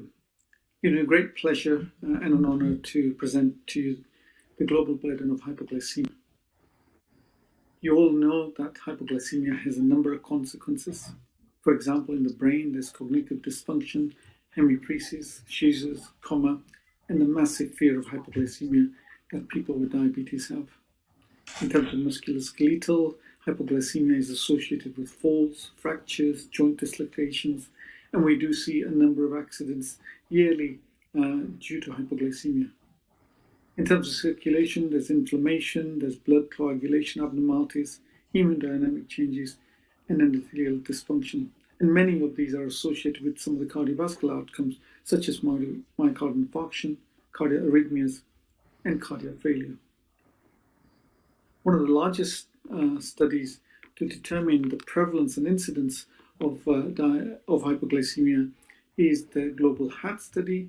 In this study, there were over 8,000 people with type 1 diabetes and 19,500 participants with type 2 diabetes. This was quite a unique study because all the participants had to keep a diary, a prospective diary of hypoglycemic episodes over a 4-week period. And we can see the baseline characteristics here. People with type 1 diabetes, they were aged 42 years, that had duration of diabetes about 17 years. Mean HbA1c was about 7.9%. Those with type 2 diabetes, as expected, older, 60 years, duration of diabetes 13.7 years, and duration of insulin use was 6.4 years. The baseline HbA1c was similar to the type 1 diabetes cohort at around 8%. Let's first of all look at the proportion of patients who had hypoglycemia. First of all, on the left-hand panel, type 1 diabetes, this is over a 4-week period. About 83% experienced hypoglycemia, any hypoglycemia over a 4-week period in people with type 1 diabetes, 41% nocturnal hypoglycemia, and 14% severe hypoglycememia. In terms of type 2 diabetes, overall 47% experienced hypoglycemia over a 4-week period. This was any hypoglycemia, 16% nocturnal hypoglycemia, and 9% severe hypoglycemia. The interesting data, we're looking at the prospective analysis with the retrospective data. As you know, most studies collect data retrospectively. We ask participants of number of hypoglycemic episodes they may have had. And what we see in this study is, first of all, in the red bar, on average, 2.1 events per person year in people with type 1 diabetes were reported in the retrospective aspect. However, when they prospectively collected the data over a 4-week period, this equaled to about 5 episodes per person year in people with type 1 diabetes. Similarly, in people with type 2 diabetes, retrospectively reported were about 1 episode of severe hypoglycemia per person per year, but prospectively 2.5 episodes per person per year were recorded. So this shows that prospective data suggests higher than previously observed rates of hypoglycemia in both type 1 and type 2 diabetes, in particularly the severe events. And this is the recall bias that we see when we get data from retrospective studies. In this study, we also looked at the association of HbA1c with hypoglycemia. First, again, on the left-hand panel, what we see is HbA1c appears to be a weak predictor for hypoglycemia in type 1 diabetes. This was for any hypoglycemia. In type 2 diabetes, we see there's a flat line showing no relationship between HbA1c levels. These are baseline HbA1c levels and the number of events of any hypoglycemia. There may be a number of reasons. Recent studies have shown that, and we're not sure why this is the case. It could be because of better insulins being used, people having self-management education programs.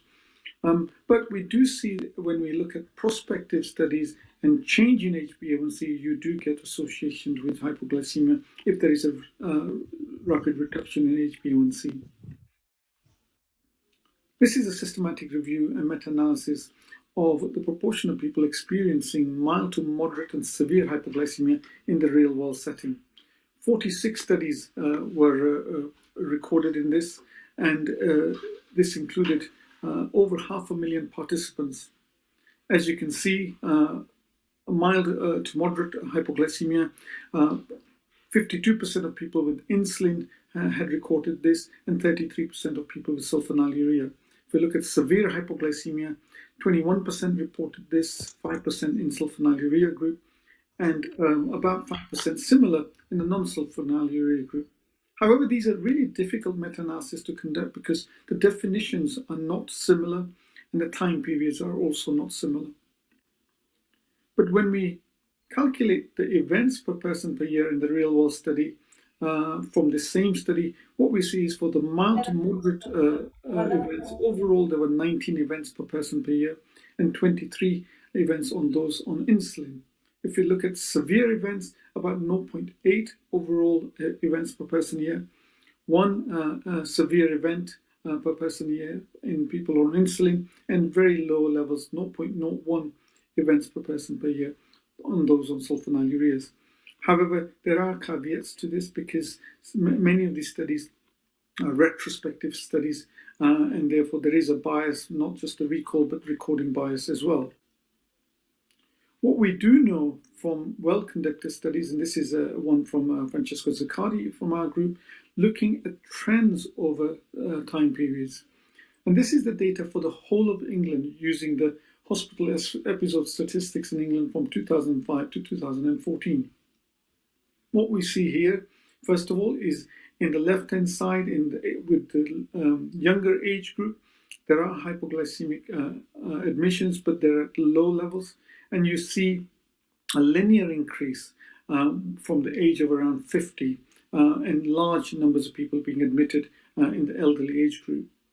The other interesting aspect is that we see that there hasn't been much change in terms of hypoglycemic admissions over the last few years. There's, as you can see, a flat line at the top there. And this is quite surprising because we do have better therapies now to manage people with diabetes, but despite that, the number of admissions does not seem to have declined. This has also been replicated in US studies. This is data looking at admissions between 1999 and 2010 for both hypoglycemia and hyperglycemia. And what we see here is admissions for hyperglycemia have decreased over time. However, admissions for hypoglycemia are pretty stable and they haven't declined much over these years. This is a really nice study from the UK looking at hypoglycemia rates and with trends over time between 2010 and 2017. These are rates per 1,000 person per year.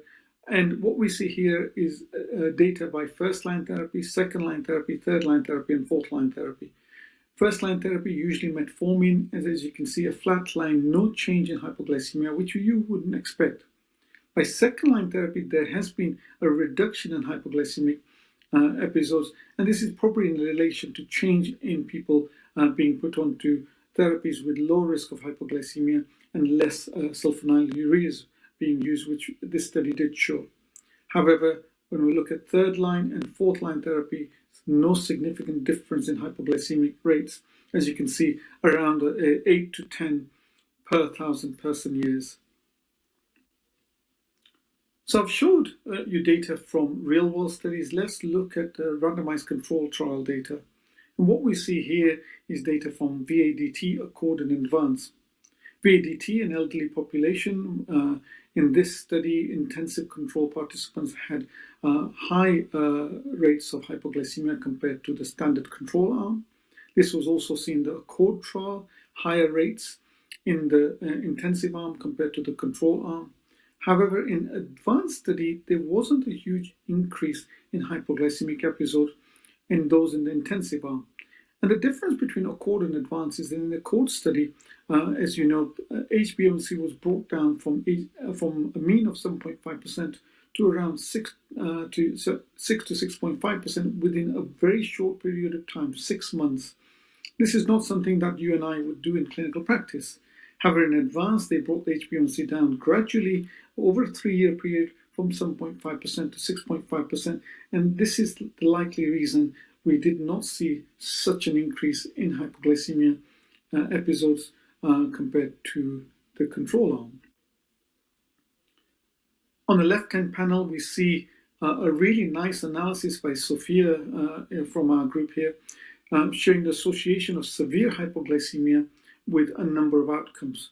So you can see severe hypoglycemia is associated with a 3-fold increase in major macrovascular events, 2-fold increase in microvascular events, 3-fold increase in all-cause death, 3-fold to 4-fold increase in cardiovascular death, and also a 3-fold increase in non-cardiovascular deaths.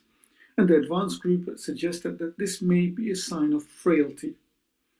What we see on the right-hand panel is a study using data from the UK, from the CPRD, Clinical Research Data Link study.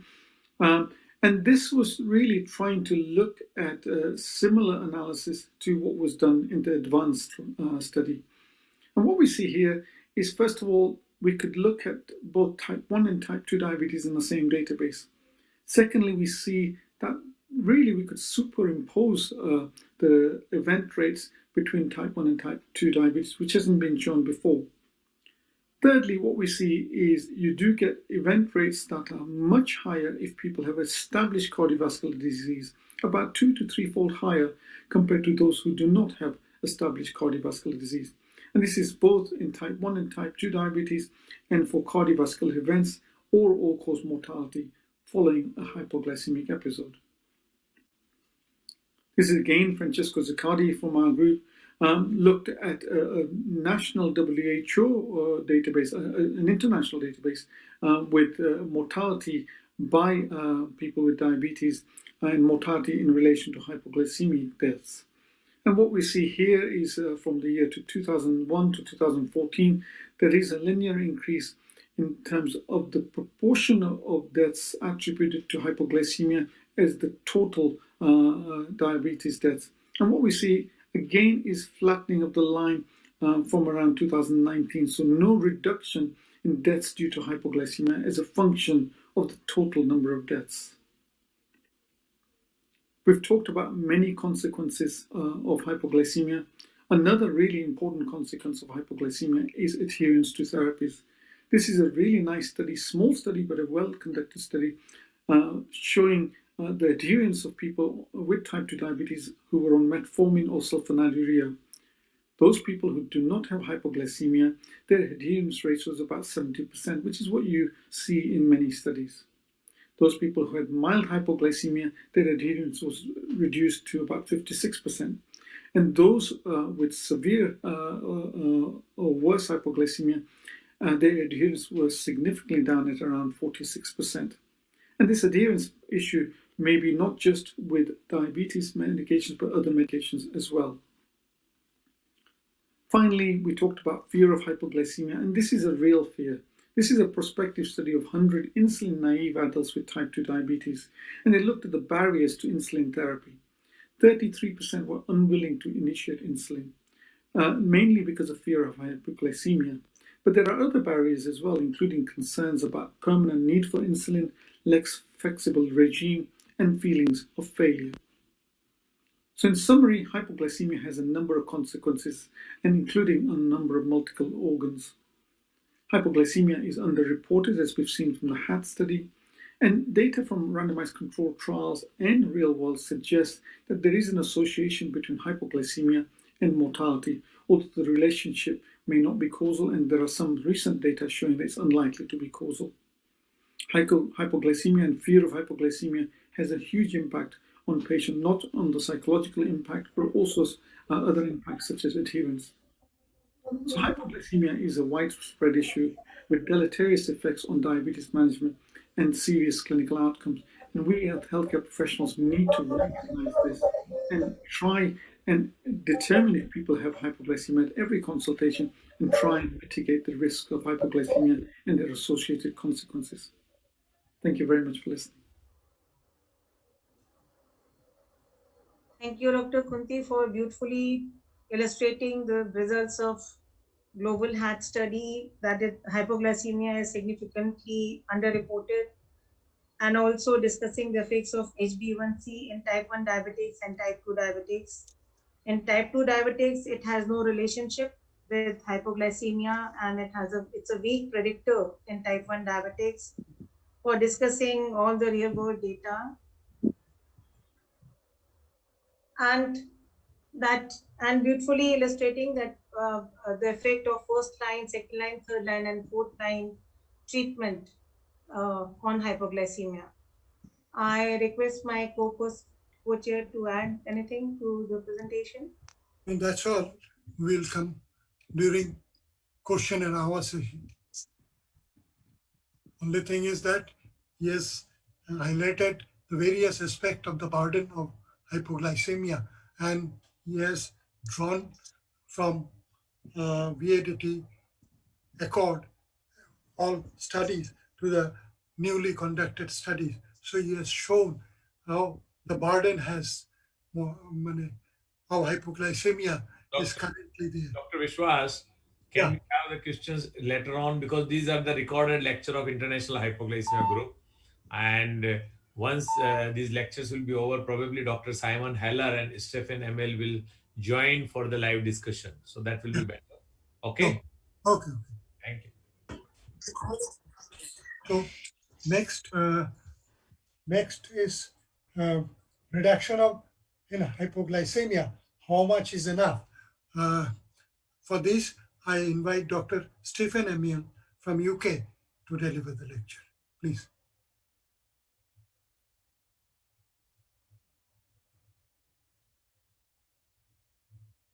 Ladies and gentlemen, it's with great pleasure, and I have to say it's something of a challenge, that I'm here today to discuss with you the question, reductions in hypoglycemia, how much is enough? And I'm doing this on behalf of the IHSG. And this isn't going to be a standard presentation where at the end of the 15 minutes I will tell you how much is enough. I'm not going to present you with an answer necessarily. This is really the beginning of a debate that I hope some of you will join in, as the IHSG is now becoming an EASD study group.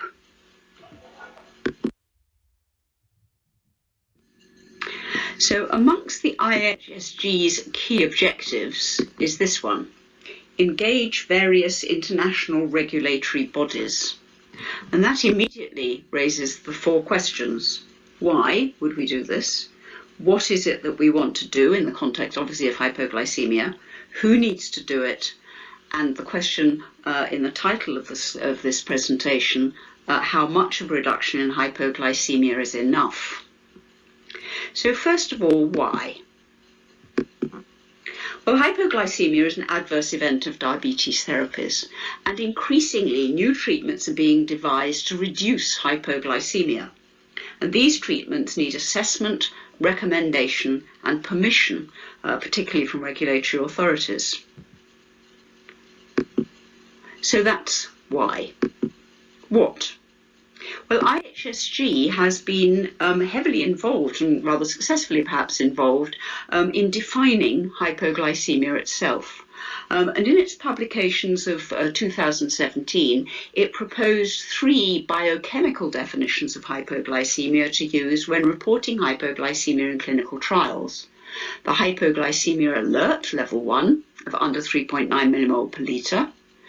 Level 2 hypoglycemia of anything under 3 millimole per litre is clinically important. And this was really the importance of this particular document, because it was this value of hypoglycemia that IHSG wanted to see reported in clinical assessments of new therapies, because this is the level of hypoglycemia that is associated with medical harm And of course, severe hypoglycemia, always important to reduce, but infrequent and therefore difficult to measure in clinical trials. And this opinion paper from IHSG became the basis for a consensus, and now these definitions of hypoglycemia are widely accepted.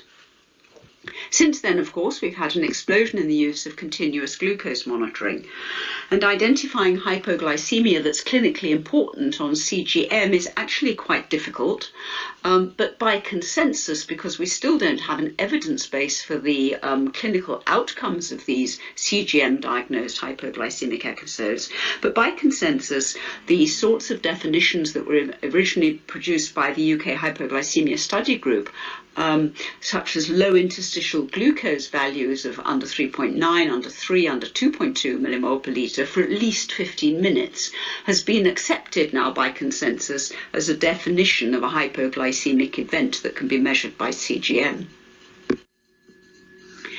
What may be missing from these discussions is the patient perspective, and in preparing this presentation, I have been talking to people with diabetes and asking for what their feelings are about how much of a reduction in hypoglycemia would be valuable. And comments have been made that hypoglycemia impacts upon the trust between a patient and clinician because of the driving restrictions that might result if a patient fully reports their hypoglycemic exposure, particularly perhaps in the UK. Fear of hypoglycemia is important to patients in their quality of life, the loss of control that they feel when awareness is poor. And the comment was made that avoiding hypoglycemia is life-transforming for patients, but very rarely the target of research studies or regulatory authority deliberations. And Liz Warren, in making these comments, described the negative impact of hypoglycemia in these terms. It's waking at night, it's interruption of activities, it's waiting for the glucose to rise before driving, it's having to consume glucose if a meal is late, and that horrible force feeding that one has to endure if not remotely hungry when a hypoglycemia strikes. These are the things that matter to patients, irrespective of the biochemical definitions that we as medics know have negative outcomes. So now we have the what.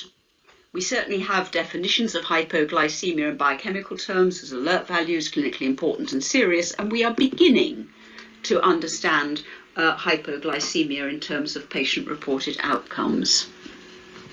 Who needs to be in these discussions? Well, obviously the people with diabetes, the healthcare professionals, the researchers and industry. And together we have to go to the regulatory authorities with a consensus as to what reduction in hypoglycemia is worthwhile. In other words, how much. And I don't mean how much in terms of finance, but how much hypoglycemia do we have to reduce to make it worthwhile for a new preparator to get a license. Now, the European Medicines Agency has come a long way in its recent guidance to companies on how they will assess new diabetes therapies, published in 2018. And they mention hypoglycemia a lot, and they do say they want a detailed analysis. They actually describe it as listed as one of the secondary outcomes of any study of diabetes therapies, where the primary outcome is the impact on HbA1c. But for hypoglycemia, they recommend a detailed analysis. They say you should stratify by age and by timing, interestingly not by the baseline rate of hypoglycemia, which is probably the most important. But they recommend metrics that should be measured for each episode. They talk about documenting nocturnal hypoglycemia, and they talk about using CGM to measure hypoglycemia for certain products and patient groups, which they do not specify. They do recommend that one should identify and record a level of hypoglycemia that needs to be avoided because of its clinical impact. And they say that a relevant reduction of hypoglycemia, particularly severe episodes, could support a claim of superiority over, in this case, insulin, but any diabetes therapy that's used as a comparator, provided it's not achieved just by losing control of the diabetes. And so that's really important guidance, but it doesn't say what that reduction needs to be relevant. It does talk about how hypoglycemia should be defined, and I had to put this in because it uses or recommends the use of the definitions produced by the IHSG as previously discussed.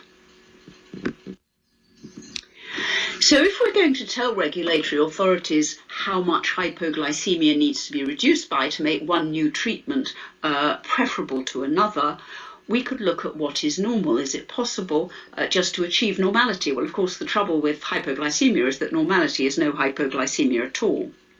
We could look at what is achievable by best current therapies, and that's a good guide. What is clinically useful would be most important, as would what do people with diabetes think is valuable. And of course, the question always for regulators is what is cost effective.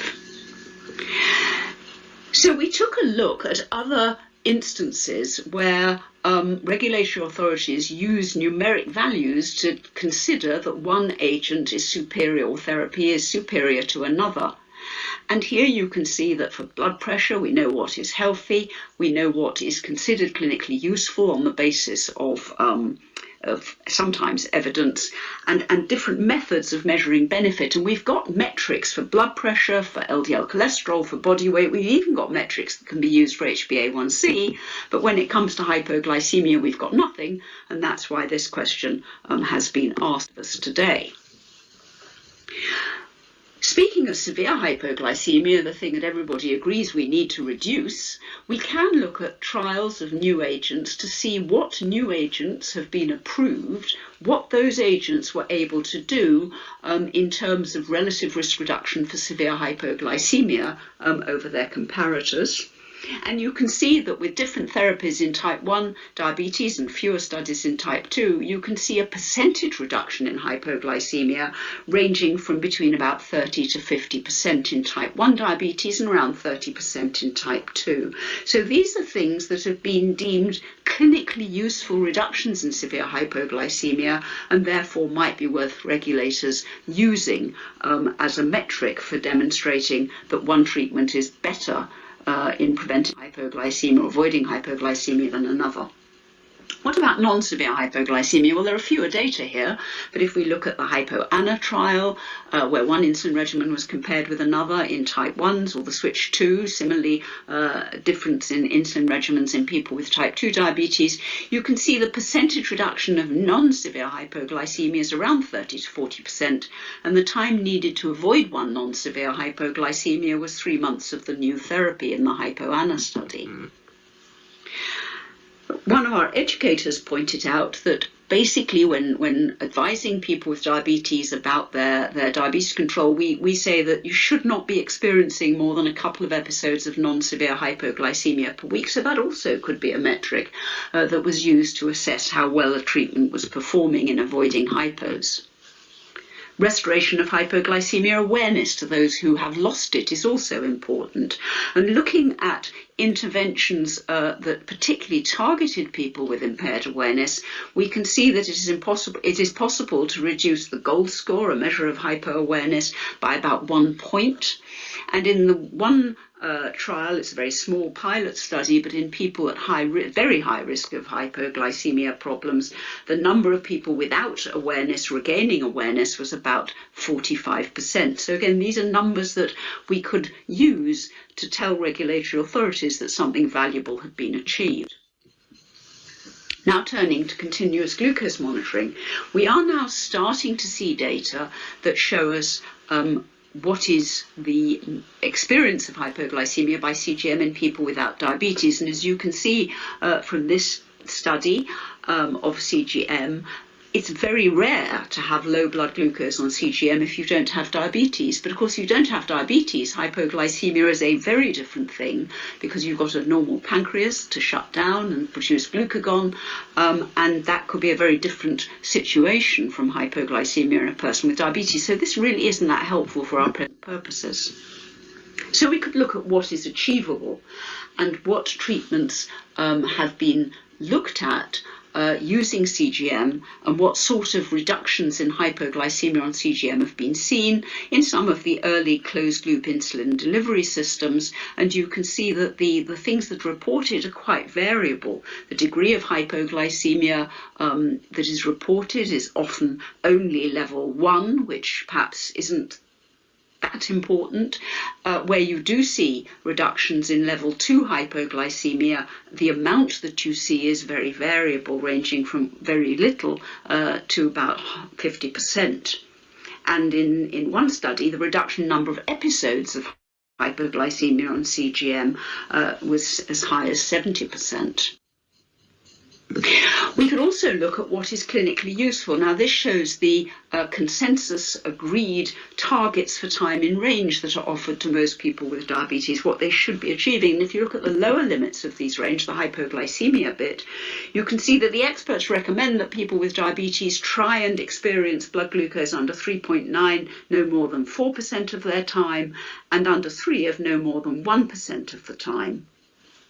But as our diabetes nurse pointed out to me in the preparation of this presentation, time in hypoglycemia is not the be-all and end-all. 3 episodes of hypoglycemia during the day might be a lot more inconvenient to the patient than 1 longer episode of an equivalent overall time phase at night. So that then becomes another issue to consider. I'm not going to talk very much about cost effectiveness. For that you need health economists and experts, and although there are an increasing number of papers out there that attempt to put a cost on hypoglycemic episodes, there are very few that look at the cost effectiveness of therapies in terms of their ability to cause less hypoglycemia.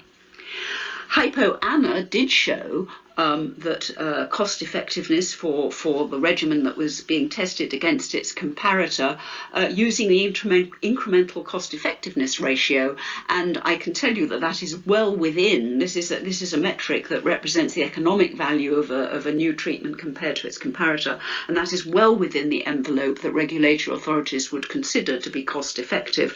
So we can work backwards from that and look at the hypoglycemia reductions in HypoANA, and the relative risk reduction for severe hypoglycemia was about 30%, and for non-severe about 40%. So that could be a good indication of something that would be acceptable to a regulator as demonstrating superiority of a new treatment on the basis of its risk of causing hypos. So here is our first attempt. I didn't intend this to be a lecture that would deliver you the answer to the question, but merely to start up the conversation. And here is the first attempt of things that we should consider. First of all, the studies need to be conducted in high-risk populations. We didn't discuss this, but clearly the amount you can reduce hypoglycemia by is much greater in people who are at high risk. We can and should, and there is some evidence that it is cost-effective and clinically useful to reduce severe hypoglycemia by between about 30 to 50%. And if you can't measure severe hypoglycemia in the time of your study, then surrogate markers such as non-severe hypoglycemia on home blood glucose monitoring, around 50% reduction, 50% of people achieving fewer than 3 episodes a week. CGM, the clinical outcomes are uncertain, the associations are uncertain, but perhaps a 50% reduction in time spent low. And then looking at other metrics such as reduction in time under 3 millimole per litre, more people achieving less than 1% of time under 3 millimole per litre, more people experiencing less than 5 episodes a week, and an improvement in awareness status. So as a start, we could start by thinking for regulators that what we want to see is a new treatment that produces 30% less severe hypoglycemia, 50% less non-severe, 50% less CGM diagnosed hypoglycemia, and 50% more people with no more than 1 severe hypoglycemia per year, or less than 2 non-severe episodes per week, and with intact awareness. But very importantly, these definitions need to be stratified on the baseline rate of hypoglycemia and things such as the age of the population. This is just the beginnings of this conversation with regulators, and I'm hoping that now that IHSG has become an ESD study group, we will be involving more of you as we take these discussions forward. Thank you.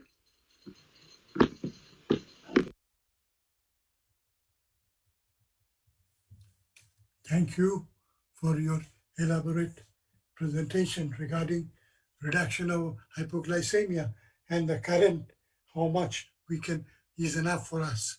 So we can go to the next session, that is IHSG Steering Committee panel discussion. So, Dr. Gulati, please take up. Yeah. So there are some questions. Could we take up the questions from the chat box?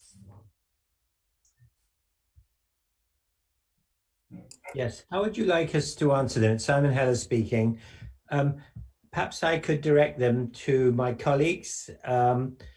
Stephanie, do you want to address the question of the differences between sensor augmented pumps and hybrid closed loop and predictive insulin suspend pump? That might be Sure, I can certainly try and do that. I put a brief note in the chat.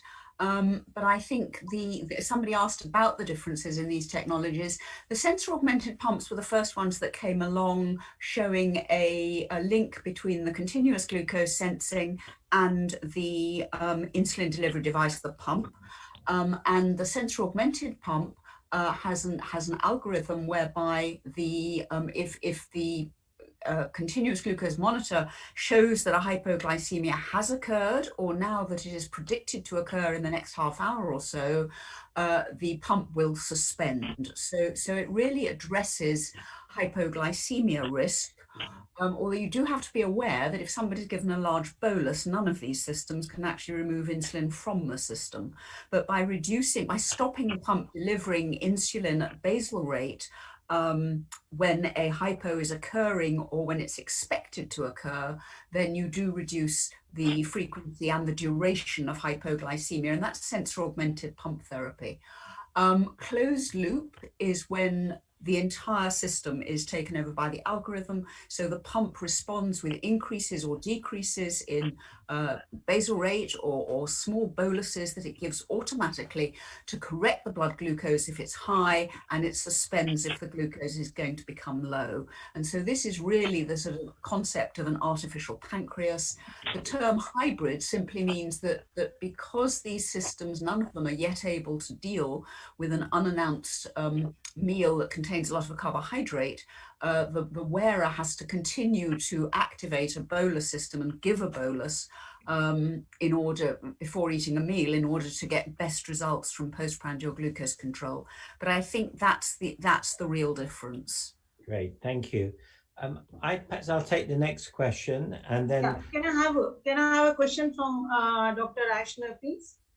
Yeah, I just wanted to know from you if there is any increased cardiovascular risk in patients with relative hypoglycemia. Dr. Ashner, would you like to answer? Well, yes, we actually at the International Hypoglycemia Study Group, we made a review on the risks of cardiovascular disease associated with hypoglycemia, and we found quite a great deal of papers investigating this. And yes, there seems to be a risk. Basically, the hypoglycemia can cause arrhythmias, which can lead to a high risk of mortality. That is one of the main risks that can be seen with hypoglycemia. We have stressed the fact that this occurs when what we call the second level, or what I would call the real hypoglycemia, when the level is below 55 or less milligrams per milliliter or per deciliter, or equal to 3 millimoles per liter. Can I just address another question? Is it a question from Dr. Amit Tripathi from Kathmandu, who wanted to know whether the mechanism between impaired awareness in type 2 diabetes with multiple hypoglycemia. I assume the question is, was it any different from insulin-induced hypoglycemia? And the short answer is we don't know, but it's very likely that it's the same mechanism. And we believe that what happens is that although the threshold for impairment in cognitive impairment which is around the 50 to 55 mark, doesn't change, at least very much. Repeated episodes of hypoglycemia, at least 2, and possibly multiple, although that hasn't been studied experimentally, almost certainly reset the threshold for the release of protective sympathetic activation. So patients may indeed develop symptoms, but by the time they develop them, they cannot respond because they're cognitively impaired. And very importantly, we've hypothesized, and indeed Stephanie and Dr. Emil and colleagues have done other studies to show if you avoid hypoglycemia for just a few weeks, you can restore symptoms, at least in part. And I think it's very important to emphasize that that isn't by running high, it's avoiding hypoglycemia. And we know from other data that about 1 in 10 patients with insulin-treated type 2 diabetes have impaired awareness as well from repeated epidemiological studies. I just thought I'd answer that question. My question is to Dr. Simon. Hello. Pardon? I was just going to comment about the question about cardiovascular disease, because I think while I completely agree with Dr. Ashner about the link of level 2 hypoglycemia with arrhythmias, I got the impression that the question in the chat may have been particularly interested in the growing evidence for hypoglycemia being associated with coronary artery disease and vascular damage. And I think I'd be right in saying that although there is good evidence for a link, that is that we see more cardiovascular disease in people who are having a lot of severe hypoglycemia particularly, and there are some theoretical reasons, well, not theoretical reasons, there are some reasons why that might occur in terms of the inflammatory response to hypoglycemia and the effect that hypoglycemia has on the endothelium. All we have at the moment is a link. We don't know whether the hypoglycemia rate is a marker for cardiovascular frailty or whether there's a causal link. So I just wondered if that was the question, just to enhance a little bit what Dr. Ashner said. Yeah, I agree. Could I add to that? Because Dr. Kunti mentioned that in his talk. He did suggest it was causal, and I agree with Stephanie. We published from the advanced trial data to suggest it might be what we call confounding. In other words, people with multimorbidity might be more likely to die and might be more likely to experience recent data, particularly related to the more episodes you have, the greater the risk of mortality in subsequent weeks and months. It suggests that it's almost certainly a combination of, it's multifactorial. And I'm sure nobody would disagree that whatever the exact explanation, and we'll have to wait for more data, hypoglycemia should be excluded. There's been another question as well. Can people with diabetes experience hypoglycemia awareness at a higher glucose level? And the data experimentally aren't very good, but I think anecdotally and logically, people can get symptoms which suggest hypoglycemia, particularly sympathoadrenal activation, so palpitations, sweating, tremor. But very importantly, I'm aware of any data to suggest that they become cognitively impaired. So although patients, particularly if their glucoses have been running far from target, quite high, may say, oh, I feel terrible, I think I'm having hypoglycemia, I think they can be reassured that they may be having a stress response, but they're very unlikely to become unconscious or cognitively impaired, and they can be reassured that the likelihood is that those symptoms would settle. I don't know whether Stephanie or Pablo would agree. Stephanie, what do you think? I think it's an important question. I think it's a very important question. I completely agree with you. I mean, we're all clinicians. We all see this. We have patients, particularly type 2, who have chronically been high. I think it's what the American classification, I thought slightly unkindly, called pseudo-hypoglycemia. And the presumption is, exactly as Simon has described, that the stress response, and particularly the subjective awareness response to hypoglycemia, is just happening at a higher glucose level because the brain has become accustomed to being much higher. But all the evidence that we've got experimentally so far suggests that cognitive impairment starts at pretty much the same glucose level in everyone. That's at level 2 hypoglycemia, less than 3 millimole per litre, which is why one of the reasons we brought that level 2 into existence. And I would agree that people who are experiencing unpleasant symptoms of hypo at higher than low glucose levels probably are quite well protected from severe hypoglycemia, because they've got a lot of opportunity to take action and stop the falling glucose. And what you tend to find is that as you improve people's glucose control, then the glucose level for those symptoms starts to come down slowly. Pablo, you should add to that. Sorry, I didn't want to interrupt you, but I just wanted to stress the fact that we should differentiate between patients who are on glucose-lowering drugs, I mean hypoglycemic drugs, such as SUs or glinides or insulin, and those who are not. Because in practice, we see many patients who are not taking hypoglycemic drugs and still complain of hypoglycemic symptoms. We must remember that the adrenergic symptoms are standard for many other situations, including stress and other situations.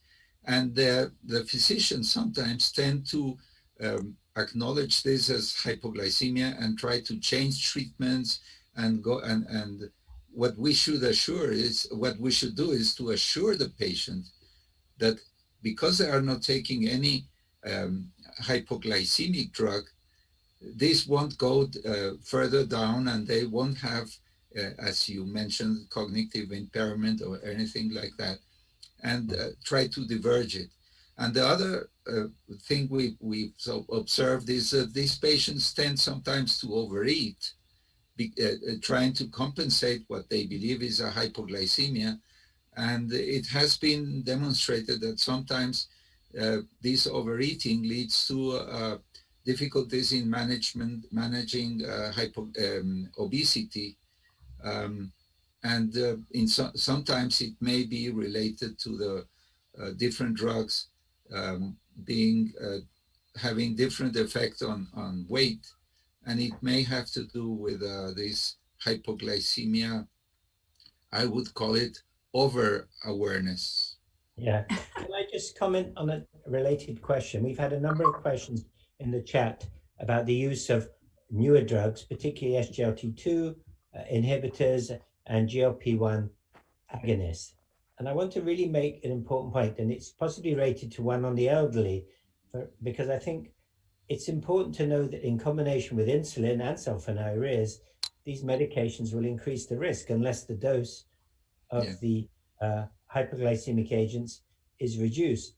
But where it can be afforded, of course, and particularly in the elderly and more vulnerable population, these are drugs which can now be used much more widely in type 2, agree, if it can be afforded, and should reduce the risk of hypoglycemia, as well as, in my view, the elderly having different glucose targets depending upon their comorbidities and their life expectancy. Stephanie, would you like to comment as well?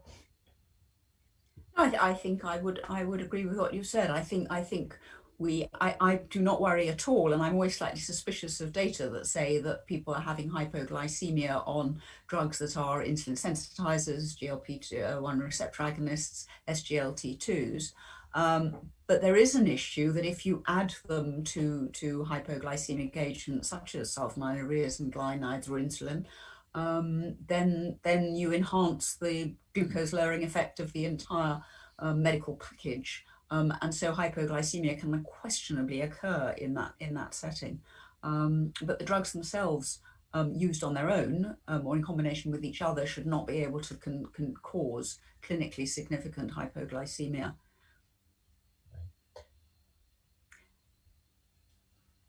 There's a question from, is it Dr. Nilam, about type 2 diabetes, I'm not quite sure I understand the 15-15 rule. I don't think I'm familiar with that as a terminology. But it's the easy way to distinguish is if you have the ability for the patient to measure the blood glucose at the time of the event. And clearly the clinical index of suspicion, looking at the patient's overall glucose control and the treatment regimen they're on, is what will give you most information, I would think. Yes, I agree. And if people want a very quick way of assessing impaired awareness, there are various scales, and people say, well, but I really don't have time. But if you merely ask the question, at what glucose level do you get symptoms, assuming you could measure your glucose, then if it's above 55 milligrams per deciliter, then you can be reasonably reassured that this is a person identifying hypoglycemia at a level above that for cognitive impairment. It's when it's below that you have to be concerned about impaired awareness. So I wanted to answer that question. I don't know if our moderators have got any other questions, because I know our time is nearly up, but I'm happy to defer to them.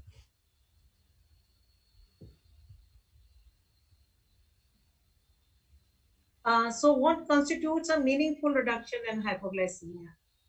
Because so that was really the point of my whole presentation, Dr. Gulati. I don't think we can, unlike cholesterol or HbA1c, I don't think we have the data. So the numbers that I suggested at the end of that presentation are based on what seems to be reasonable and what seems to be achievable by the data that we do have.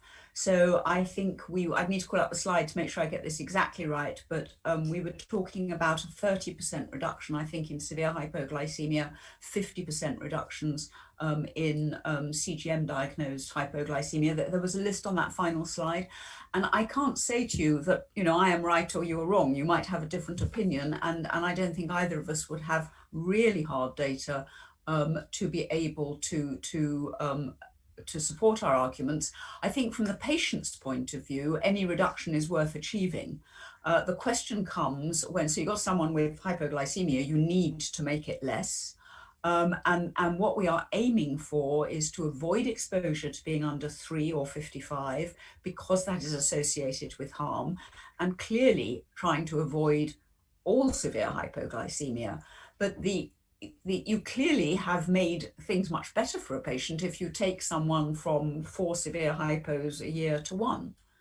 And I think we have to look at both the absolute reduction. So somebody who comes in with a lot of hypoglycemia, you look at the absolute reduction from their baseline. And we also have to look at as with HbA1c indeed, the proportion of people who are achieving our targets. And our targets would absolutely be no more than 1 severe hypo a year, and preferably less, and less than 1% of their time if they're using CGM below 55. I agree. I also wanted to say that in future studies, in trials, I would hope we would do some experimental sub-studies which would help us to look, for example, whether those people are having less cardiac arrhythmias, and perhaps we could measure their threshold of awareness. But I think it's an area which is very important for future research. One small question. I'm Dr. Gandhi.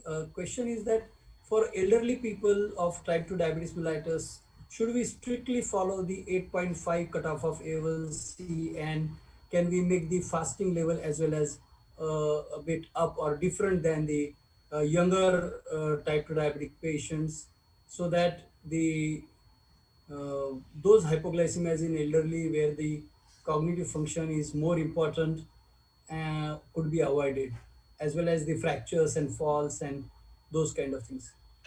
I mean, I think it's quite a personal view. I'd be interested in my colleagues, but my own view is that we've been seeing very clearly that in type 2 diabetes, hypoglycemia isn't strongly related to A1C for a lot of people. And although if they were on insulin lowering, insulin or sulfonylureas, I wouldn't want them to have very tight A1C targets.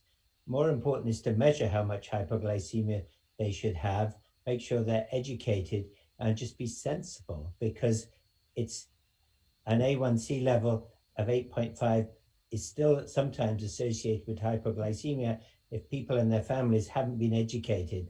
So I think it's not just a question of A1C. I think it's as well about education and choosing agents that can be afforded. I don't know whether Stephanie and Pablo, I think it's important if we're about to finish what people think. It's a very important question. I think Pablo should finish, because I think his work with type 2 is really extensive and it's important.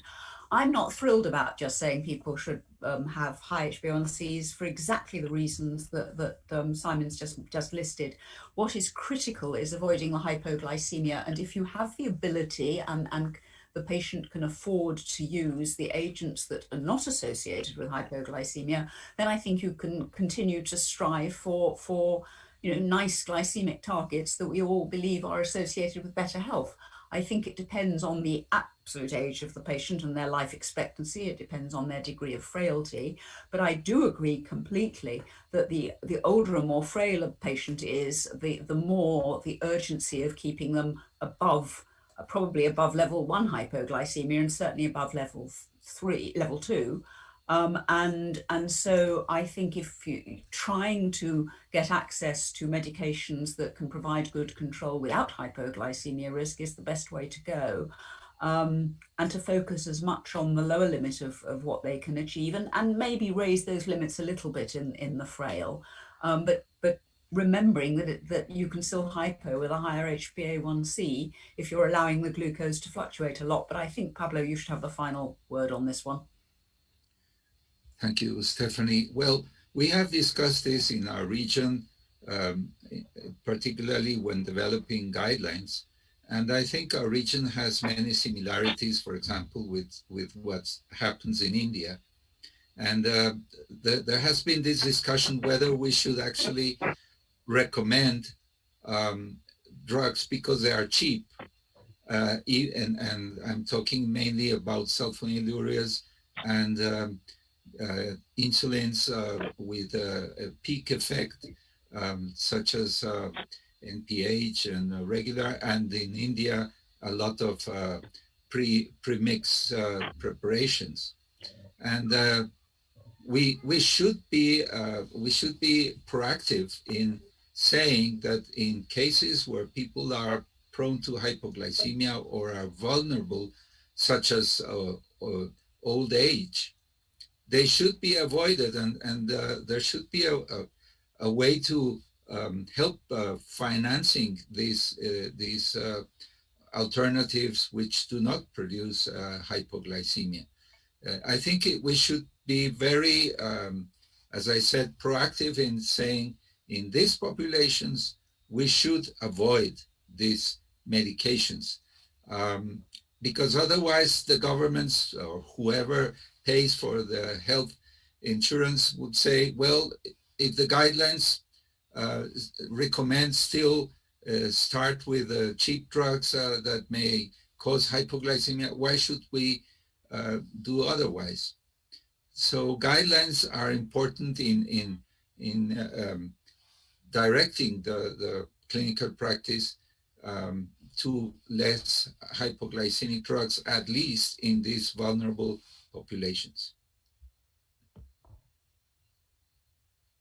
Sir, how do you see role of CGM in elderly type 2 DM who are particular on OHA?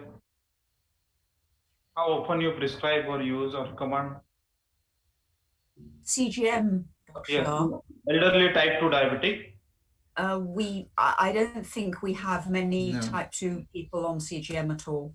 I'm not sure what it's like in the States, but certainly in the UK, I imagine we could get it if somebody had really major problematic hypoglycemia, but the majority of our CGM usage currently is still with the type 1s.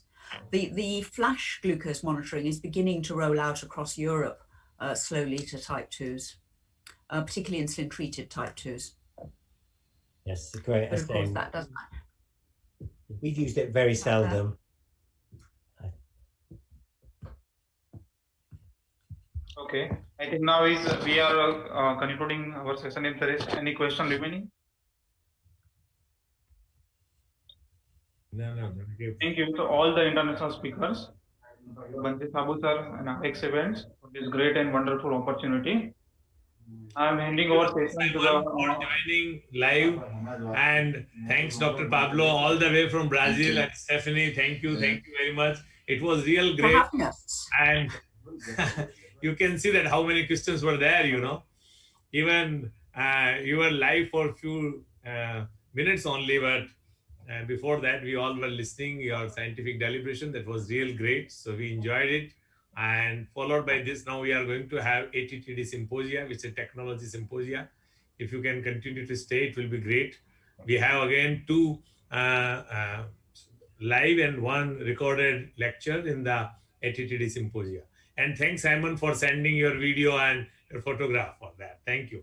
I will request Stephanie and Pablo if you can send 30 seconds video for our Gala networking faculty meeting. It will be great. We will show at 9 p.m. It's an Indian time, so I'm not asking you too much to come virtually directly, but at least if you can send that, it will be great.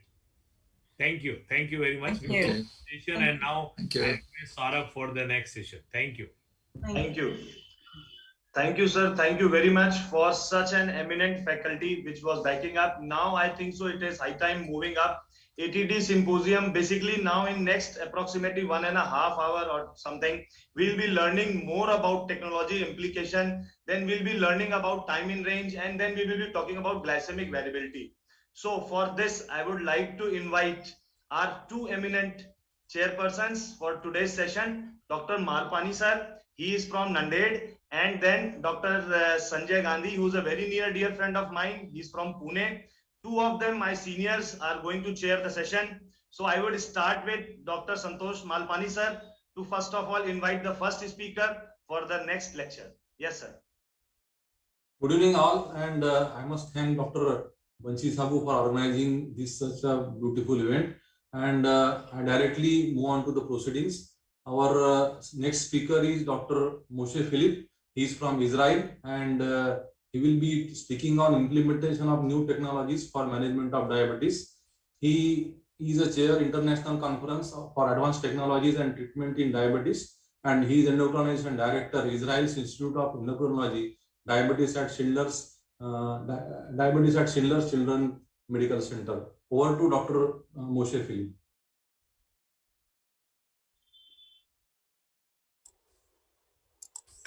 Thank you so much. My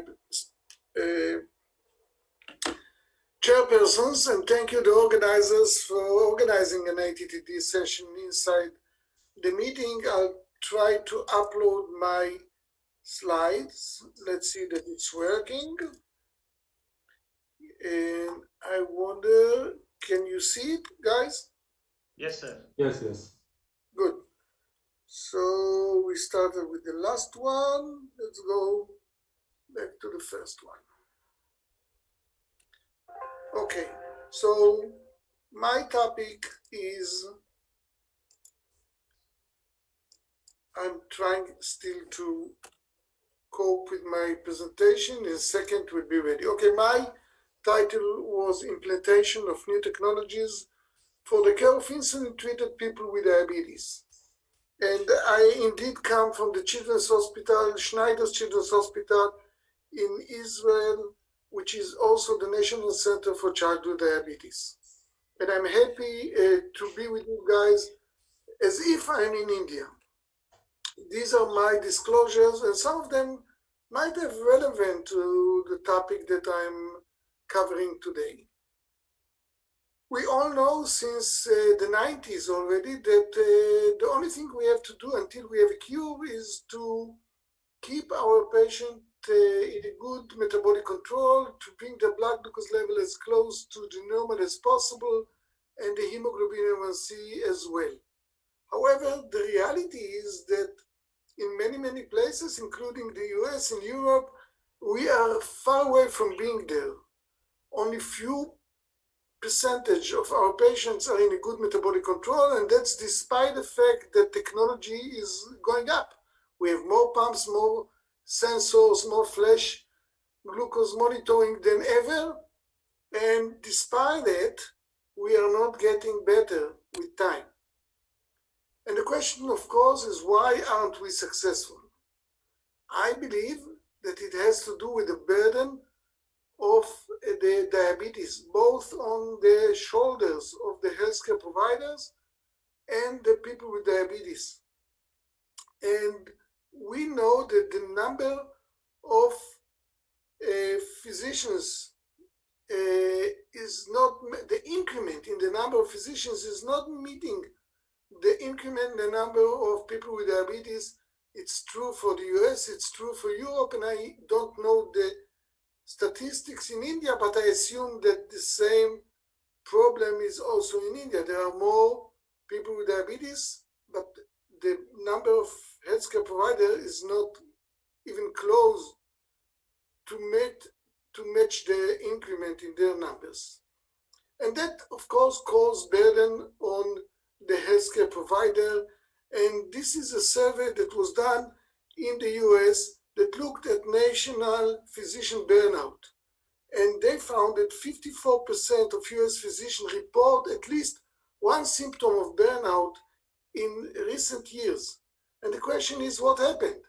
And I think that what happened is, to a certain extent, the technology. For example, if we look how we practiced medicine 20 years ago, in the year 2020, it took us 2 to 3 minutes to write a summary of the meeting, few minutes to look at the SMBG data that the patient reported in his diary.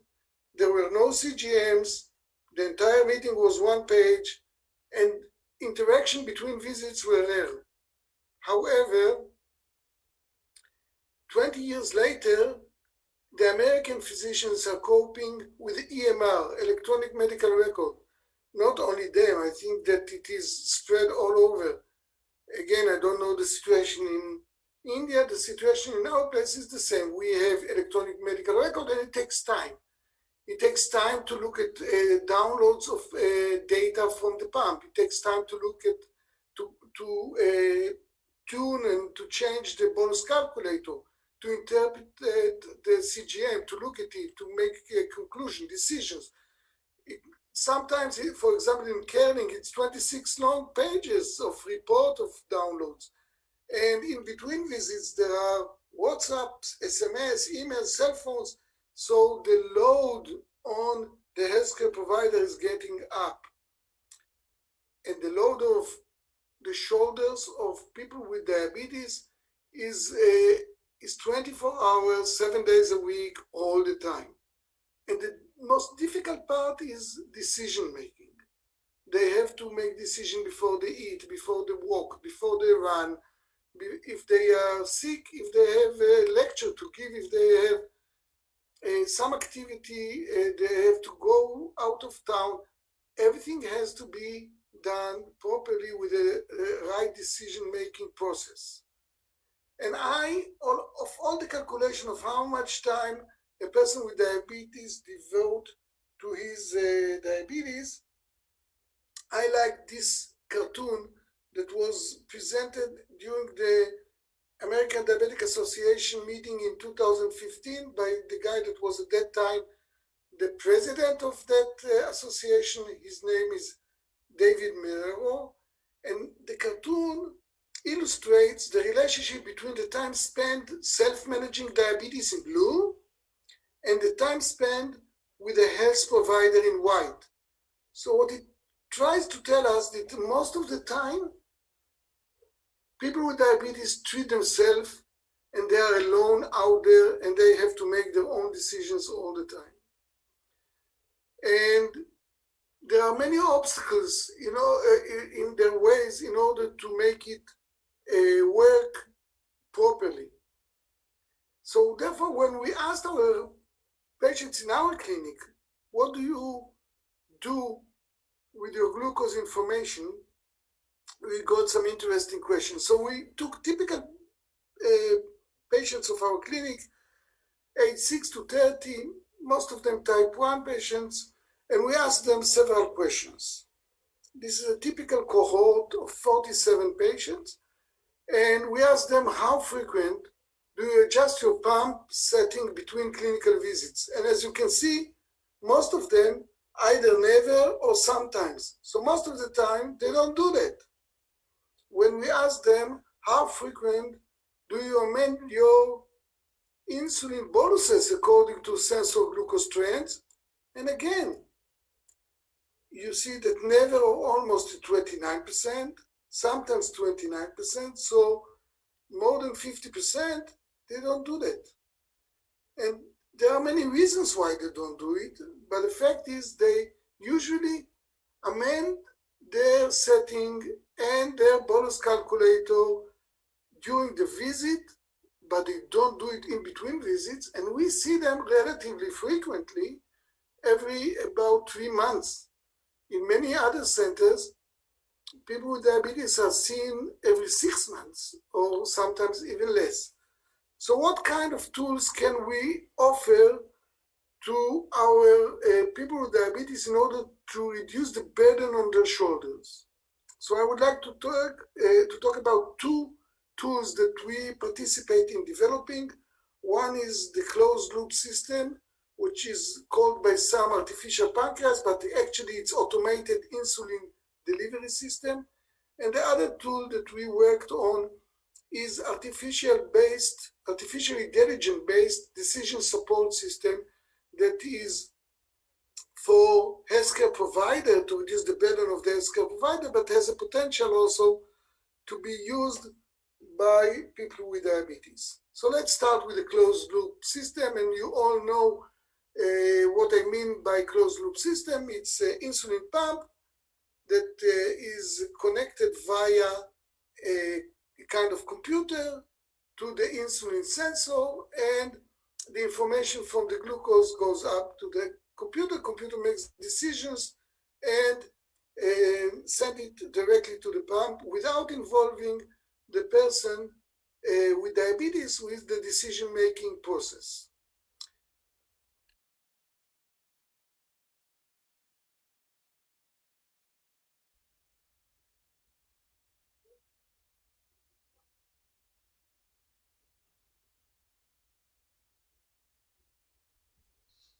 Excuse me, sir. Sir, please unmute yourself.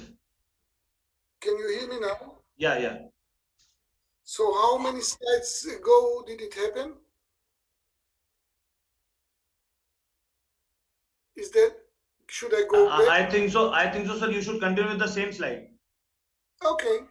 So we already in 2011, we sent children with diabetes out of a clinical setting, out of the hospital, to test the first night outside of a clinical research center, first night with a closed loop system in a resort area in Israel, in our center, in Germany with the center of Thomas Dane, in Slovenia at the center of Tadej Botelino, and we made it all the way to the New England Journal of Medicine because it was new.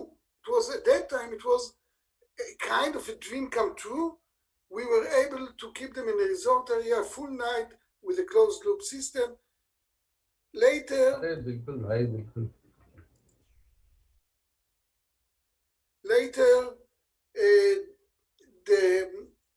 the Medtronic group had developed their system and got FDA approval in 2016. And in order to make our algorithm that we have developed a reality for many people with diabetes all over the world, we, as an academic center, had to sign a kind of agreement with Medtronic in order to implement our tool into their devices. And indeed, our tool was implemented. It was announced in 2015. It was implemented into the 780 version. Before the 780 version, Medtronic had the 670 version, which was able to keep the blood glucose level at night pretty nicely. but not so nicely during the day, especially in the adolescent age group.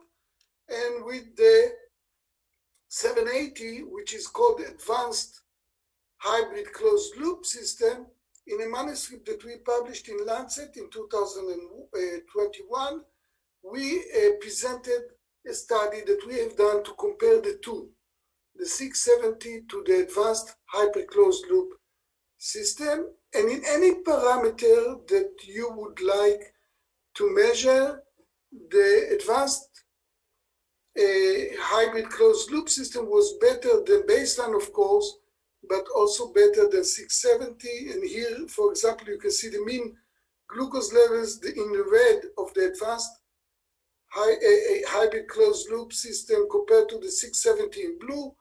And you can see it during the night, you can see it even during the day. And the special feature that this system has is also a system that gives boluses in case the person forgot to give bolus.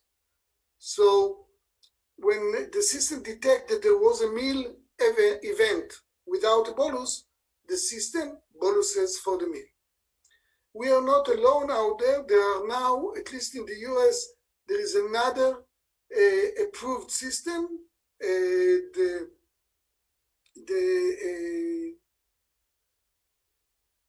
Tandem system, the Control-IQ, the Minimid 670, those are FDA approved, but there are different other systems that are either in process, the regulatory process, or even a do-it-yourself that have no intention to get regulatory process. So the breakthrough of advanced, of automated insulin delivery was already done. There are thousands of people with diabetes at their homes right now as we talk, enjoying closed loop systems in many places in the world. There is still a need to make it better and to gradually improve it, especially during the daytime. For those who do not use insulin pump, we focused on trying to develop a decision support system for their healthcare provider, hoping that once the healthcare provider would like it, we will be able to give it directly to the patient to use.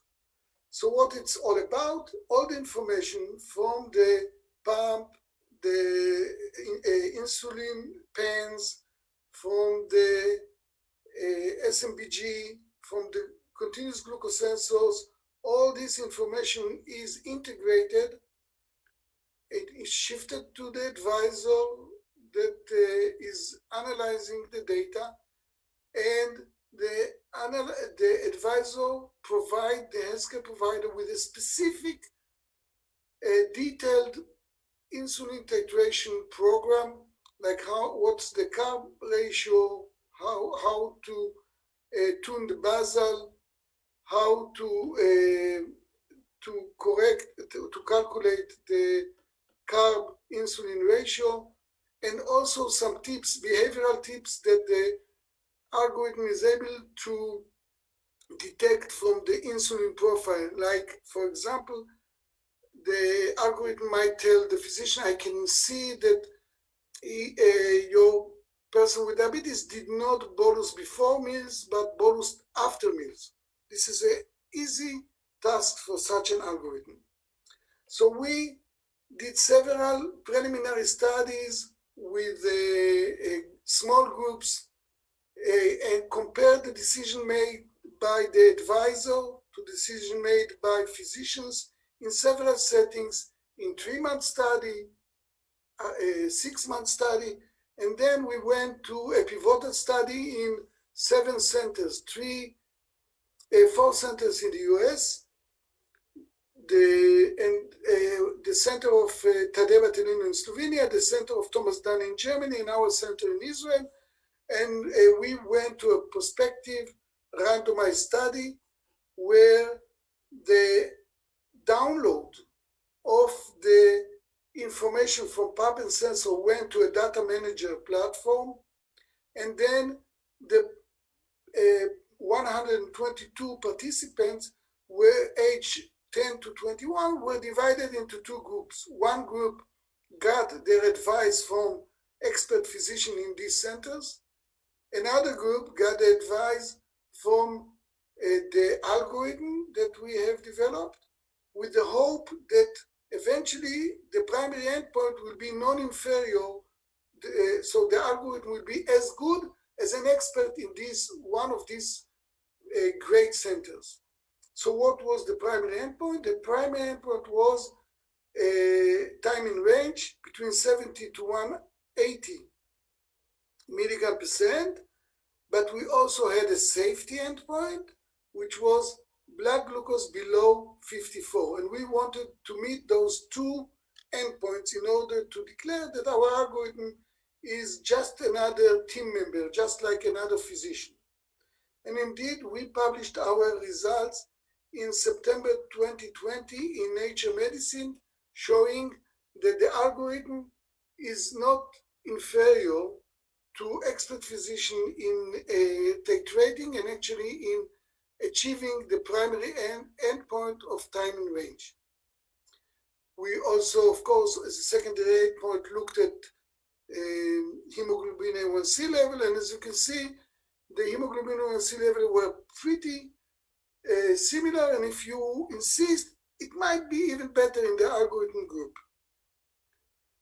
And then we asked some of our participants, would you be willing to use an algorithm that adjusts your pump setting after downloading your device at home? And most of the patients said yes.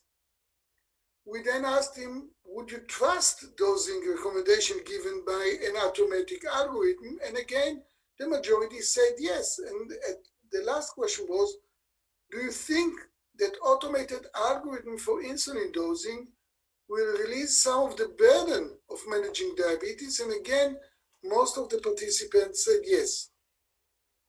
So if we trust the algorithm, after time, I assume that after a few months of using the algorithm by the physician, and when he would be convinced that he doesn't have to change the decisions made by the algorithm, there is no reason why he cannot allow the person with diabetes to get the advice directly and alone. And the next step will be what I call our genie, the little creature in your phone that will be with the person with diabetes 24 hours a day, all the time, during the week, and help him to make a decision not only when he meets his healthcare provider, but also during in between visits when he is alone. So in summary, technology, closed loop systems of pump and sensor, the nighttime was already there, it's already here. We have already finished the task. The daytime still needs some work, but other kind of closed loop, which is not really closed loop, it's the kind that the patient closes the loop, which are actually decision support systems. Many of them are in progress.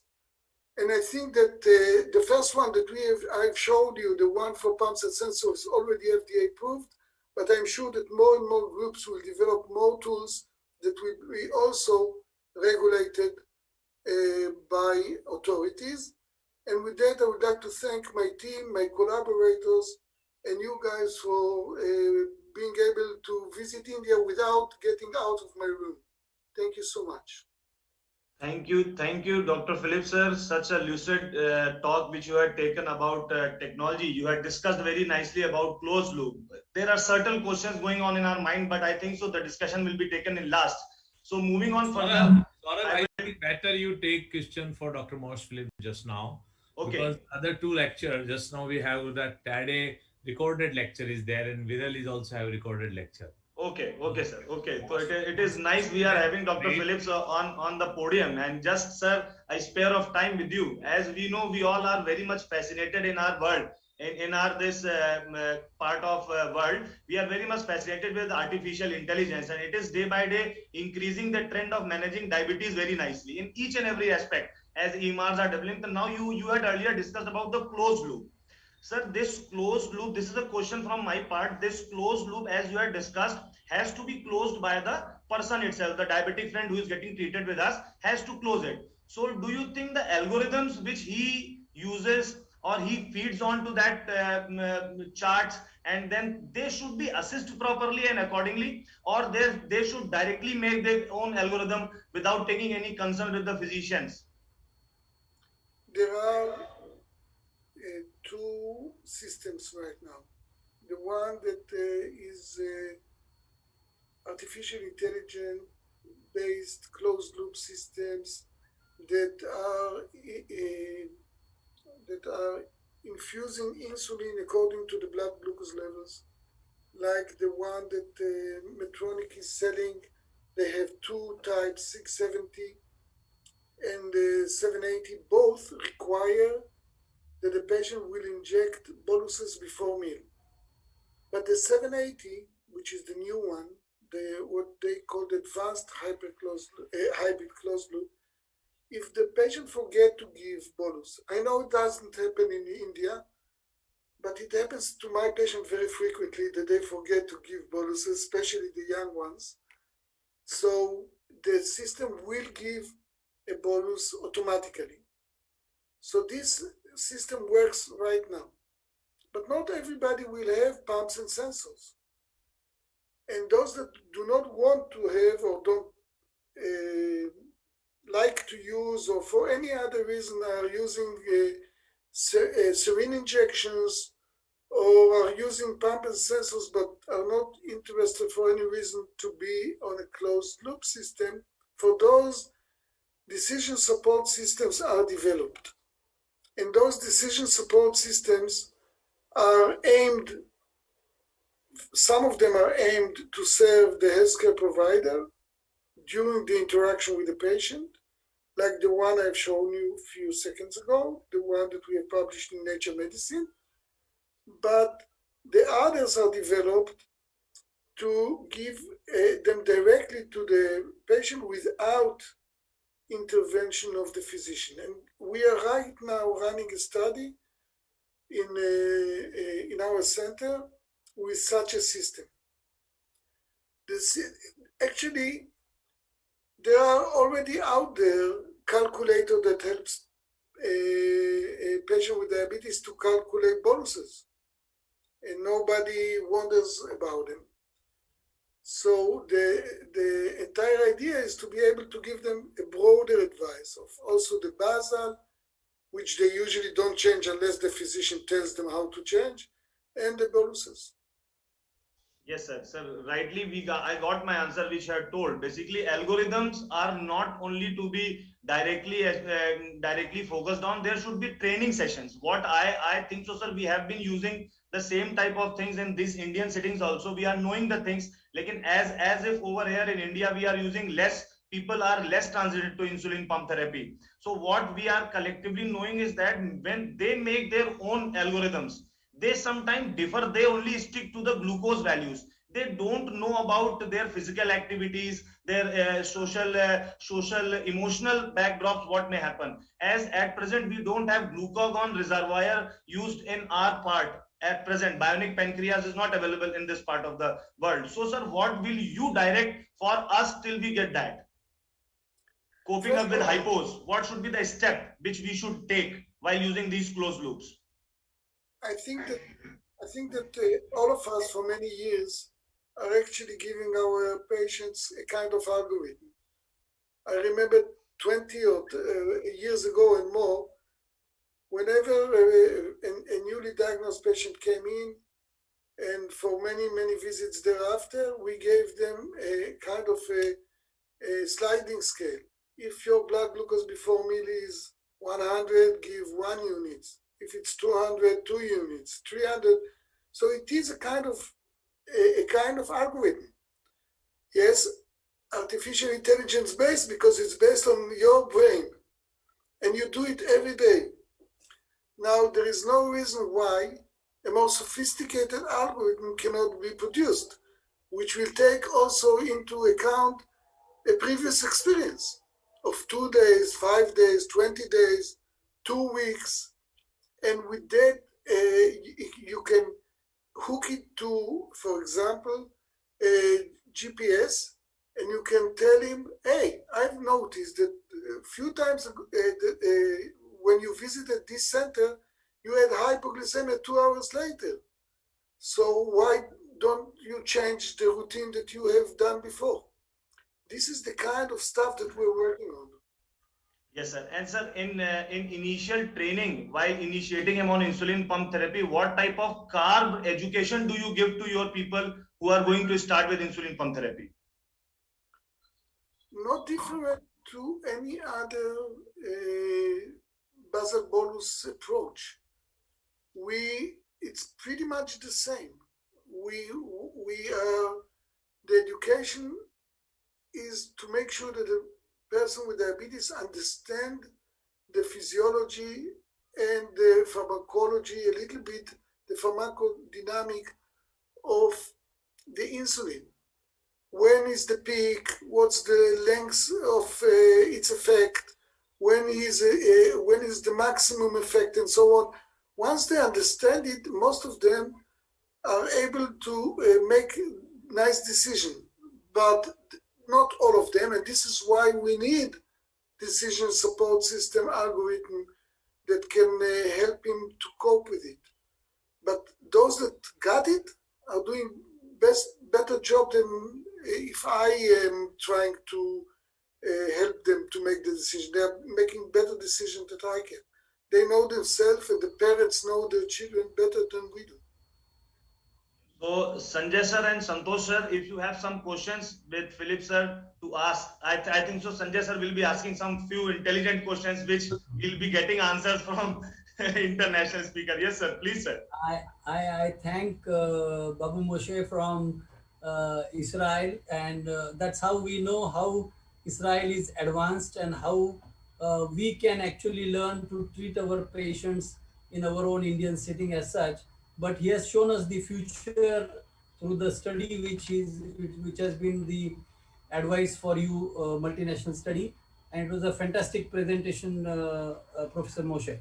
We have experienced your hospitality in Madrid during ATTD. You and Tadej have been really very great to organize that ATTD. I remember that it is just 1 year now, but it is the memories are very fresh in my mind. Thank you. Thank you so much. But on February 18, 2020, we assembled 85 experts to discuss the use of remote therapy or digital health in diabetes. We said there is a time now that we will be able to use telehealth, sophisticated telehealth, maybe in between visits, maybe to replace some visits. We didn't even imagine that few weeks later, all of us will switch to remote therapy, to telehealth. And the center, I don't know if you know, but the same center that we assembled in Madrid became an emergency hospital. So you can't predict the future. We didn't even had in mind that we wrote a manuscript about our meeting suggesting to do it step by step, slowly, boom, we have all moved to telehealth in a few weeks all over the world.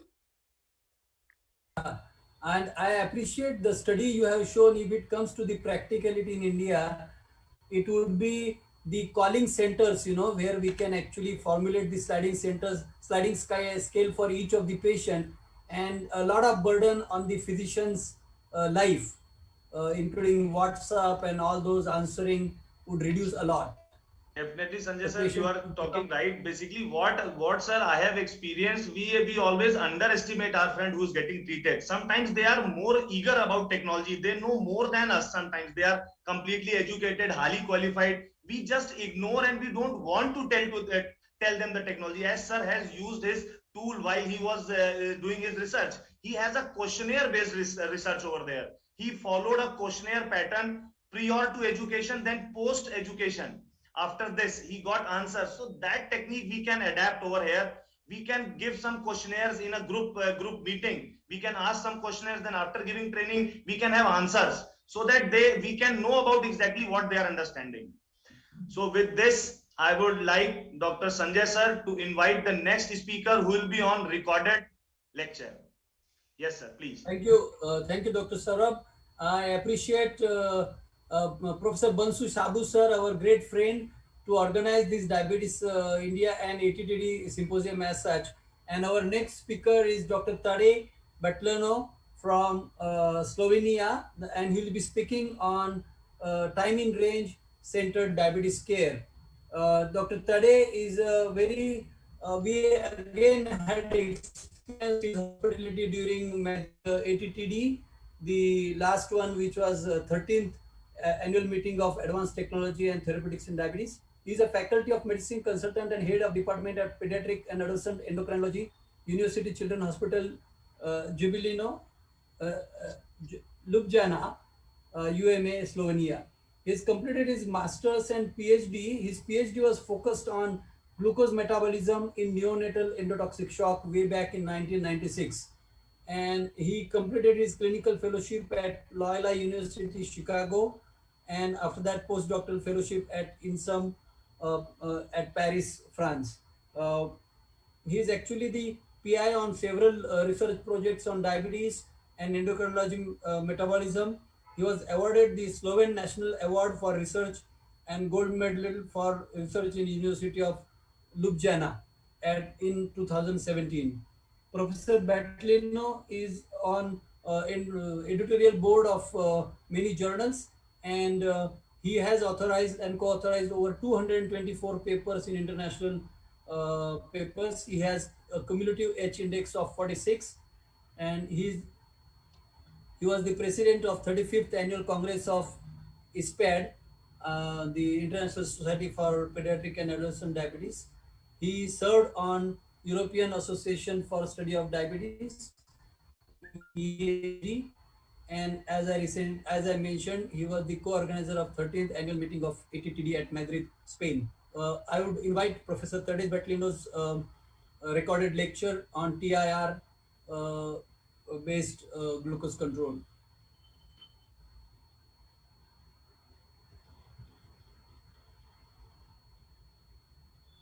My dear friends and colleagues in India, thank you very much for inviting me to this 11th World Congress of Diabetes India that you are holding in these days. You can imagine how sorry I am not to be able to travel to you and be with you. However, those times are now towards the ending, and perhaps we will have a chance to meet very soon. Today, I would like to share with you how I see the use of technology in diabetes management. Those are my disclosures for you to review. And what I would like to share with you today is some of my background for which I believe that we need to do something more. And then, of course, we will discuss technology and finally the new philosophy of diabetes management. The good news with technology is that when glycosylated hemoglobin goes down, also severe hypoglycemia go down. So the DCCT paradigm does not hold anymore and should be forgotten forever. So less hypoglycemia, less severe hypoglycemia with a reduction in A1C. And the second message is that the glucose is dangerous. This study started more than 30 years back in the United States. Healthy 20-year-old individuals were followed up over the years. And after 30 years, the cognitive impairment was related to fasting blood glucose variability. No diabetes, no medications, just fasting blood glucose went up a little bit. And this was associated with cognitive impairment in this particular study. And in the next study, same cohort, same follow-up, quartiles of fasting blood glucose variability. And what you see is after 15, 20, and 25 years, significantly more artery calcification associated with this fasting blood glucose variability. Again, no diabetes, no medications. But this next study is a Mendelian study, which means that at any point of the time, glucose was measured, preprandial, postprandial, and as you can see in a range that we still believe is okay for our people with diabetes, 117 to 143. The risk of retinopathy was already 5 times increased, and the risk of nephropathy also 5 times increased in this population, 8,000 people in this group. So basically, no diabetes, no medications, no hypoglycemia yet. Because of hyperglycemia, the risks are increased. It also, this high glucose leads to functional impairment. This beautiful study from Karolinska from this year clearly demonstrated this is no normal glycemia, this is pre-diabetes, this is well-controlled diabetes, and this is poorly controlled diabetes. As you can see, over 12 years, the disability score goes up with higher glucose. But finally, this study from the UK really tells us the interesting part of the story. And this interesting part of the story is that despite the fact people without diabetes were controlled for 40 bad genes, so-called bad genes associated with cardiovascular disease, glycosylated hemoglobin was linearly associated with cardiovascular risk. If you compare this group with a glycosylated hemoglobin of 4.9, which is of course normal, and this one with 5.8%, which of course is still within the normal range, the difference in the cardiovascular risk was almost 4-fold. This is healthy people without diabetes, controlled for cardiovascular risk genes, and as you can see, within the normal range, higher glucose associated with higher cardiovascular risk. This is also true for the brain. This is the DirectNet study investigating spatial working memory. As you can see, control group type 1 diabetes, a clear relation to hyperglycemia. We also did a study in acute hyperglycemia. We clamped young individuals with type 1 diabetes inside a functional MRI, and they were performing cognitive tests. And acute hyperglycemia of 250 was clearly associated with a decline in spatial working memory. And this is in acute state and, as shown previously, in chronic state. And finally, this DirectNet study published this year actually demonstrates that in young individuals with diabetes, full-scale IQ is significantly lower, total brain volume is significantly lower, and all this is related to percentage of sensor glucose above 180 milligram percent or area under the curve above 6% for A1C. So it is high glucose, it is hyperglycemia that is associated with brain damage, not hypo. And finally, this study from the registry in Sweden, also published this year early, 8,400 people with childhood onset diabetes matched with 84,000 individuals. And clearly, the higher the glycated hemoglobin, as you can see here, the first, second, and third group, the higher the neurodevelopmental disorders in these individuals, followed up longitudinally in this very good registry. Unfortunately, in this recent study, also the amputations went up. And what's interesting is it's the minor amputations that lead this increase, this recent increase in the United States. But what's terrible is that it's the young group, 18 to 44 years, where we also see the increase in the amputations in the United States. So to sum this up, something clearly doesn't work well.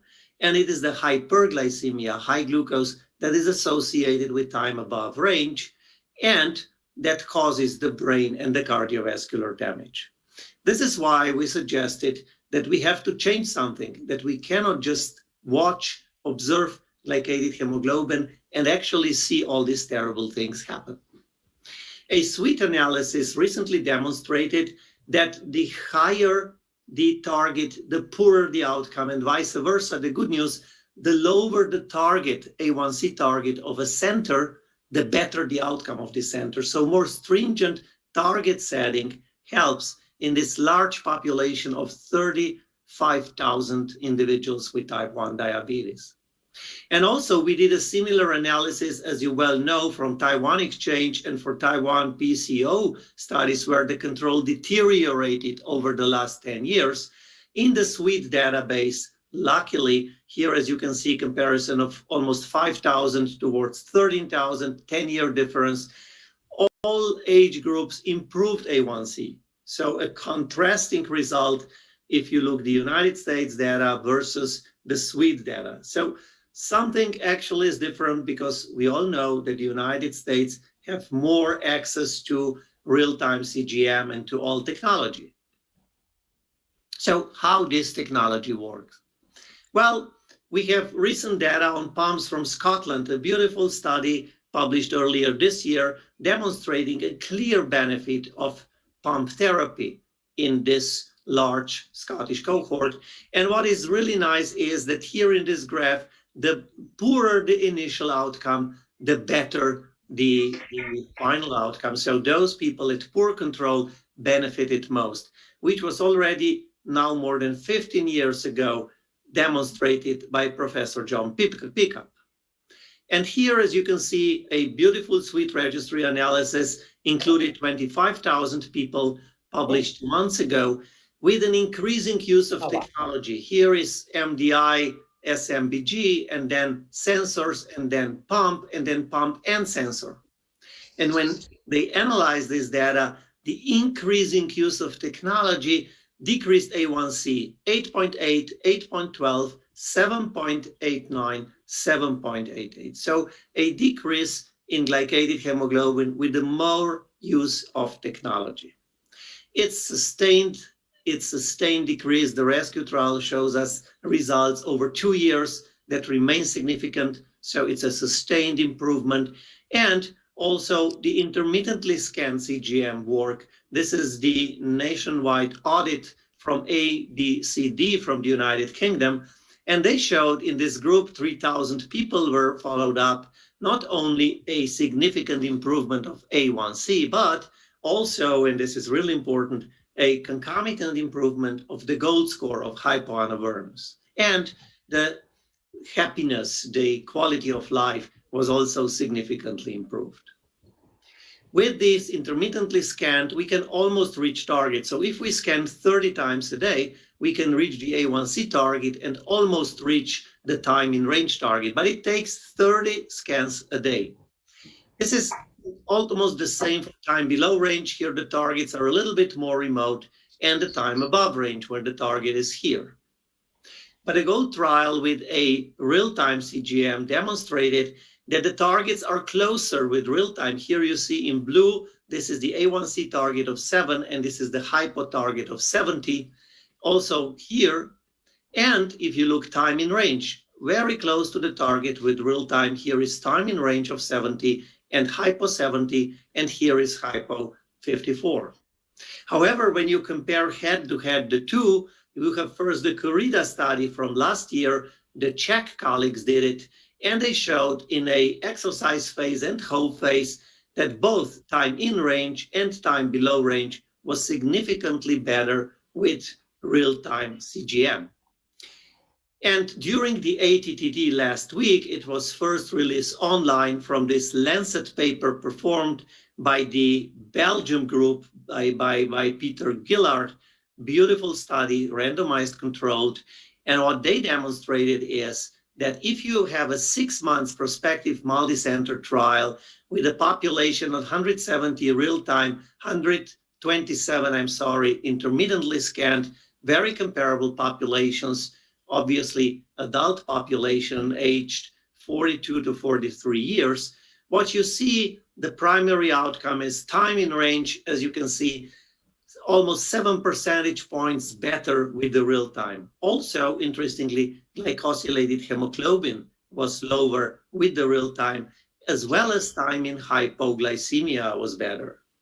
What's also important, of course, is that the worries of hypoglycemia were significantly reduced using the real-time CGM. Here you have the Violin plots for all parameters, all metrics improved with the real time. And the question is, was this related to alarms or predictive alarms only, or perhaps also to continuous visibility of glucose, either on a smart watch or on a smartphone? Whichever of the two likely alarms are more important. However, also the visibility is likely playing a role.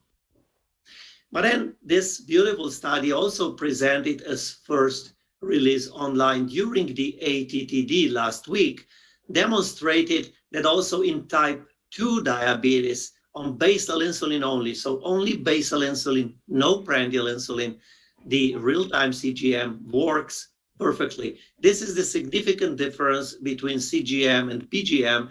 And here you have the time in range. It goes up from 40 to 60, so 20 percentage points increase of time in range. And this, of course, was highly significant. And the time in range was improved, particularly on the time above range. As you can see, that this was reduced by half using CGM in this very recent study published in JAMA. Finally, an interesting report from a large insurance system, Kaiser Permanente from California, did an analysis for type 1 diabetes on CGM or without CGM. Here, 3,400 people on CGM, 2,200 people without CGM with type 1 diabetes. Very, very comparable groups, actually, for many, many aspects. Also, minority diabetes duration, the use of technology here, as you will see. So basically, self-monitoring was comparable. And the type 2 cohort, very few, 344 on CGM, but 35,000 without CGM. And also very comparable, the insulin use only basal and also mixed in this study, pens and pumps comparable, and also importantly, other groups, so sulfonylurea, DPP4, GLP-1, glucosidase inhibitors, SGLT2, everything was actually weighted to make a really beautiful distribution of the propensity score after it was weighted. And the results are stunning. This is the results overall, and it was the event rate, which was counted as emergency department or hospitalization for hypoglycemia, were significantly reduced. The adjusted difference is 2.7, and this, of course, is highly significant. And the A1C, either the A1C itself was lower by 0.4%, or the people within targets below 7% was significantly higher. And this was true separately for type 1 diabetes, everything, so hospitalization, emergency department for hypoglycemia and glycosylated hemoglobin, as well as for type 2 diabetes.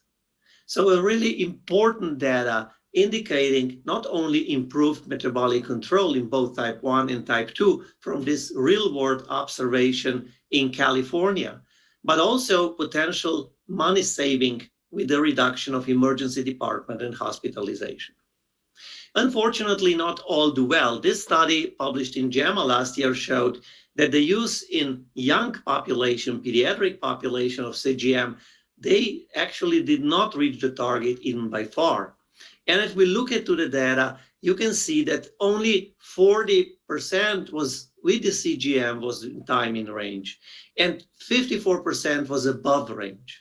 So what is really happening is difficult to understand, but certainly we can optimize the use in the pediatric population, as this study clearly demonstrates. And it's not the only one. Another study published early this year, exactly the same. This is the use of CGM in a pediatric population way below the target. Only the hypo target was met. But basically, as we saw, it is the high glucose that really does the damage.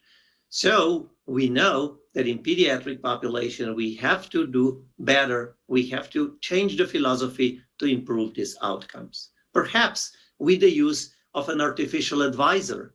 Artificial intelligence helps this study comparing diabetologists from Joslin Harvard, from Denver, Colorado, from Florida, from Yale, and from Germany and Israel demonstrated that artificial intelligence was exactly as good as these diabetologists from the center. When you do the per protocol analysis, perhaps the artificial intelligence is even slightly better. And with this, the advisors that are now FDA approved and have a CE mark can be used to improve the outcomes, particularly in setting where the experience and time constraint is under bigger stress. CGM and intermittently CGM now improve glycated hemoglobin, time in range, variability, and as I showed you, also reduce cost at the same moment. And the more technology we use, the better is the outcome. So how's about if we connect these technologies and start with a closed loop? I will only focus on the advised hybrid closed loop from the recent half-a-year data. The first comes from the Control-IQ study, NIH-funded, New England Journal. It is a pediatric population, 6 to 14. As you can see beautifully, the target of 70 here is reached in this trial. Of course, it was significantly better. And also in the prolongation extension phase, where both groups were collapsed, all to our advanced hybrid closed loop Control-IQ reached the target of 70%, so a sustained improvement. Early this year, we published another National Institute of Health, NIH-funded study, where we compared the existing closed loop with the advanced hybrid closed loop. And the study was adolescent and young adult. It was actually 14 to 29-year-olds, the groups that are usually the most interesting, the most challenging to treat. And as you can see, advanced hybrid closed loop did considerably better at all distributional points. And of course, this was proportion of time spent in range. And this was due to the automatic bolusing. This system is giving automatic boluses. And of course, this made a difference. And it was robustly safe. One severe hypoglycemia in the entire study. That was, of course, resolved quickly. Finally, a New Zealand study with the same technology confirmed those results in a population from 7 to 65 years old. So a very broad population here, the same results, a big improvement in time in range with this advanced hybrid closed loop. Just for fun, I would like to tell you that even when you use advanced hybrid closed loop, if you reduce the carbohydrate intake in your food, the outcomes are even better. So here, if the amount of carbs here is lower, as you can see, the time in range here is 77, but the increase of carbs, the time in range go down. So the lower the intake of carbs, the better the outcome also in the advanced hybrid closed loop. And perhaps ultra-fast insulin analogs in this study performed by Dr. Dodds in our center demonstrated a difference. So perhaps faster analogs will give us additional opportunity in these advanced hybrid closed loop systems. What is the new management philosophy? As we all know these targets, the philosophy is that we should use them prospectively.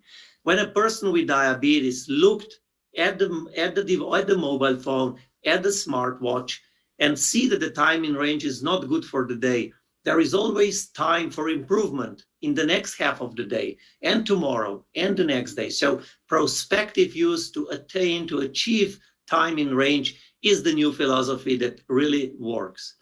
And universal AGP report, which means more green, less red, more green, less red. It's easy to remember, easy to understand, and to be used prospectively. Next hour, next half of the day, tomorrow. And we made a commentary that the CGM-derived data is simply a better management tool. Here, the two groups from this beautiful Joslin trial in adults by Elena Toshi, the A1C of the two groups is the same, but we represented time in range. As you can see, actually, when variability is lower, the time in range is considerably higher, 10 percentage points, with the same A1C. And the time below range is considerably smaller. So A1C alone wouldn't tell you this. So you need CGM-derived metrics to really optimize the therapy also in this adult population. And finally, time in range was related to all-cause death and to cardiovascular death in this very interesting study, type 2 diabetes, more than 1,000 people in each group divided by time in range. And here, the higher the time in range, the lower the all-cause mortality and the cardiovascular mortality. So time in range is associated with hard endpoints, and the follow-up here is 12 years in this study. During the COVID, as you all know, and I'm very sorry to see what's happening in India now, and I know you will be very soon to recover because of your resistance and the input of energy and goodwill you're putting in. Time in range with diabetes and go virtual are the two things that basically helped us serve people with diabetes also during this period. Allow me to propose a couple of conclusions to you. First, CGM and intermittently scanned CGM technology brings individuals closer to time in range and time below range. And as we now see from the analysis of insurance systems, it also saves money, which is really important. Evidence is mounting in support of time in range centered diabetes management, prospective use of time in range. Closed loop and particularly advanced heartbeat closed loop, if available, attain highest time in range with lowest time below range in studies. And of course, telemedicine of particular importance during the pandemic that we are all facing really changed our view on how to use this technology. Finally, I believe the most important part is that this technology will reduce the burden of diabetes to our individuals with diabetes. With this, we had the advanced treatment and technologies for diabetes last week. Thank you, India, for a beautiful India symposium there. We really enjoyed it. And of course, we hope to see you live next year in early spring. With this, thank you again, my friends. This is my team. The team has to work while I'll speak. Thank you very much.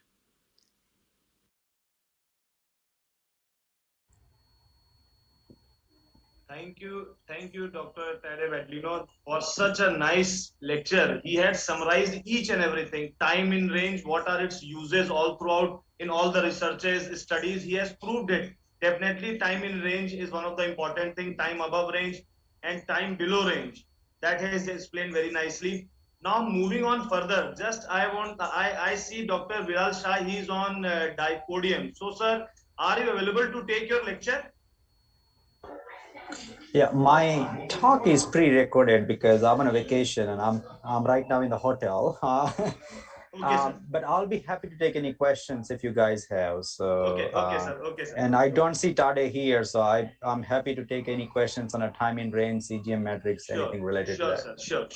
So just not wasting much time, as we'll be having some more time for discussion with sir, as he has agreed to answer some important questions which will be coming in our mind. So I would like Dr. Santosh Malpani sir to introduce sir and let the next lecture begin. Yes sir, please.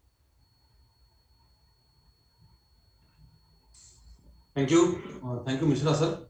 Dr. Viral Shah is the next speaker, and he will be talking on glycemic variability. Does it matter? Dr. Shah is an associate professor of medicine and pediatrics. He has done MBBS, MD, and he's DM in endocrinology. His research focuses on clinical trials of diabetes technologies importantly, and he has been principal investigators on number of clinical trials in type 1 diabetes in particular. He has published over 120 research articles, and he has served on various leadership roles such as communication director of diabetes technology interest group for the ADA 2018-2020, steering committee member of the type 1 diabetes exchange clinic registry, and ASAP writing committee. With that brief introduction, let me invite Dr. Viral Shah for his recorded lecture.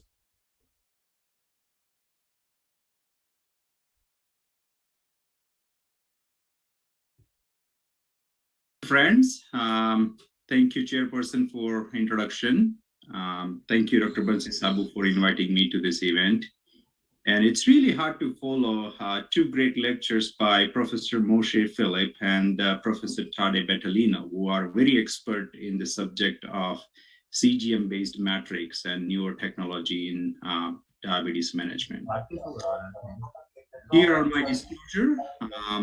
And what I'm going to talk today is that I will touch on a few topics which are related to glycemic variability. One is that what is glycemic variability? That's the basics of that. How to measure glycemic variability? Does it really matter? And at it as an individual level or as a researcher, does it really matter to us? And what are the challenges with glycemic variability, even though it's a good metric? And some of my opinion and recommendations for using glycemic variability in management of diabetes in your clinical practice. So let's start with this. What is glycemic variability? And now this is a very simple. In a statistics, variability means that it's a spread or dispersion across the mean. So in a simple word, ups and downs throughout the day in the glucose is called as glycemic variability. And the variability can be a short term. That means that the variability within one day, or it can be a long term, meaning by that the variability over time between two visits within a year or something like that. How variability is measured? There are many ways to do that. Number one is, of course, the simplest way, and I think this is the one we used to do in the past, is that visit to visit variation in a glycemic status, like for example, HbA1c or a fasting plasma glucose or a postprandial glucose. So here in a cartoon on my right side illustrates that. I hope that you can see my cursor here. So if someone has an A1C of 9%, comes down to about 8% or 7%, goes back again to 8.5, 9%. So the variability in A1C between different visits, that's also one of the metrics we can call it as in glycemic variability. Or some of the simplest metrics that we use nowadays are standard deviation, which is deviation from mean, or coefficient of variation. And this is the one which has become standard now in our clinical practice. That's a percentage CV. So percentage of coefficient of variation. Again, it's very simple formula. It's a standard deviation by mean into 100. So it's better than standard deviation because it is normalized to mean. So it does not fluctuate much along with the mean compared to like an ST. ST would fluctuate more as mean would fluctuate over time. Anyway, I'm not going to go into the details of those mathematical calculations. And there are some complex metrics that we use in research. Our mean amplitude glycemic expression called as MAGE, COGNA, or low blood glucose index or high blood glucose index, and so and so.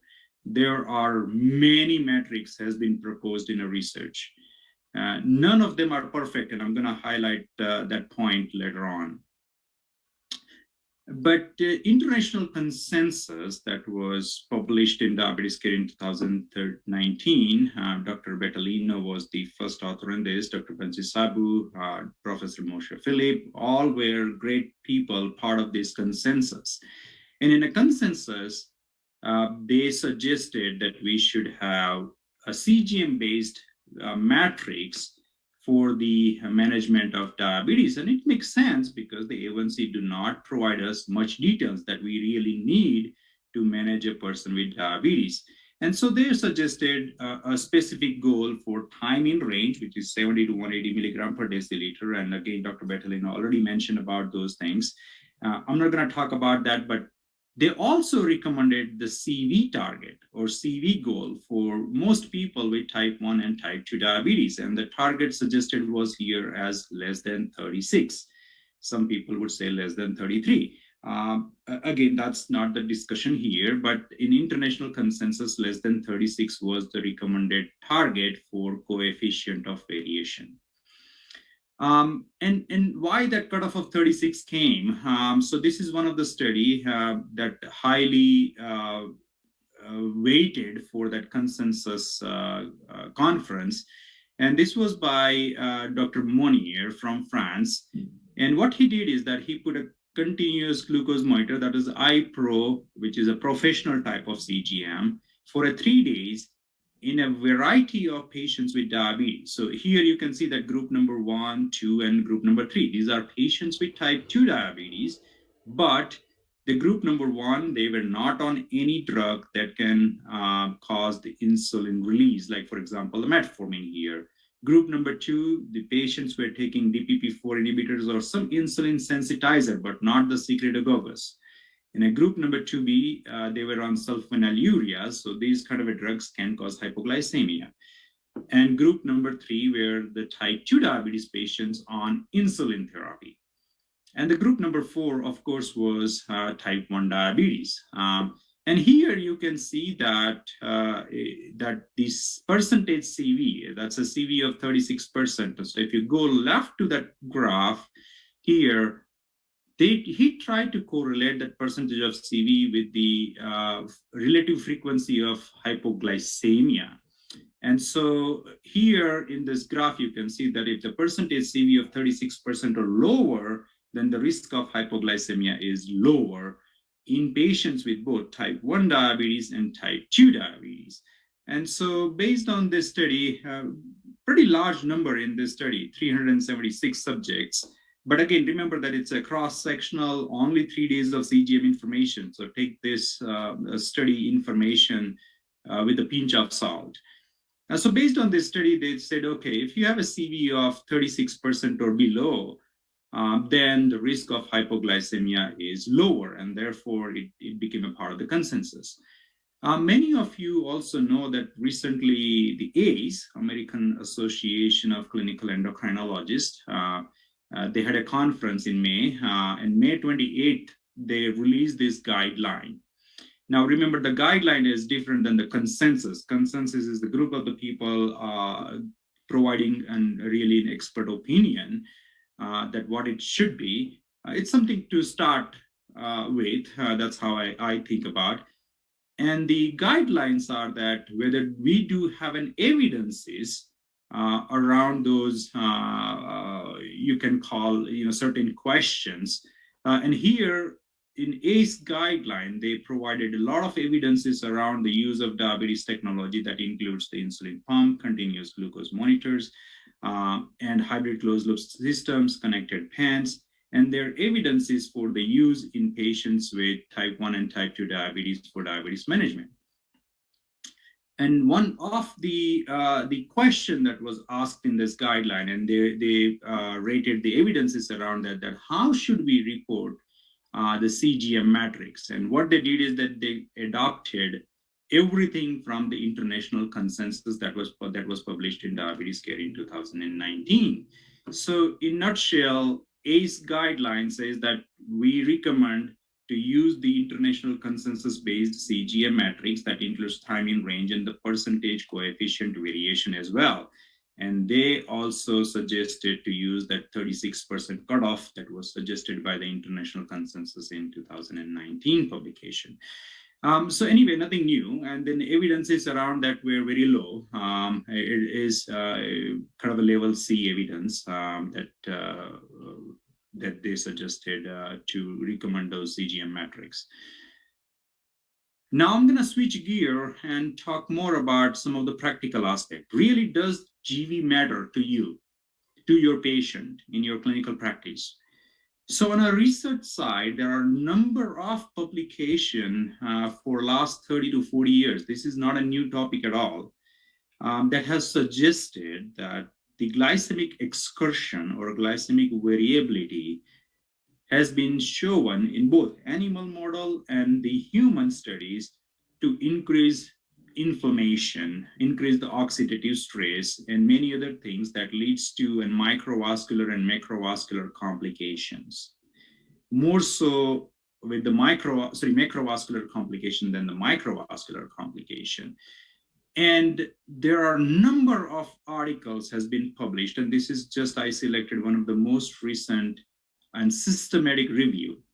In this review, they have summarized more than 37 studies, both done in patients with type 1 diabetes and type 2 diabetes. showing that there is an association between glycemic variability. Again, each study has used different metrics for glycemic variability with diabetes complication, that is both microvascular complications and macrovascular complication. Not only that, many studies also shown an association between glycemic variability and increased mortality in people with diabetes. So pretty strong evidences around this.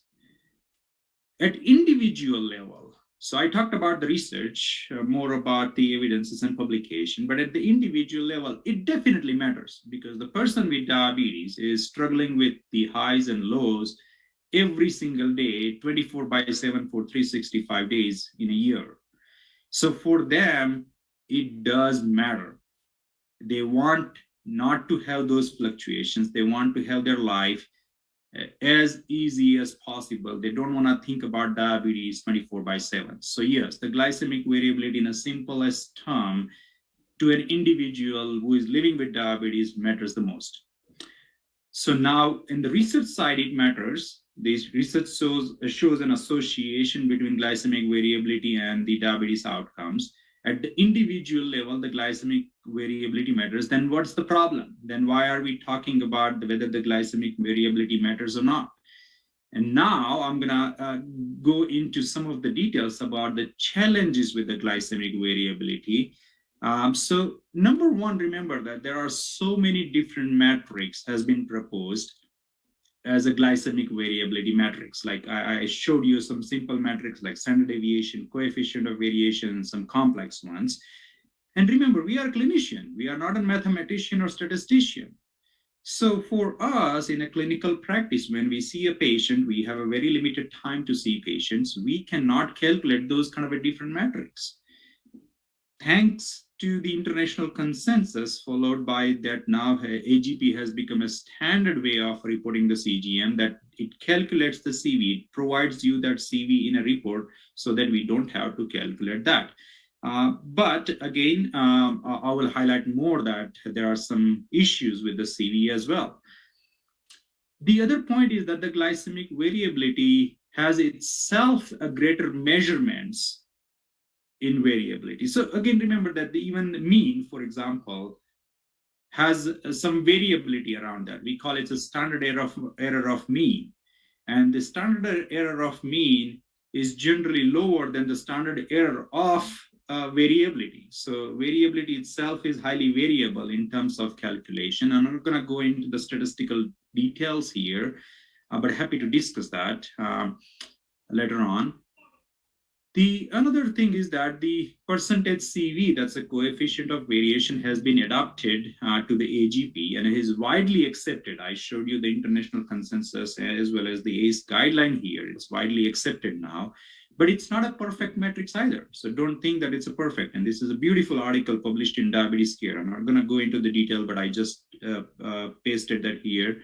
So if you want to read that article, read about that, that the CV can be measured as a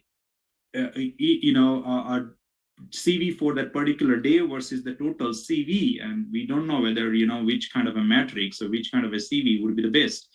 Again, that's a matter of debate. But and we also looked at in our study, looking at about more than 300 patients with type 1 diabetes using the CGM continuously. Not a single one particular CV number is helping us to determine whether this person is at the risk for hypoglycemia or not. And we think that the CV risk with the hypoglycemia is kind of like some kind of a linear relationship across the different A1C groups. So we're gonna present the data at the ADA, so I will not provide you much detail here. But in this graph, you can see here that on x-axis, it's an HbA1c across different range, less than 66.5 to 8%. And then on y-axis, it's the hypoglycemia, level 1 hypoglycemia. That's a CGM time spent below 70 milligram per deciliter. And on my right side on the y-axis, it's a glycemic variability. That's a coefficient of variation. And you can see here that higher the coefficient of variation, higher is the risk for hypoglycemia or more time spent in hypoglycemia. But the risk is also different across all different A1C range. So like, for example, if someone has an A1C of less than 6.5%, this person is already at the high risk of hypoglycemia, and the higher CV puts that person at even higher risk of hypoglycemia. So again, not a one single number of CV would be the best. And I think it should be tailored or individualized to a person with diabetes, depending on the A1C, depending on the risk factors and many other factors. Also, remember that the mean glucose and the CV changes in the same direction. And this is a real life example. One of my patients, look at that in one visit. The mean glucose is 210 milligram per deciliter. This is a Dexcom Clarity download, and this is the AGP reporting. And you can look at here the coefficient of variation of about 25%, 24.3. Not bad at all. And now, next visit, the glucose has reduced to 205. Again, 5 point, but each reduction in the mean glucose matters, right? So there is a slight improvement in glycemia, and you can also look at the CV. CV also improved. So when you try to change some therapy, whether it's an insulin, new drug, or a change in the basal bolus, ratio, whatever the insulin therapy that the patients are on, pump or MDI, you are reducing the mean glucose, and it will also reduce the CV. So both are actually going in the same direction. And don't rely on a CV alone. This is an example here that this person has a glucose of 251, and look at the coefficient of variation. That's only 20%. That's a recommended coefficient of variation by the international consensus and the ACE guideline. So CV is good, but the mean glucose is very high with the A1C of about close to 9%. This is because this person has a very high fear of hypoglycemia and keeps the blood glucose kind of a pretty straight throughout the day, around 250 milligram per deciliter. So is this person at the best glucose control? The answer is no, despite that his coefficient of variation is pretty narrow. So again, what I'm trying to highlight here is that none of the metrics are perfect. And so don't rely only on one glycemic metric. You have to look in total. You have to look at all different metrics. Also remember that there is no treatment aimed only at a glycemic variability, that you're going to reduce the CV without reducing anything else, right? So it's hard, with the only exception is the closed loop system in people who are already at the good control, that it will reduce the hypoglycemia, it will reduce the CV without much change in the mean glucose. But again, overall, if you think about, we don't have a specific treatment only to focus at the glycemic variability at this moment.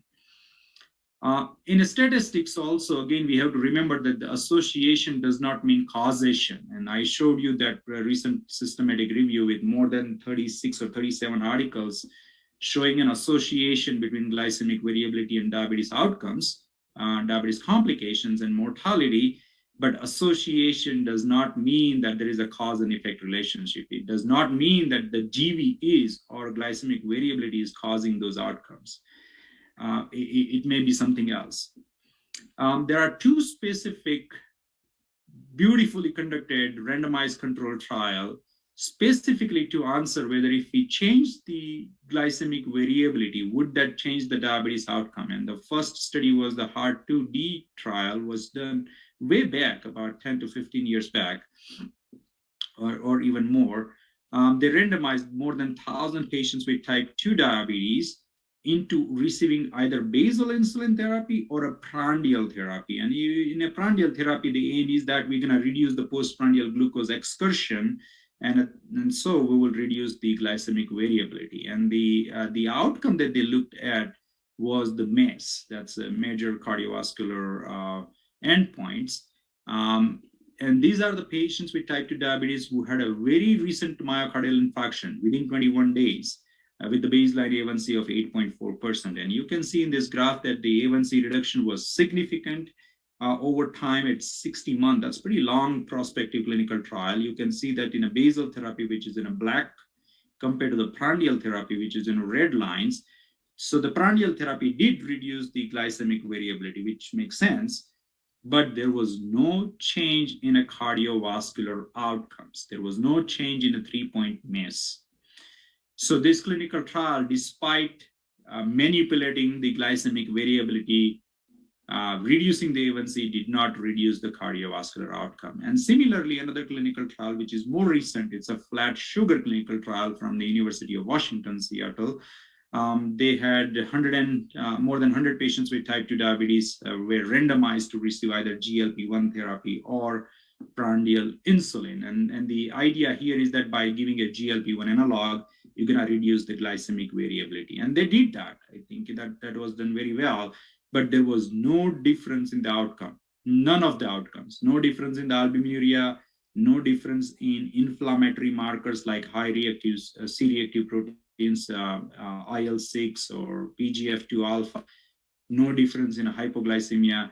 So both the clinical trials, longitudinal, prospective, randomized control trial, failed to show the improvement in CV with the diabetes outcomes. So again, 2 clinical trials does not mean anything. There are so many limitations with these 2 clinical trials. But my point is that it's hard to study that changing the glycemic variability is going to change the diabetes outcome, whether it's a microvascular or macrovascular outcome. So in my opinion, remember that the glycemic variability matters in both at an individual level as well as at the research level. But there are limitations with HbA1c. We all know about there. Therefore, I think we need to pay attention to the CGM matrix. And when I see a patient with type 1 or type 2 diabetes in a clinic, I don't just look at the glycemic variability. I look at all different CGM metrics. I take that into the account and try to manage diabetes. Like, for example, you have to look at the mean glucose. You have to look at the time in range. That's a 70 to 180 milligram per deciliter. Time below range, that's a less than 70 or less than 54 milligram per deciliter. And time above range. So you have to look at all these different metrics to really understand the patient's glycemic control and help the patient to improve the glycemic control. Remember that you are treating a patient, you are not treating numbers. So don't go after numbers. None of the glycemic metrics are perfect, including the HbA1c. We know that there are limitations with HbA1c, not even a time in range. The time in range is a 70 to 180 milligram per deciliter, which is a very wide range. And you know that the 70% of time in range can have an A1C of anywhere between 6.5% to 8%. So again, nothing is perfect. That includes even a glycemic variability matrix, which is a percentage of coefficient of variation.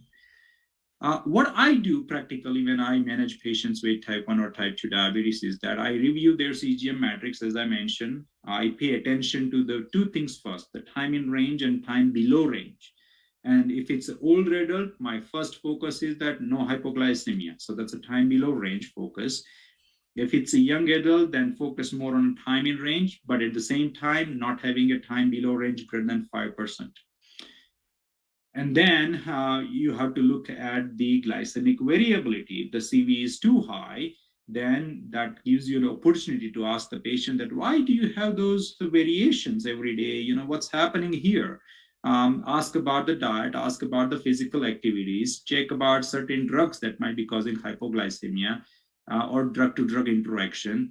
Re-emphasize the diabetes self-management. Remember that more the glycemic variability, it tells you something about the patient's behavior of managing diabetes.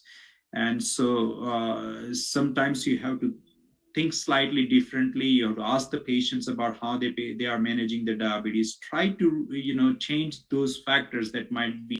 It will also fix the glycemic variability part.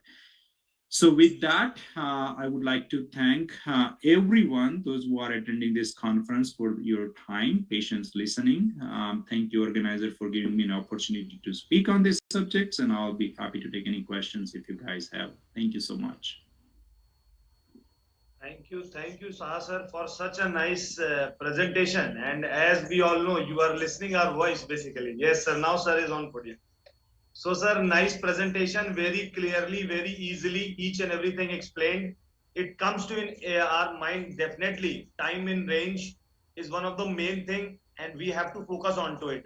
What we have been doing, sir, as the new meters, new technologies are coming to monitor diabetes in our part, what we have experienced with these latest flash glucose monitors, my own experience since past 2 to 3 months, what I have been seeing, people who have been using this flash glucose monitor, they have been very much informative about themselves by themselves. They have trained themselves for new things.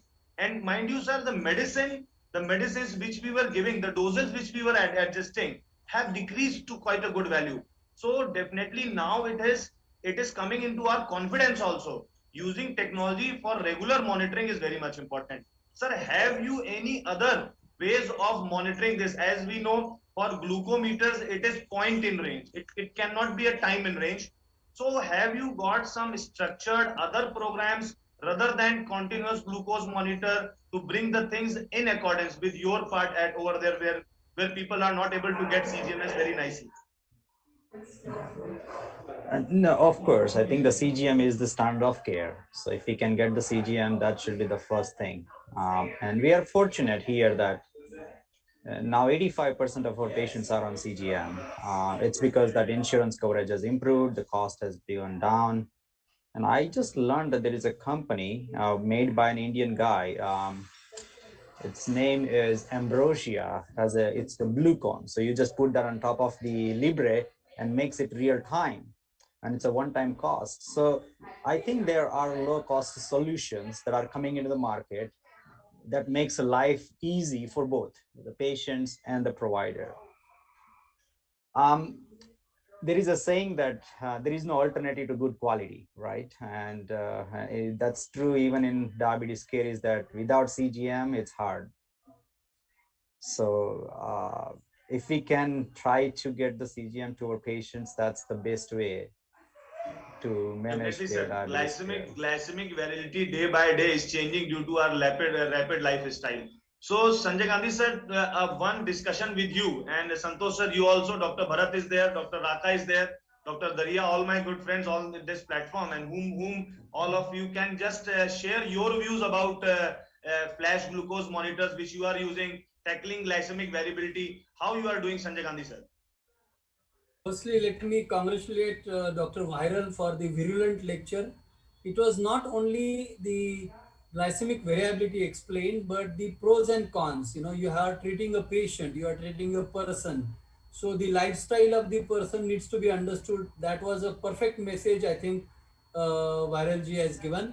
About CGM, I think it's the part, I mean, I'm sure we have to, I mean, I heard Amy in last session that in UK, type 2 diabetic patients are not given the CGM advantage. That's what actually I remember.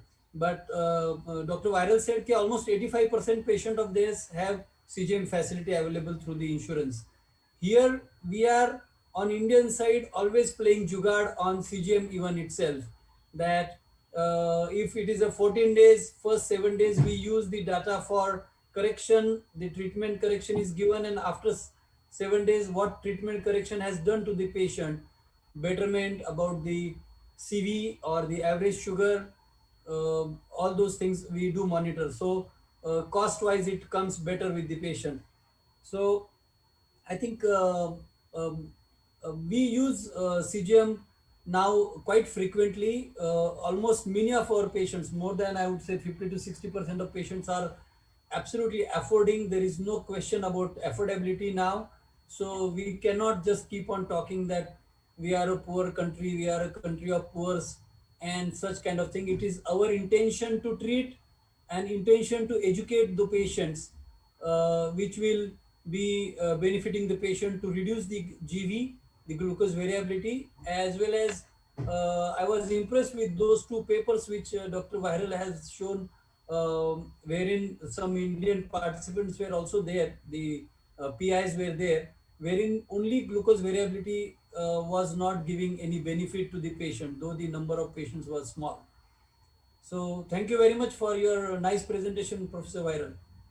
Dr. Viral sir, one more question which is coming in our mind: how much frequently we'll be using these flash glucose monitors, as these will be giving informations? We will be covering the glycemic variability situation. We'll be modifying our treatment accordingly. We'll be managing. We'll achieving it. Then how frequently we'll be advising them? Because in our settings, it is impossible to wear it again and again. But they are very much realistic in approach. Now, when we educate them, people who are using flash glucose monitors, they want it again and again. Now they are requesting, sir, how to use it. So how frequently do you advise that? Sure, and it's a good question. So, and again, it's just a few rebuttal. What Dr. Gandhi said is that the Jugaad is everywhere, including in US. Okay, so it's not very unique to just the Indian situation. We have so many patients who hack to the CGM and they use the CGM for months together. They just keep changing the tip and it just works. So there are people who call it a DIY people, or they are hashtag we are not waiting, or CGM in the cloud. These people are hacking the CGMs. They are making different kind of like algorithms to that. It's all because of the cost. So and again, I'm supporting that part, even though it's illegal, because it's a life saving to the patient. So I think Jugaad, if it's helping our patients, let's continue to do that. The CGM, how frequently we need to use. So patients with type 1 diabetes, they have a very high variability in insulin requirement and glucose both.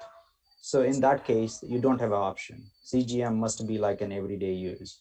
For people with type 2 diabetes on oral medication, I don't use the CGM every day. One time as a baseline profile. If the CGM is matching with the A1C, good. If it's not matching with the A1C, then don't do A1C for next time. That means you know that this person has a high glycemic, high glycated hemoglobin than what it should be, a high HbGI. But in that case, I don't do A1C next time. And then I do CGM every 3 months or 4 months. So you got about 2 or 3 CGMs in a year. When you try to adjust the medication, then again, I use the CGM just to make sure that my medication worked. When patients are on basal insulin, again, one time and then good. And then if you do an A1C, let's say once in 3 months, or maybe sometimes 6 months, if the A1C has gone up, then again, you do CGM and see whether why, what are the reasons for that. So you have to be very practical, right? Otherwise, it's a costly. So for type 2 diabetes, when I say that 85% of my patient is because that I see type 1 diabetes, I have a very few number with type 2. Type 2, we don't use that CGM that often. We do not have a strong evidences to use the CGM on daily basis in type 2 diabetes. So you have to use that judiciously, and frequency must be individualized. As I mentioned, that sometimes I use 1 time, sometimes 2 times, sometimes 3 or 4 times in a year. And that should be sufficient for most patients with type 2 diabetes, if they are on oral medication or just the basal insulin. In my clinical practice, basically type 1 diabetes is a treatment tool. CGM or AGP or flash monitoring, whatever is available with the patient. And in type 2 diabetes, is a very important education tool. It can be used as an education tool. Because when the festival comes, how to adjust the diet, and in that situation, suppose the patient goes for a proper diet audit along with the CGM, proper diet audit, then it is always beneficial. And in some cases, they find it that the flaws which they make, like in my area, I'm from the place where it is very near to Telangana, the Karnataka, and in Maharashtra also. So it's a border area.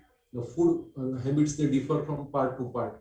So what glycemic index idli is going to generate for that particular patient, what temperature of food was there, all these diet patterns, suppose the patient is going for an audit and he submits the data of AGP or whatever the CGM to us. It is a good education tool, what the patient should avoid to avoid the glucose variability. That can be very well taught to the person of type 2 diabetes, who is basically on either sulfonylurea high doses or the insulin.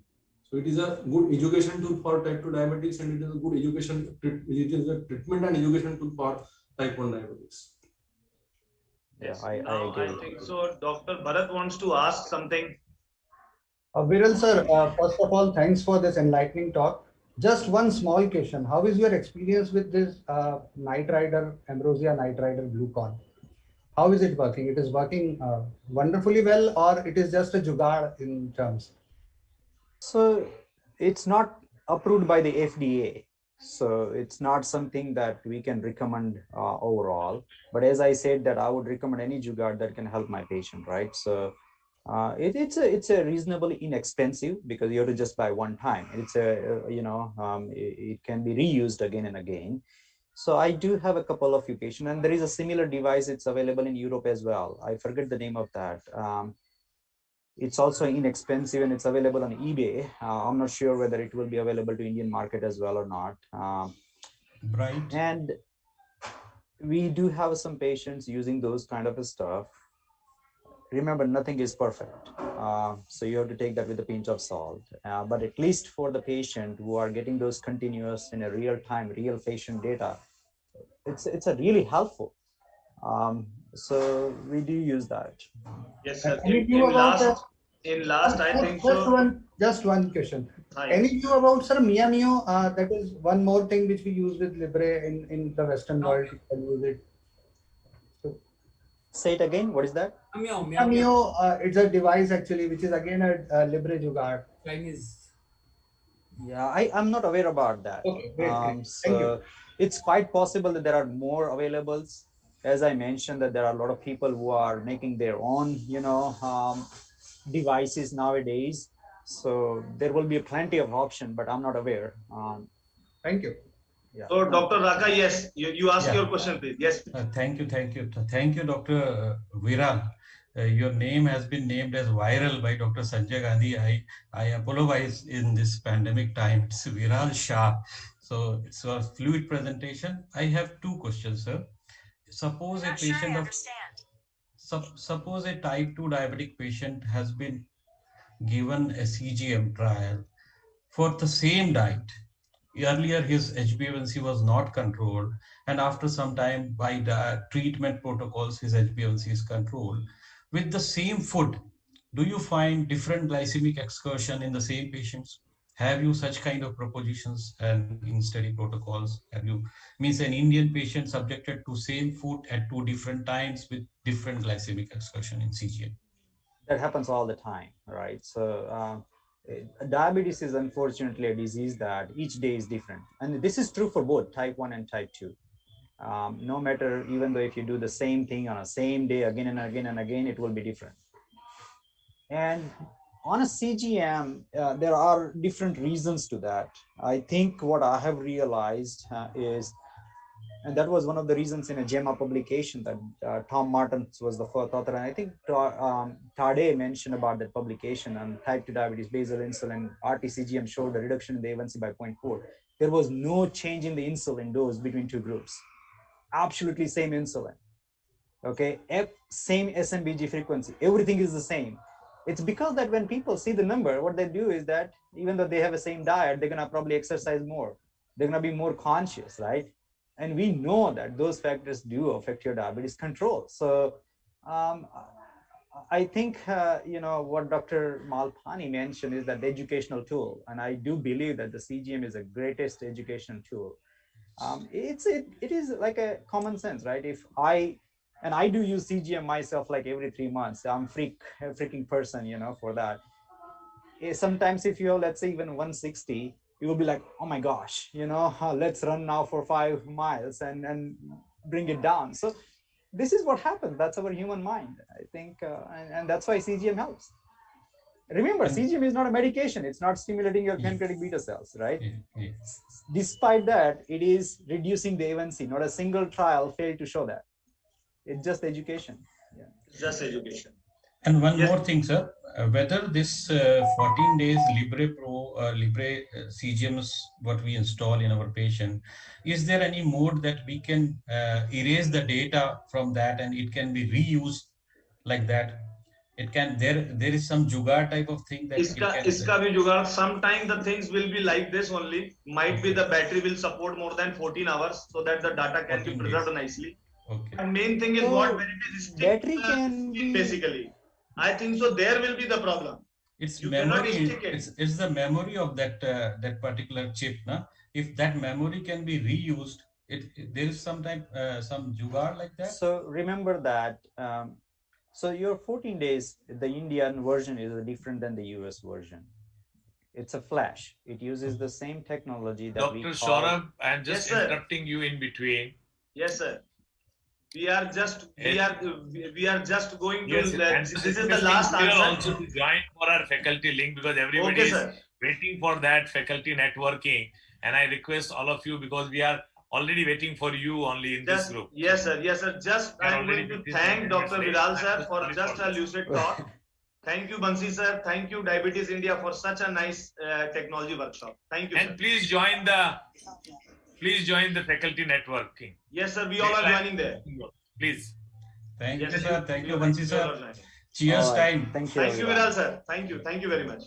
Thank you, sir.